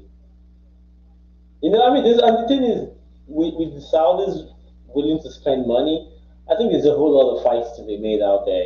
Facts. There are heavyweights that are not on this card that are solid. Like we have Zhang, Ruiz, Ajagba, what's his name? Joe Joyce. So they're still like Jared Anderson. So they're Hmm. still like good heavyweights that Hmm. I know this card out there, probably we'll see them on the Fury undercard, Yeah. possibly. But there's still a lot of fights out there, like, to be made. A whole lot of fights, So I just think Wilder just needs to, he'd go back to the gym and figure out something else other than your right hand. He needs to learn to come forward, and they need to. I think they need to do some AJ kind of,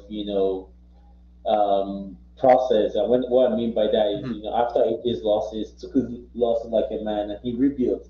He lost to Fury. I don't think he came with the mentality of, okay, I'm trying to rebuild. Yeah. He came with the mentality that I lost because of XYZ and I'm still Yeah. who I Yeah. am. I have nothing to change. I have nothing to work on and I can just get back to the top. So if he Yeah. still wants to be, I think he needs to go back, reflect, and just come with the mentality of, okay, I'm the underdog and I'm rebuilding and I'm going back to the top. I agree. Because if he thinks, oh, I'm going to knock out Park, I'm going to put him to sleep, I'm the best division, and he just lost two fights back to back, that's nothing. That doesn't do any. That doesn't do you good. You need to like calm down, think about it, and make good choices. In my opinion, Uh-huh. if I was in his corner, that's what I'll tell him. Mhm. I agree with you. I mean, I said he's got a bunch of yes men, and his confidence is now at the point where it's just pure ignorance. I think he needs to Right. fix up, and I think having that underdog mentality is key. I mean, we've seen it with Joshua, two losses against Usyk. I mean, okay, first loss against Ruiz, he came back, said, okay, you know what, I'm going to change my strategy. Came back and he won. Had the fight with Usyk, lost, came back, lost again. Now he's rebuilding. He's doing the sensible thing, and Right. now he's because of that, he's now in the mix. Because I remember when the second loss against Usyk, everyone was saying that is this the end of Joshua? It's Right. hard for him to bounce back. Yeah. I think the way he's handled it, he's positioned himself now whereby he knows he's the underdog. It's a challenging moment for him. He knows he's the underdog, and he's working towards bringing himself back to the forefront. So if he Oh beats yeah. Wallen and fights Wilder or fights again Usyk for trilogy or Fury and beats him or does well, then what's to say that he's not back in the mix? Right. Exactly. And he lost and he just went back calling out people. Calling out names like even when Fury was calling out AJ. AJ just stayed quiet. Okay, I need a new roadmap. I need to like Yeah, start all over again and do X Y Z. I agree. And loss is good for AJ too if he wins because then if he say he never fights Yeah. um, Wilder, like no one's gonna say he fought Wilder or he could have lost to Wilder Hmm. because he can, I know he's talked about, either going down the route to become three-time heavyweight champion or fighting Deontay Yeah. Wilder. If he goes down that route of, three-time heavyweight champion, I mean, no one's Hmm. gonna, this is good for AJ at least from a public persona perspective and Hmm. all the grief he's been getting. But he needs to get the job done against Wallin, and in my opinion, that could be a very tough fight, Hmm. because Wallin, is a very durable fighter. And Hmm. I feel like if AJ lets Wallin into the groove, he might be. And here's something that I see is weak in AJ's game. You know, he's, he overthinks it. AJ, you know, he overthinks. He likes to have this dialogue with his corner. Most fighters like you just receive instructions that when you're sitting down from their corner, but AJ is like Yeah, asking questions. He's like, yeah, "Oh, what round was that? Oh, the left hook." Well, like it's like he's having a dialogue and he's trying to overthink what he needs to do. I saw that in the last fight the with Romania. hesitancy. Yeah. A hesitancy, like because in boxing sometimes it's a split second choice. Because if you're Yeah. thinking, "Oh, should I double jab or single jab," the opportunity goes away. So he Hmm. needs to like go to a corner and receive all the information and trust Hmm. his corner that they're giving him the right information rather Yeah. than having that dialogue with them. And I really hope that's just one part of his game that I feel Hmm. is holding him back a little bit. The Hmm. overthinking part, like, oh, what am I gonna do? Oh, double jab, Hmm. yeah. Okay, okay. Just go sit there and receive the info, and that doesn't mean you have Hmm. to do whatever your corner tells you. You know, Yeah. I don't think every boxer does that to 100%. You know, just Hmm. listen to them. You know, if it's working, switch up. You know, Hmm. and people corners will always be giving you like different instructions as the fight is progressing. So don't worry Yeah. about what you have to discuss with them at the corner. Just be focused. And I hope you can do that Hmm. because Wallen is a very, very like watching that Fury fight last 2 nights ago. Like Wallen Hmm. could pose him a whole lot of problems, but hopefully not. You know, I hope he knocks out Wallen. You know, makes a statement, but Yeah. we'll see.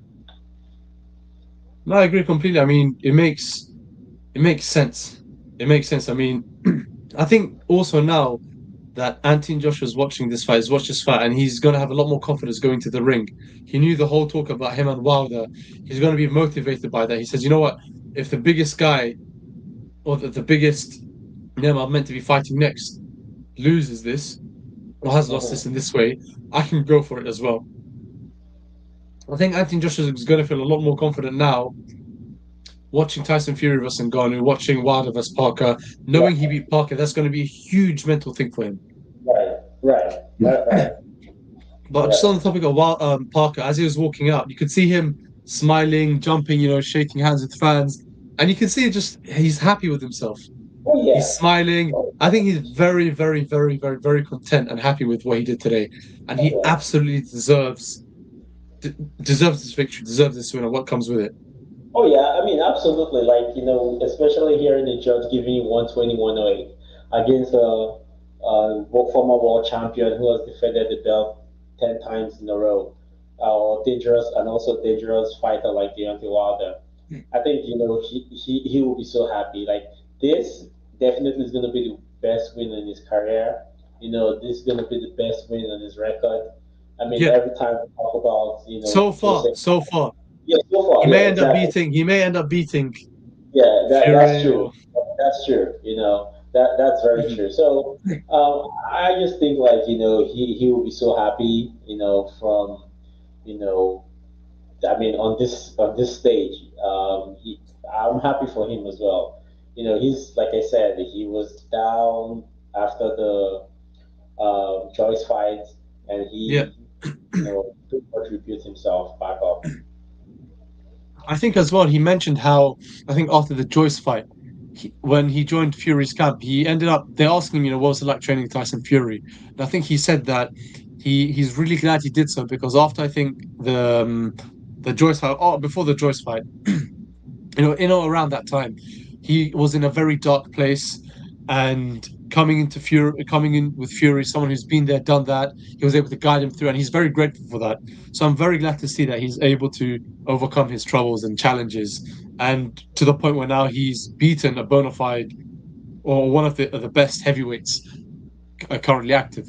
So that's great. Oh, That's another reason why I love Joseph Parker. I like his story. He's a very humble, hardworking lad, and you can't fault that. oh yeah, absolutely. Yeah, I mean, 100%. And it just shows you, like, in this division, I know from a fan's perspective, like, when you mention the heavyweight division, it's Usyk, AJ, Wilder. That's what you get. But trust Mhm. me, there are some solid fighters that I've watched and Yep. dissected, and like this guy would give any of the top three um, glamour heavyweights, I'll say, big Mhm. problems. There are a lot of guys, but it's all about having the opportunity, just having the Mhm. opportunity and the platform to show yourself and Mhm. taking that opportunity as well. And there are a few fighters that have done that. So I just, like I said, away from this card, there are a lot of good heavyweights that we're still that can still box. There's Filip Yep. Hegovic, there's Jang, there's a Jaguar, Jared Anderson, so many, so many heavyweights out there. Mhm. Um, and good win for Dubois. He's back in the mix now. Yep. Could Dubois be calling out Parker? Possibly. Could Dubois be calling out? There's a whole lot of fights to be made, and that's why I'm really excited with this. Saudi influence because without them, we wouldn't be seeing. I mean, without the I agree. Saudis, there's no way Wilder fights Parker. Absolutely not. No way. Like, there's no I money he's agree. gonna get. Every Absolutely not. single fight, every single fight on this undercard could be a main event. Ordinarily would be a main event. Right. Sanchez versus Farr, Opetai versus Zorro, Wilder versus Parker. But to Right. have these fighters on one undercard is promoted by both Eddie Hearn and Frank Warren is crazy. Like I said, it's Oh, probably the greatest undercard I've ever seen in my life. oh yeah. I'm Absolutely. 29. I'm almost, I'm knocking on the doors of 30. So for us to have that has been ridiculous. Oh yeah. But just wanted to ask you a question. You mentioned a few of these other heavyweight contenders. What next for Wilder? Who do you think he should fight? Because I think he Um, should fight the likes of Zhang, for example, as a tune-up fight. I think that might be too much for him. You think so? Yeah, I think that might be too much for him. Like for a fighter like Zhang who can punch. If I was Wilder, I would go with I would, like I said, there's Andy Ruiz on the screen right now. I mean, I'll be looking for the Yeah. Andy Ruiz fight.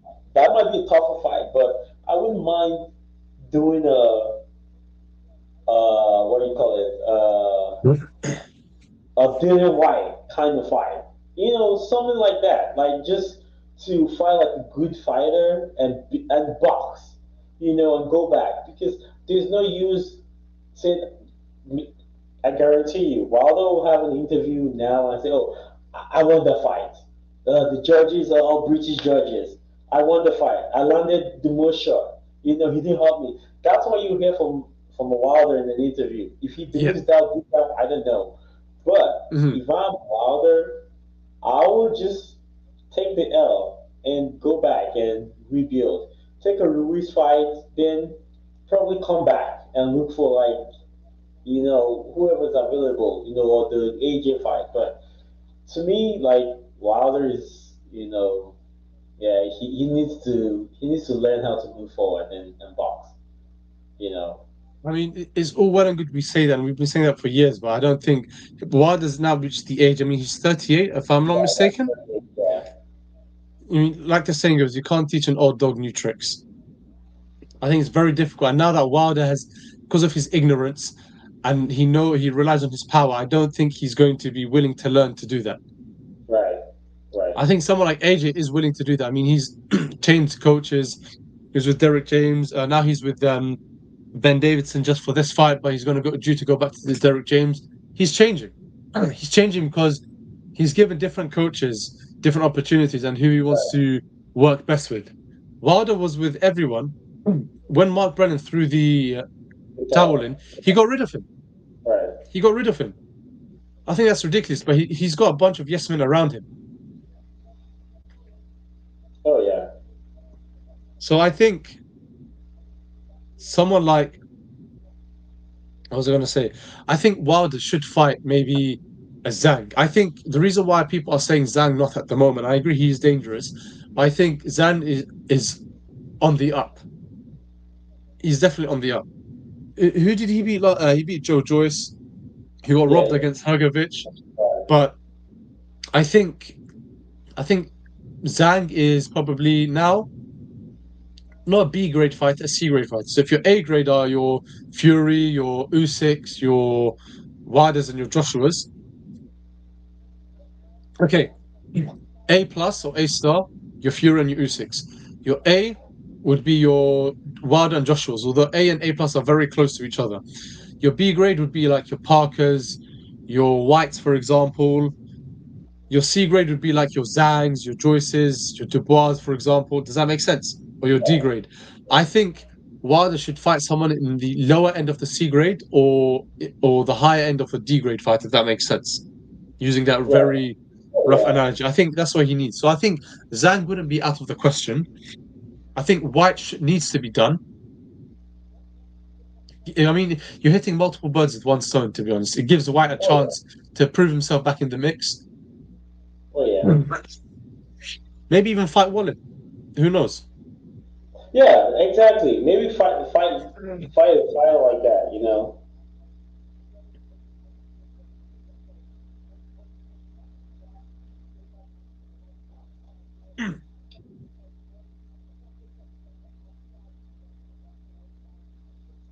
Yeah, But yeah, man, this is gonna be a fight, you know, because AJ, other than and he did struggle in that fight till he knocked him out, Povetkin. Um, well, I mean, he's beaten a few smaller fighters, but I think he prefers like fighters his height, bigger fighters, because now he has to like bend his.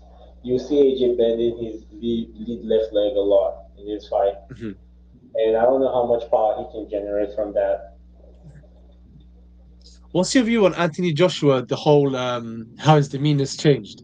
I mean, when he first burst onto the scene, when he first came on, everyone was saying, he's got the Hollywood persona, the Hollywood smile, the nice guy. Now people are saying he's the real Anthony Joshua's coming out. Oh What's your view on yeah. that? I would. I feel like he's AJ is more than a boxer. In He's what more sense? than he's a brand, which I Hmm. understand.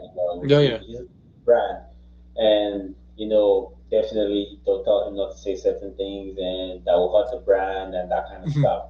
And I agree with that.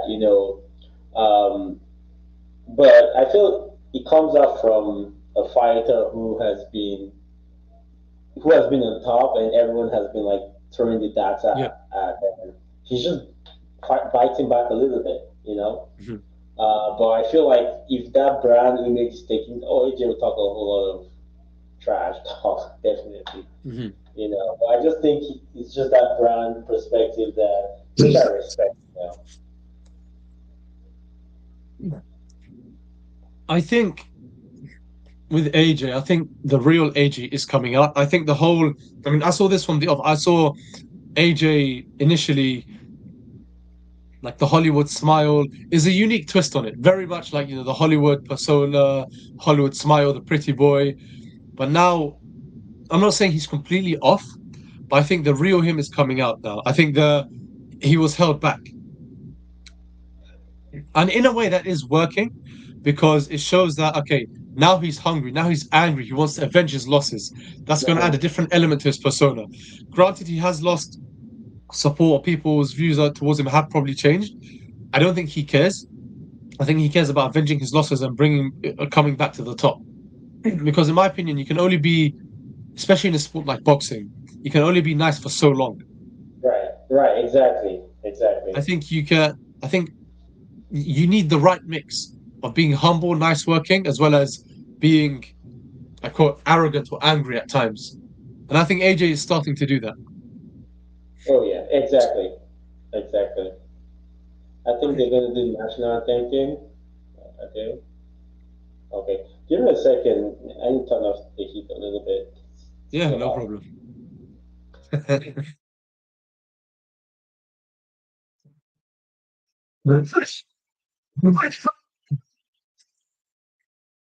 So I think they're just playing the Saudi national anthem at the moment.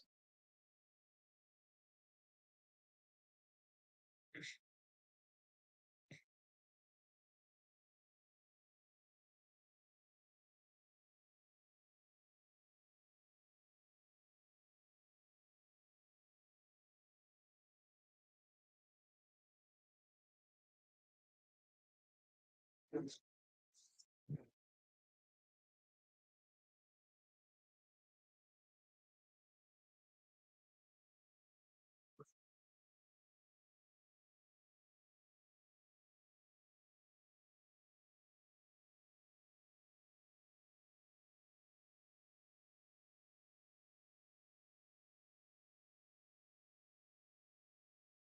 always get confused between Bruce Buffer and Michael Buffer. I think Bruce Buffer is the older one.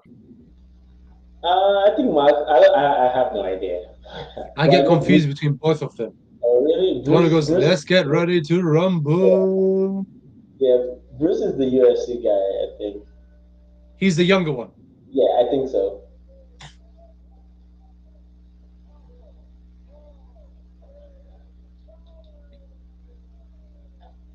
Yeah, I think Wallen's making his ring walk now. Wilder. No, Wallen. Wallen. I thought you said Wilder for a second. No, Wallen's gone. It's been beaten.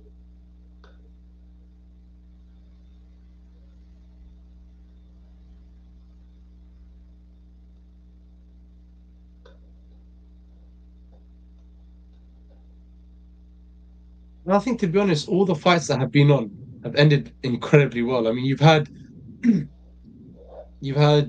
one, two, three, I think. Okay, Far Sanchez, Opetai, Zorro, three, four, five. But I think you have about eight, nine fights. All but two of them have ended in a form of knockout, either knockout or technical knockout. Only two have been unanimous decision. Even the fights by unanimous decision have been good fights. Which was the other unanimous one? Bivol, Arthur. Oh, I thought people knocked it. Was it TKO or No. something? I watched one. I did the live. I did this watch along for that one. Yeah, it was put it this way. If I was to describe it in one sentence, it's as follows: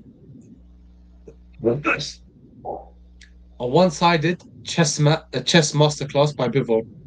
Oh yeah, absolutely. Yeah, I wouldn't be surprised. If that makes sense. Oh It yeah. was a one-sided chess because Bivol, even though Arthur's had more fights, I think Bivol, with the the champion, being the likes of Canelo, his ring IQ is going to be a lot higher than Arthur's. With the utmost of respect to Arthur, he was from the outset. He was fighting on the front foot, making the bigger fighter fight on the back foot. Against had him in the corner and against the ropes a few times, and at one point I thought he was going to knock him out, especially towards the end. I Mm-hmm. thought, and I called this. I said either going to be unanimous decision, or if it's a knockout, it'll be a knockout later on in the rounds by Bivol.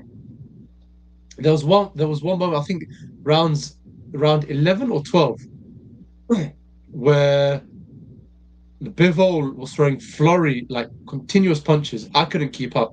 Head, body, head, body, head, body, head, body, right, everything. And Arthur didn't respond back. He was just covering up. And I thought the referee was going to jump in and stop it because we've seen, as I'm sure you're aware, Yeah, we've seen referees stop yeah, fights for less. We've seen referees stop fights, for more. So I was thinking, I even said, "Is the referee going to stop it? Is the referee going to stop it?" He didn't. So it was a clear unanimous decision. oh, yeah. I mean, I thought so too. I saw that knockdown on the 11th, so I thought like the referee stopped it because I walked away. I was running errands, so I Yeah, thought the yeah, yeah. referee stopped that, and that's why I thought it was the TKO. Hmm. I think AJ is making his ring walk now. I mean, AJ fought 3 times this year. That's pretty impressive, Yeah. you know.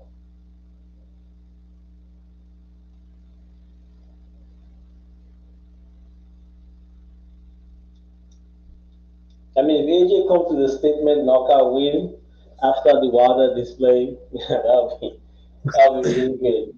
That'll be very good bragging rights.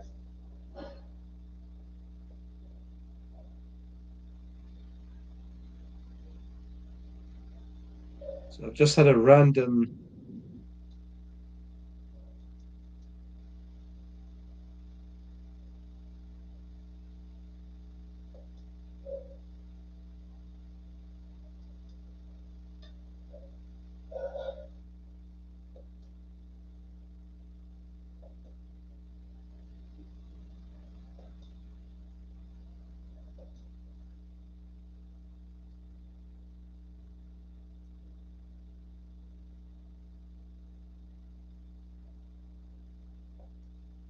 And AJ's Anthony in the ring Joshua's. there, Yep. all white robe. Definitely has some black trunks under there. It can't be the ones that he was warming up in earlier. Oh yeah, I know he likes the fighting look. But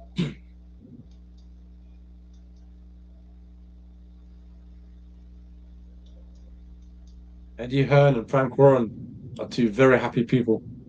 oh yeah, sure. Yeah. Can tell. I think afterwards they're going to have a private dinner steak somewhere, just those two talking about business or future deals. And I think, to be honest, now that the Saudis have put up Michael Buffer, Yeah. okay, Michael Buffer, cool. But yeah, I think now that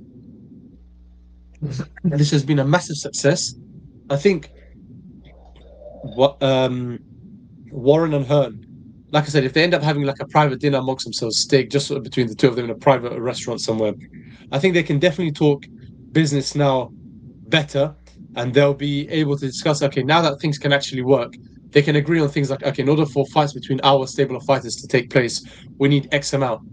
Right. Does that make sense? Oh yeah. Because they know, even though the Saudis will put up the money, you could tell the seating arena isn't too much. Whereas if you have it somewhere at Wembley, which is like 90,000 seats, Yeah. or the judges are very unfair. 2 judges from England, 1 from the USA. I think that's Yeah. extremely unfair. I think that's yeah. that. I think it's from a promotional or standpoint because I mean this fight is the British Boxing Board of Control sanction and all the refs and all the judges in most of the fights have been from England. So I just feel like they were a little lazy by just It's having unfair. it. I think if you were to have a judge from each of the fighters' country, you need to have one judge from one of the fighters' countries, one from the other. I think it would be extremely unfair to have 2. Or the best thing, have neutral judges. Mm-hmm. But anyways, as I was saying, I think having it at Wembley, I think if Frank Warren and Eddie Hearn can agree on a venue and the key thing is to agree on, to have being able to agree with each other as to fight agreements, because I don't think the Saudis will put up money for a fight in Wembley, or if they do, they may put up a far smaller percentage than what they're putting up here. So that's something that Warren and Hearn need to agree with themselves beforehand. Or even if they were to have a fight in Vegas, everyone knows Vegas is like the home for boxing. I think announcing Otto Wallin right now. Where's he from again? Swedish, no? If I'm not Yeah. Well, I think Sweden, he Sweden. lives in New York, so he's been in New York for a long time. Oh, so he's fighting out of the US. Yeah. Then in that case, okay, it makes sense why why they've got an American judge. AJ 26-3-0. That's hard to see sometimes. Like, wow, really? Yeah. And 23 knockout wins. Yeah.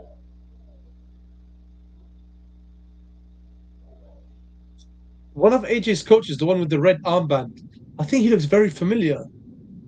Oh yeah. One of AJ's corner. I think someone looks very familiar, like a coach I know on Facebook. He used to train one of my friends. Oh, interesting. Both fighters in the center of the ring receiving the final instruction. How do you think this fight's going to pan out? You see, I like Anthony Joshua's face. You can tell he's very focused. Oh yeah. Hopefully, this is a new AJ. Wallin will nail him with a couple of left hands early. Say that again. Wallin might clip him with a couple of left hands early. That might start to frustrate AJ. Yeah. But I see like AJ like trying to take over later.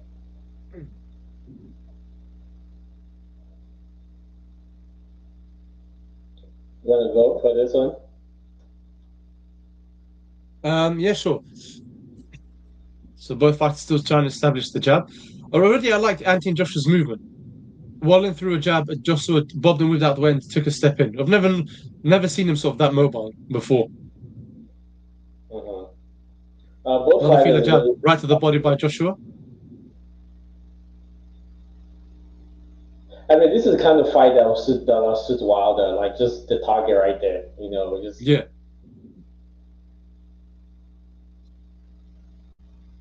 Another beautiful stiff jab by Joshua.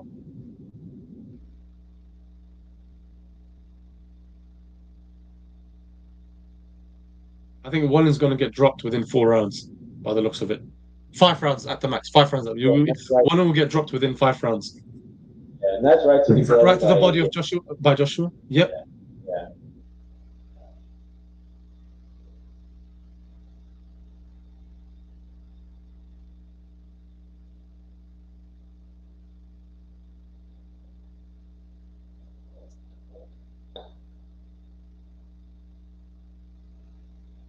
A nice jab from AJ. Overhand right. Oh, right hand by Wallen. Beautiful right hand by AJ. Right to the body by AJ.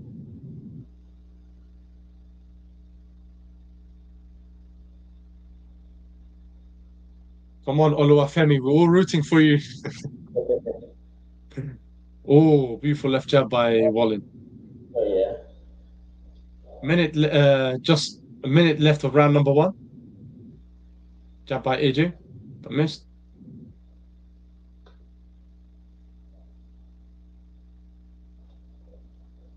Guys, if you haven't done so, don't forget to like, comment, and subscribe down below. Get involved in the video. Let us know how you think this fight's going to pan out. Do you think AJ is going to win? Is he carry on his comeback trail, or is this going to be another loss for AJ? Is this going to be a draw? Let us know. Get involved in the comments down below.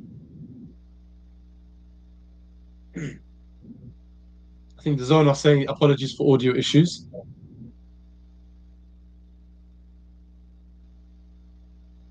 I 20 mean, seconds left of round 1. Wallin is, um, nice left to the body from Wallin, but AJ is controlling his round beautifully. Yeah, I agree. He's landing the cleaner punches as well. Oh, And the that's tempo, AJ has set the tempo. And he's fighting on the inside, not on the outside. like Round 1. Who are you giving this to? AJ, of course. Easy. Oh, nice counter from Wallin from the lap, but that'll give that round to AJ for sure.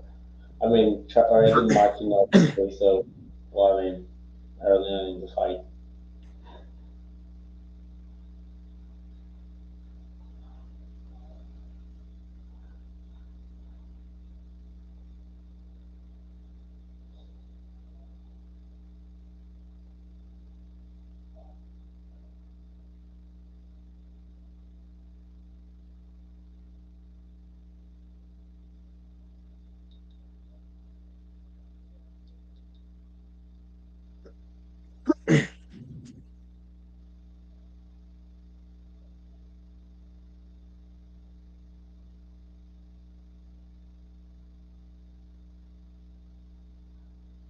I mean, everyone said Wallen's very durable, strong chin kind of fighter.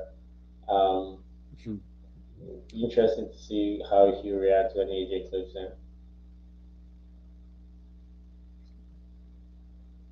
I think Wallen is setting up that left hand for AJ. Oh, nice jab from Wallen. Caught AJ coming in. And AJ responds with a right hand to the body. I think AJ so far is looking more mobile than he's done before when he's throwing his punches. You see the way he's bobbing and moving. He's not like before. He's not where he just raises his arms and moves up. Oh yeah. Beautiful counter left by AJ. Yeah, but the thing is, Wallen is putting his right hand outside the right hand of AJ, which is pretty much opening that left hand, which he tried now and he missed. See, what Wallen's right hand is outside of AJ's.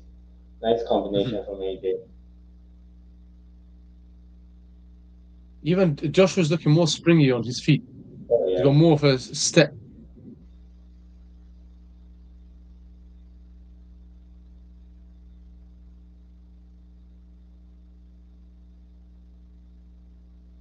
Oh, nice left from Wallen, but AJ did good to clear move out of the way.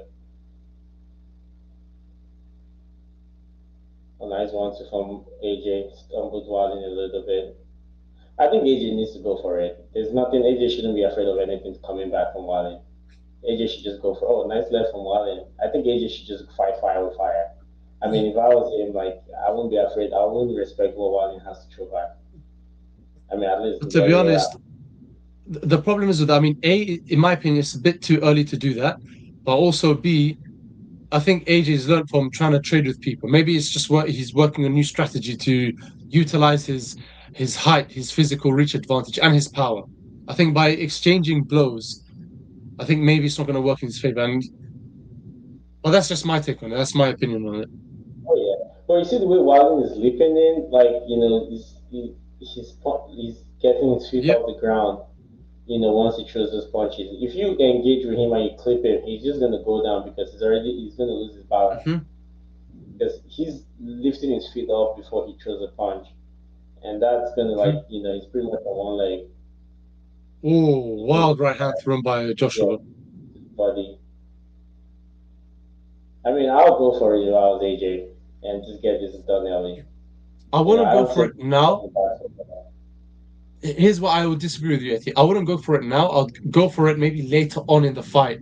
Once he's established the tempo, if he can't put him to sleep, or if he's behind significantly, then I would go for it. But I think now it's a bit too early, in my opinion. But who would you give round two to? I'll give that to AJ for sure. AJ is just moving Yeah. out of the way, jabbing. I Mhm. will. I think AJ is just picking this fight, and that's why I'm saying like I'll just go for it because I mean look at Mhm. Wiley's face already. It's just 2 rounds, and he's already bloody. Yeah. And whatever is coming back from Wallin is not strong because Mhm. his feet are off the ground. He's Yeah. jumping into those punches, and there's no power in it. I'll go for it. I'll take the punch, and I might see that. We might see that in the third round because we've seen that in it from Mhm. AJ a lot in the past. He just gets off with the stool and just Mhm. engages. So I won't be surprised if we see AJ, going for it in this third round.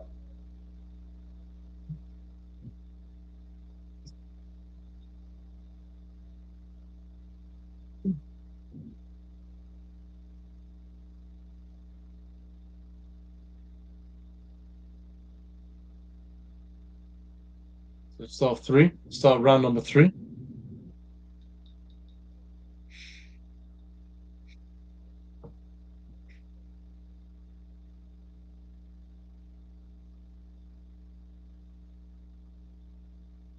Well, nice right hand from AJ.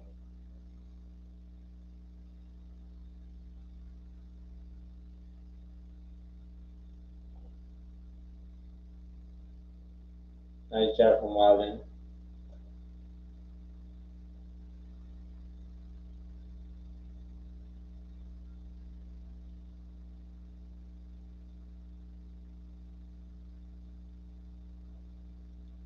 Nice right to the body from Anthony Joshua.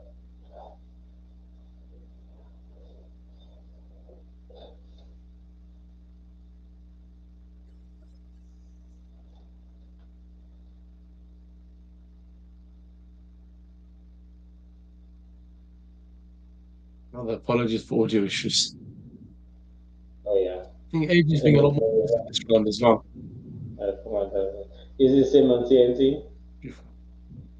I'm not on TNT. I'm on DAZN. Okay. Apparently on TNT it's not as bad.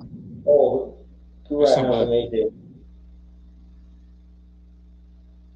I think AJ needs to go for it. Oh, nice try now from AJ and bust the nose of Wallin.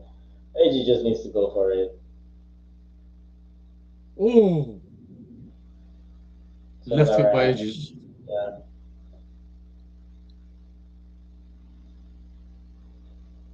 Nice job from AJ.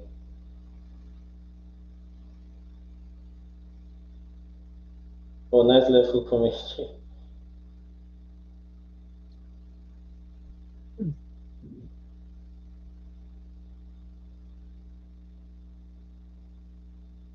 And these guys have sparred a lot in the past, and I'm sure AJ Mhm. will be so confident taking this fight because he's sparred him a lot and probably has Mhm. had success from those spars. So that's why AJ is more confident. I guess definitely. I mean, when you spar a guy and you get the better of him in sparring, Mhm. you and he beat him in the amateurs too. Who Joshua beat Wallen in the amateurs. Yeah. Mhm.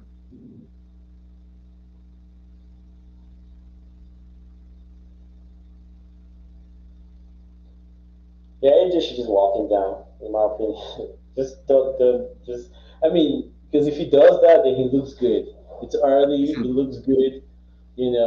Remember when AJ and Wilder were going to fight, and Wilder knocked out Brazil in like the first round, and he looked so good, Yeah, and he lost to Ruiz. That's what yeah. AJ should do. Like, okay, you lose to him, and I just take care of business on my side. Hmm. Who are you giving round three to? Oh, AJ sweep so far. He looks Same. fresh. You know, hasn't really, gone into second gear, and Yeah. Wallen's already looking fine.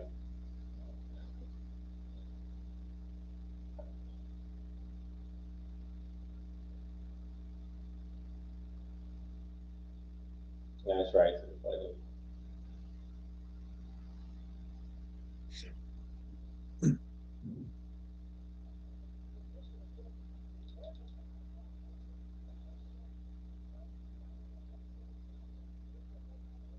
So round number four, Yeah, round number 10 4. seconds in.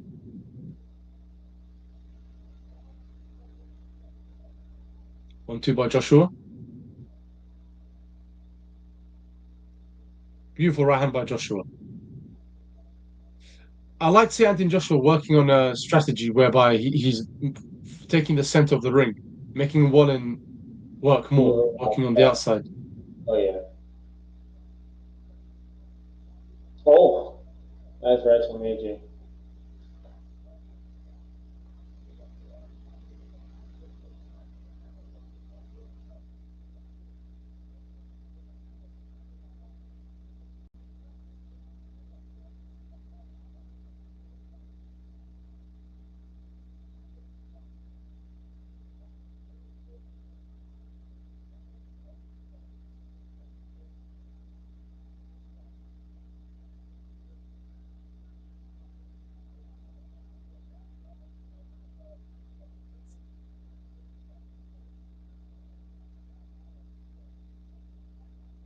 Oh, nice right hand from AJ.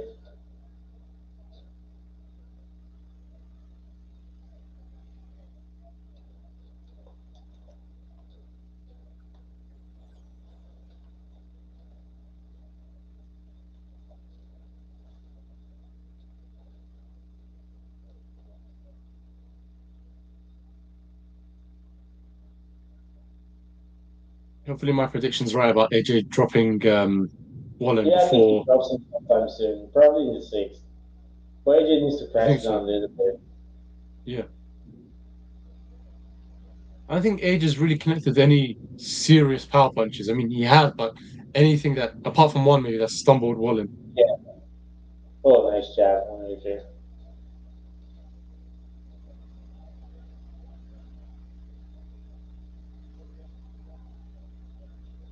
Beautiful right hand by AJ. And I'm liking how he's in and out. I think Oh working yeah. with Ben Davison will be good. This is the AJ we're all accustomed to seeing, or we're used to seeing when he was on the front or aggressive. Oh yeah.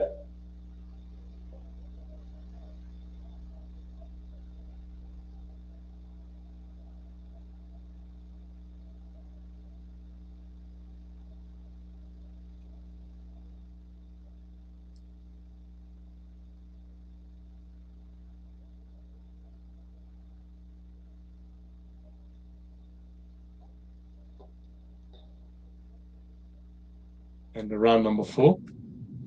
Round four, who are you giving that one to? AJ definitely.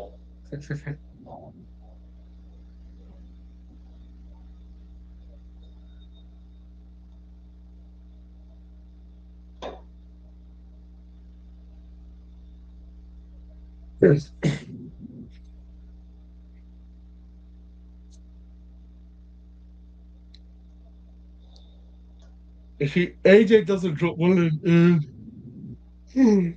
sorry. If AJ doesn't drop Wallen within round five, I don't think he'll drop him in round six. I think he'll drop him, or he's bleeding. Wallen is Yeah. bleeding. Well, Wallen's been bleeding like since like the third round. That's why I was I didn't even just. clock. Oh yeah. Just in AJ needs to go for it.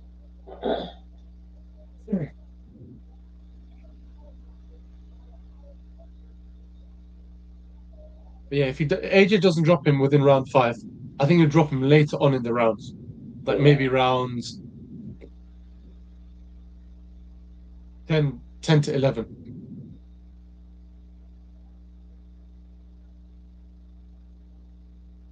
Beautiful jab. Right hand by AJ. Left right by AJ. Left hook by AJ. Right to the body by AJ. He's hunting him down. Jab by Wallen. Beautiful right hand by AJ. 1-2 AJ. Tying him up. Yeah, AJ needs to follow up with those right hands, you know, in my opinion. Beautiful right hand by AJ.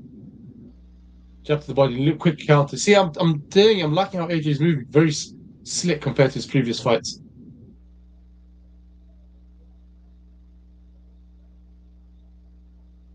Oh, nice straight right from AJ. Oh, beautiful. See, he's quick in and out. Boom, boom. Yeah.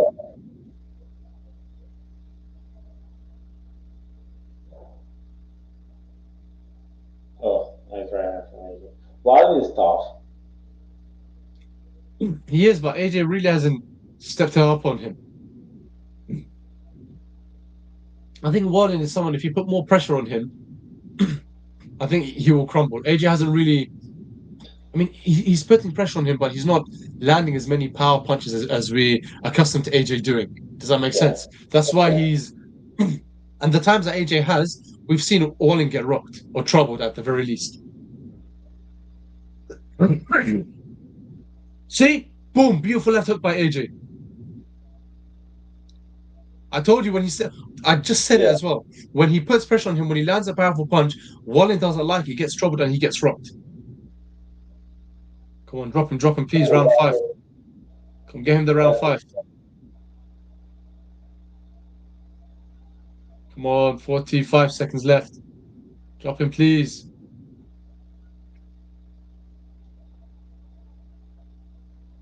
Over. Oh, right hand by AJ.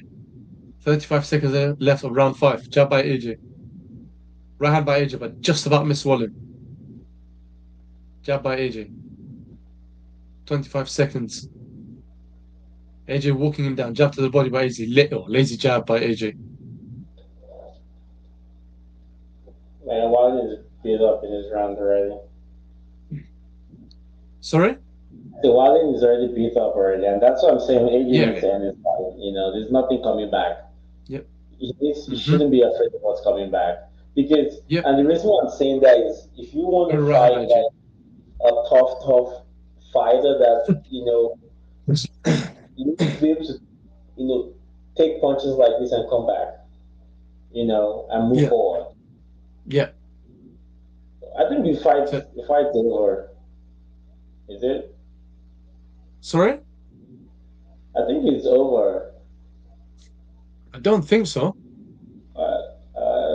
Because I thought that the ref waved it off, though. Isn't it? Oh yeah, it is. What time is it? Oh, he is. Yeah, the ref. That's what I was saying. You know? They called it off. Yeah, they called it off. I saw his caller talk to the ref, to the ref, and I saw the corner, and I saw the eyes, and I was like, oh man, that's over. I mean, that's what I'm saying. This was just this is just not like it was very, you know, it was not as intriguing as I thought it was gonna be. You know, Wallin talked the talk, but he didn't back it up with anything. I thought it was gonna land like some straight. Like AJ is just fresh, and it was very, very like the power was too much. The power was too much, you know. And this is what I'm saying. You know, shaking hands with the Ruiz. Now it looks so good. You know, he went back, he reviewed, knocked all these guys out, came back, and he's good. And this is what I'm saying Wilder should do. You need to go back and review them, look good again. You know? Yeah. Now they'll be calling up for the Fury AJ fight now. Fury AJ. Fury needs to get over his fight with Usyk first before anything happens. Oh, yeah.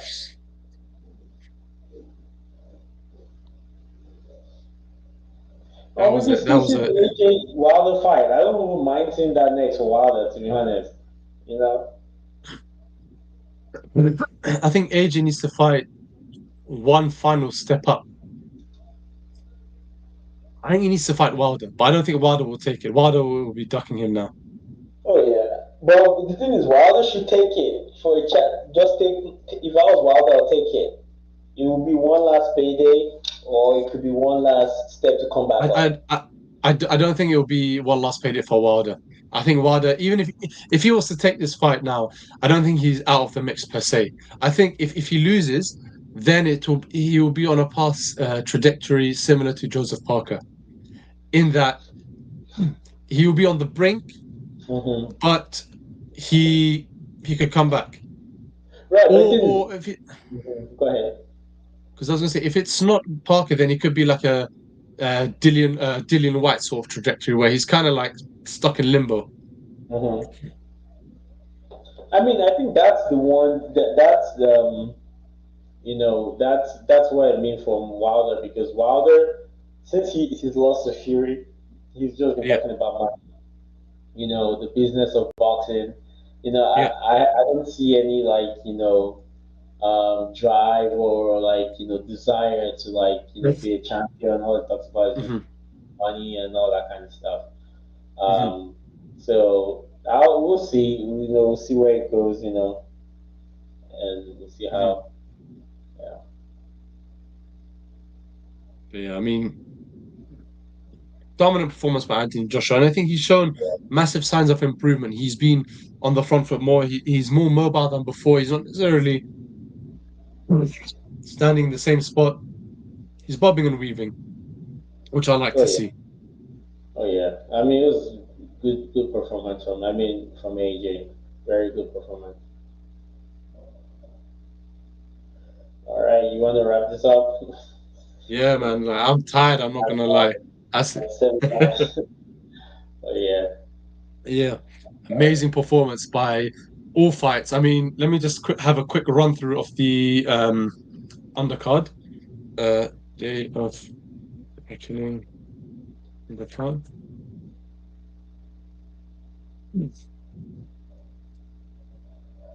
So let me just confirm all the fight results. Okay, so I think Frank Sanchez beat Junior Farr. You did that one. Huge upset. Kabayel, Makhmudov beat Kabayel. Hegic beat Murray in the first round knockout.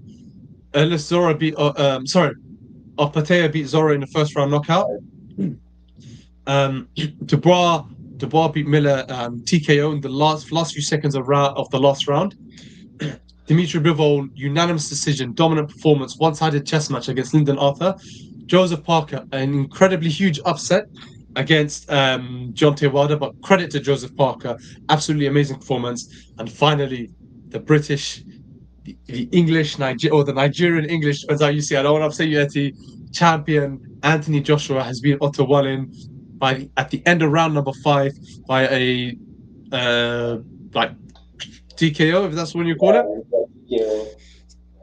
So amazing performance and amazing undercard. Credit to the Saudi Arabian government, or to the Al Turki Sheikh Al Turki, who was able to put this amazing undercard. In my opinion, the greatest undercard that in my lifetime. Anyway, I'm sure probably the same with you, Etty. But thank you so much, everyone, for tuning in. If you haven't done so, don't forget to like, comment, subscribe down below. Let us know in the comments how you think we judge the scorecards, if you agreed with any of our scorecards, and hopefully see you guys in the next video. Awesome. Take care. See you guys. See ya.